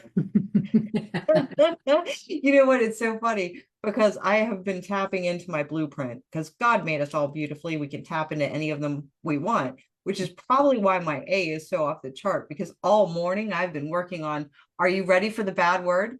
Are you ready for it? Spreadsheets. Oh, who does that? Hire someone. Blueprints. With you. Blueprints. Yeah, well, there we go. That was fun. So, bank is the only methodology in the world scientifically validated to predict buying behavior in less than 90 seconds. And well, who would not want to do that? Here it is. Do you know who likes playing with these? Everybody. Do you know even dogs have codes? And do you know my dog has the same bank code as me? And she literally has eaten this blueprint card like 7 times. Mm-hmm. See? Very upsetting. Very. Well, every week we're going to have an intro to bank on Tuesdays at 2 p.m. Eastern, a free little masterclass so that people are able to increase their sales, do it in half the time, have more fun, understand people, and finally figure out why that person in your life drives you nuts. Who wouldn't want a better life? It's true. And you know what? Unfortunately, right now, Sherry and Esther are going away for about a month shortly. So we won't have the free class that Sherry Tree, our fearless leader, typically has she has it for free. She's been giving it out literally for free. I mean, how much does it normally cost, Michelle? Oh, it's like thousands. I mean, her time is priceless. And we're actually doing something the beginning of June, but I'll save that for another time. There we go. But please connect with me if you are interested. I'm happy to talk to you one-on-one about it. Me and Michelle can get on a call with you. All 3 of us can have a chat. You can bring some more people and we can have a party. And we'll take care of you and we'll give you the systems and the processes, and then you'll see the whole big picture with everything, how it'll roll over. Oh, she's so proud of me. Look at her. I am, because I just spoke in all 4 languages and she just gave me her you go girl, because sometimes I do that. I get excited and I forgot I only speak A, like yesterday there was no B. Well, you know what? But you just to the human ear, the untrained bank ear, no one caught it. But like, dude, I lit up. I was like, there she goes, speaking all 4 languages. And so we have opportunities as well. We are looking for other certified coaches and trainers And Marianne is incredible, and she can help you with that too. So if you're one of Marianne's followers and peeps, reach out to her, because it's a huge opportunity, and opportunities don't come by that often. I do want to mention for the Ks in the group, and not just the Ks, because I'm pretty excited about this too, and the LinkedIn extension. Okay. The LinkedIn extension makes you psychic. It makes you psychic. You can find out all your people on LinkedIn. You can find out what code they are. How beneficial would that be? Would you like to know what code the person whose business you're trying to get is? Would that equate to a yes or a no? That would equate to a yes, in case you have to wonder. That's not, no. That's going to equate to a yes, because who else is going to talk to them like that? Someone who doesn't know bank? I don't think so. No, they're going to talk in their language. It's like speaking Spanish to a person who speaks French. Why are you wasting your time and mine? Right, absolutely. But yet, you know, everybody thinks that just because we all speak English, that's our code. That's how we speak. That's how we communicate. It is not up to the person sitting across from you to try to figure out what you're saying. And when they do have to figure it out, it's like cracking open a vial of vinegar, and you just threw it into their eyes, and they ran away from your sale, your product or service. Yeah. And now they're and now they're going to your competition, because if they're not buying from you, they're buying from someone else. So, and you just lost a sale. yeah, right. And a huge sale. A huge sale. Now, have you ever had someone speak to you and now they're giving you details and they're sending you, okay, first of all, they're starting with this. First of all, they haven't even bothered to introduce themselves. So that would be my nurturing coming through. They haven't introduced themselves to me. They haven't looked at my profile, but they want my business. So now they're going to send me this thing this long in my messenger, and they think I'm going to read that.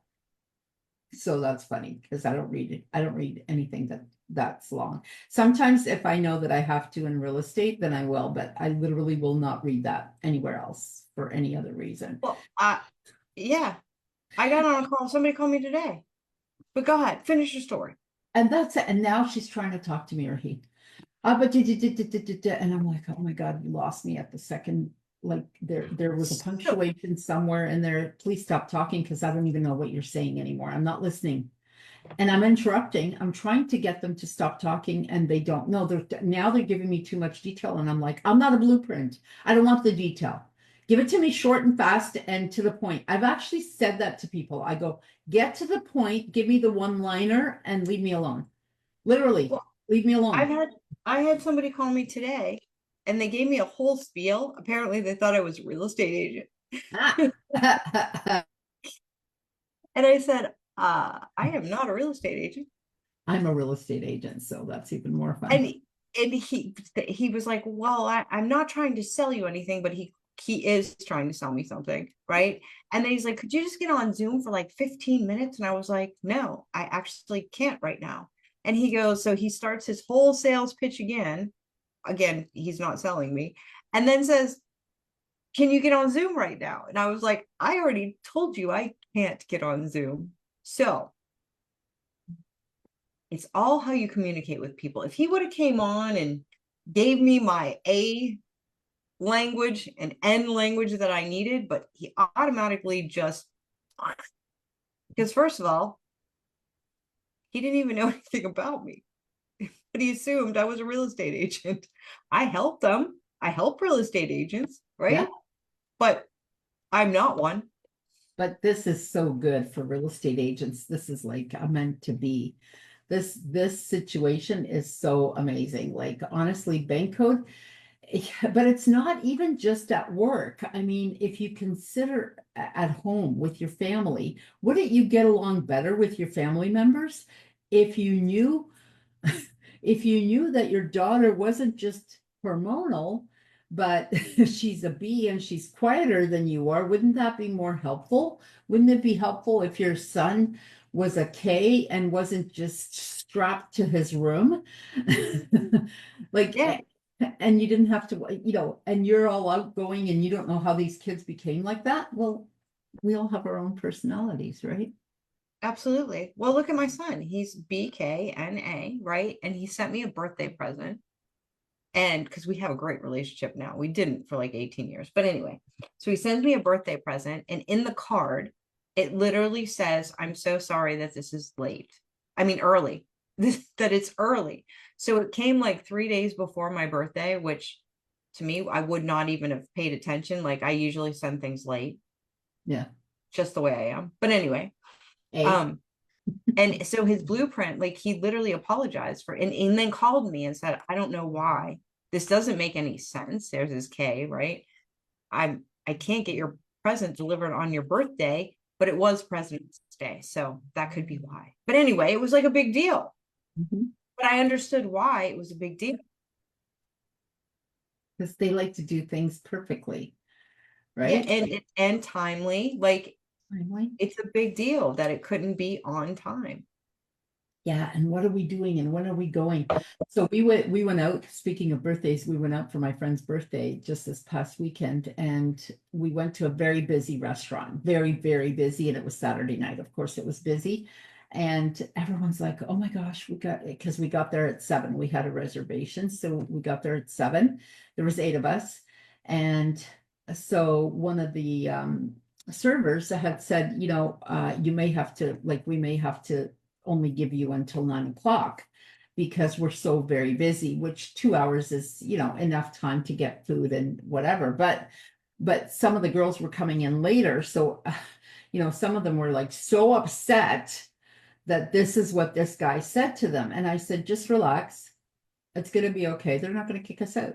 They're just trying to tell us, warn us in case they get busy, but this is their busy time. They're not going to get busier than this. Like it's not going to happen at 9 o'clock. It's not going to be this big, that might happen in July when it's still daylight at 9 o'clock, but not now. And so sure enough, 9 o'clock came and all of a sudden there were some empty tables. So nobody was going to go anywhere. And we ended up staying there till 10:30 or 11 or whatever time it was. I don't even know. And I'm like, just stop worrying. Like, but that really upset them. This was the topic of conversation on this end of the table where all the K's were and all the Yeah. B's. And I'm like, yeah, don't worry about it. It's okay. Don't stress. So I have one OCD thing. So I do have, this must be my blueprint. I have one OCD thing where I don't like a lot of stuff on my table when I'm eating.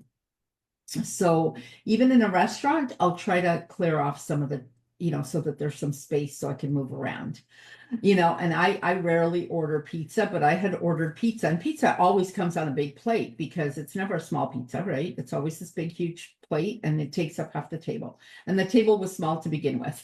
And there were so many of us. It was a table for 6 and there was 8 of us.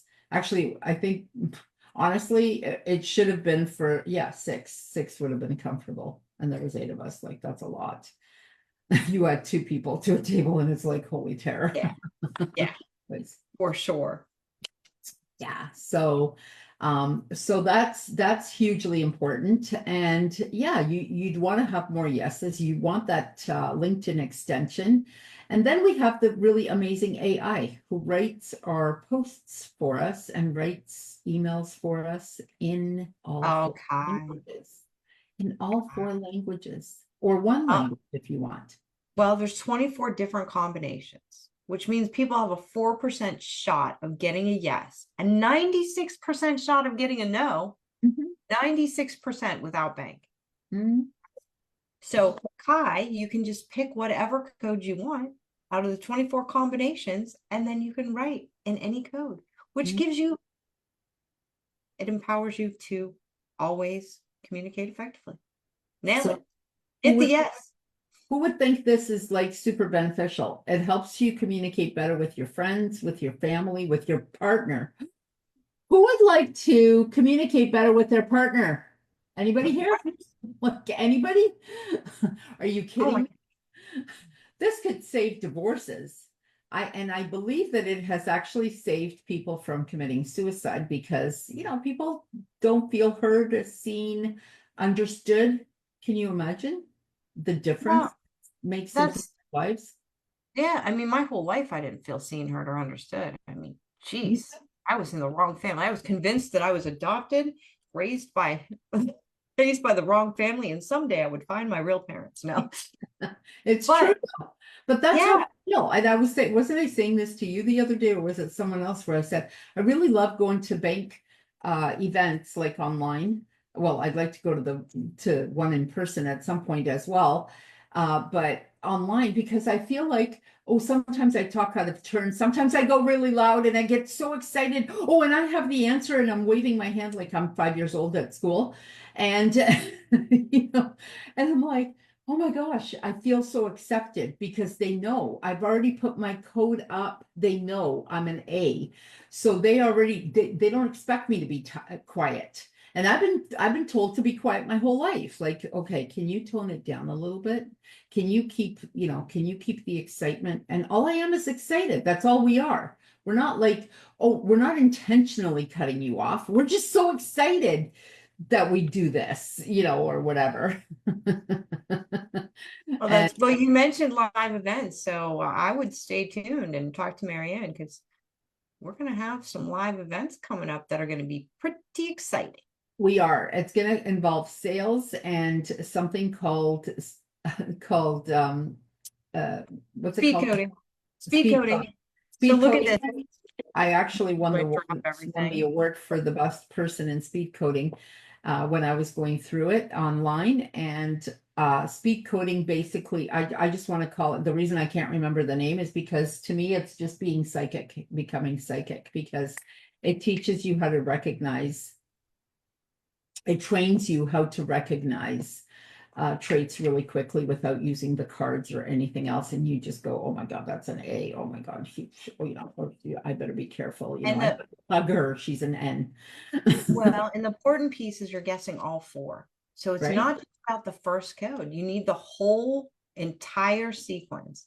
Because if you don't put it in the right order, that's when it blows Let's up. talk about some of the differences just briefly. So like an A would drive what kind of a car? Go, Michelle. Lamborghini. A Lamborghini, some sort of a sports car. I happen to like SUVs, but it's got to be a nice SUV. It can't be some, whatever. N's. I'm definitely not an N. A minivan. I would never drive a minivan. Everybody has to come in. Everyone, the whole community has to fit into that car, and the neighbors' kids too, because we're gonna drive somewhere together and we're gonna have a barbecue together. All 25 of us that are gonna fit in the car. A K, Tesla, right? I think we're safe to say Tesla. Super high tech. Well, and actually, so Tesla actually speaks to all four, which is Right. interesting. But Right. K's love Teslas. But K's love Teslas because it is, techie and all of this, right? It's probably loaded up with all the techie stuff that you could possibly ever have in one. And then of course, the B's would be like, let's say a proper sedan, Mercedes sedan, let's say. Safety ratings, blueprints are safety. Volvo is probably a better Yeah. one for them, right? Safe, high end, good on gas, good on this, lasts long. I don't know, whatever. Clearly, I'm not a B. I don't buy cars like a B. Yeah, it would be price, safety ratings, because it's a good quality. reports, He'll buy a Mercedes. reviews. He'll buy a Mercedes because it's good quality. An A will buy a Mercedes because it looks good. Excellent. Done. Looks good. And it's got some clout to it, right? That's it. What was the other thing I was going to talk about? What were we talking about before? And I thought, oh, that would be a good thing. Oh, how do people greet you? So how does an A greet someone, Michelle? High five, fist pump, head nod. What's up? Yeah, maybe a hug. Like when me and Michelle will see, because we don't see each other that often because we live in two different countries, we're super excited to see each other. So then there's a long hug, because then it turns into an AN thing situation. And N is obviously going to hug you. I mean, don't even think about, dishing out your hand to them. Okay. Yeah, they're not going to touch you. They're just going to say, yeah, what's up? What's up? Talk reading. Talk reading. Business. And then B's, you better shake their hand, and you better be on time. And on time means what, Michelle? Half an hour early? Yeah, yeah, 20 to 30 minutes early. Something like that, at least. 5 minutes easy on Zoom. They don't want to show up too early on Zoom because they might pop into the meeting unexpectedly, and then that would be not good. But you So- better be done on time, and you better not be late. Because Absolutely. they can't do business with you. It's just the way it is. So, you know, if you don't think knowing all of this would be beneficial to you in sales alone, never mind just for business reasons, never mind the rest of your life, it would be great with everything. Like, I have a lot more tolerance for some of my friends because some of them talk forever in a day, and I'm just like, oh my God, what's she going on about? Like, there's so much detail. There's so much detail in what she's saying, but she's a hardcore nurturer. She doesn't know how to give me the short version of anything. Nothing. Well, yeah, look at that second code, right? The second code plays a huge role. And then for her it's N, but for me, I'm just like, she doesn't get what I say half the time because I do one-liners. Yeah, no, that's not going to happen. Done. And she's like, that's it. Just, that's not going to happen. You're not going to do that. You're not going to give me an explanation. You're not going to tell me what the hell you're talking about. And like, she'll call me because she's a real estate agent, but she's more junior than I am. So she'll be like, oh, can we do this? I go, no. And that's it. That's my sentence. No, it's a complete sentence to me. And she's like, can you elaborate? And I go, not ever. I don't know. I go, what are you looking for? And she's like, well, I want to know why I can't do it. And I go, I don't know why. Who cares? I don't ask questions. So I don't ask for details. So I don't have the details. Don't come to me for details. I don't know where they are. They're tucked away in a drawer somewhere. I don't do details. Go to a B for details. Oh my God, I love it. Oh, you crack me up, my friend. Well, that was our little segment on bank. Reach out to Marianne. She's fantastic. And you know what? Michelle's fantastic. And we're planning a live event. So anyone who, like I said, close to Pittsburgh or can make it out to Pittsburgh, we're going to do it. I don't know when, sometime soon, maybe June if we're lucky, but maybe more like July or August. Yeah. Something like that. And we're going to do some other things. We have other things that we want to do together because, of course, we love each other, right? Because we love ourselves. Because ANKBs love ANKBs. Love all the rest of you guys too. We love all of you because we love you. And we need you. Like we both have Bs as partners. So we need grounding from you people, which allows us to be crazy. So it's great. It works out great for us. Anyways. With that, I want to thank you for joining Michelle and I and for allowing us to tell you why we are in love with bank. I will post above the video when we're done. I will post the free personality assessment. It will say crack your code and you can do it for free. It'll show you the 4 cards and it'll take you 30 seconds to do. It might take you 60 seconds. And if you're really slow, it'll take you 90 seconds, but it will not take you more than that. That is for sure. So have some fun with that. At some point, I will post the next, and we'll talk about it next time. My next summit is June 13th. So hopefully by then we'll know when the next date for Sherry's free session is going to be. And also Michelle's going to be doing her sessions. Can you tell us again, Tuesdays at 2 p.m. EST, Eastern Time. What's it called? Introduction to Intro to Bank. There you go. Intro to bank. And with that, we want you to take it to the bank. Thank you all so much. And thank you everyone who has joined us and commented and played with us, and everyone who's going to still listen to this replay. You know, it's only up now. Facebook is changing their rules. So the live will only be on Facebook for a month. And then it's going to go up onto my YouTube. You can see it there. I'll put it onto my podcast station, which is Traverse TV. It's going to be amazing. So thank you all so much for joining us. I hope you enjoyed all of this. I hope you have a wonderful weekend.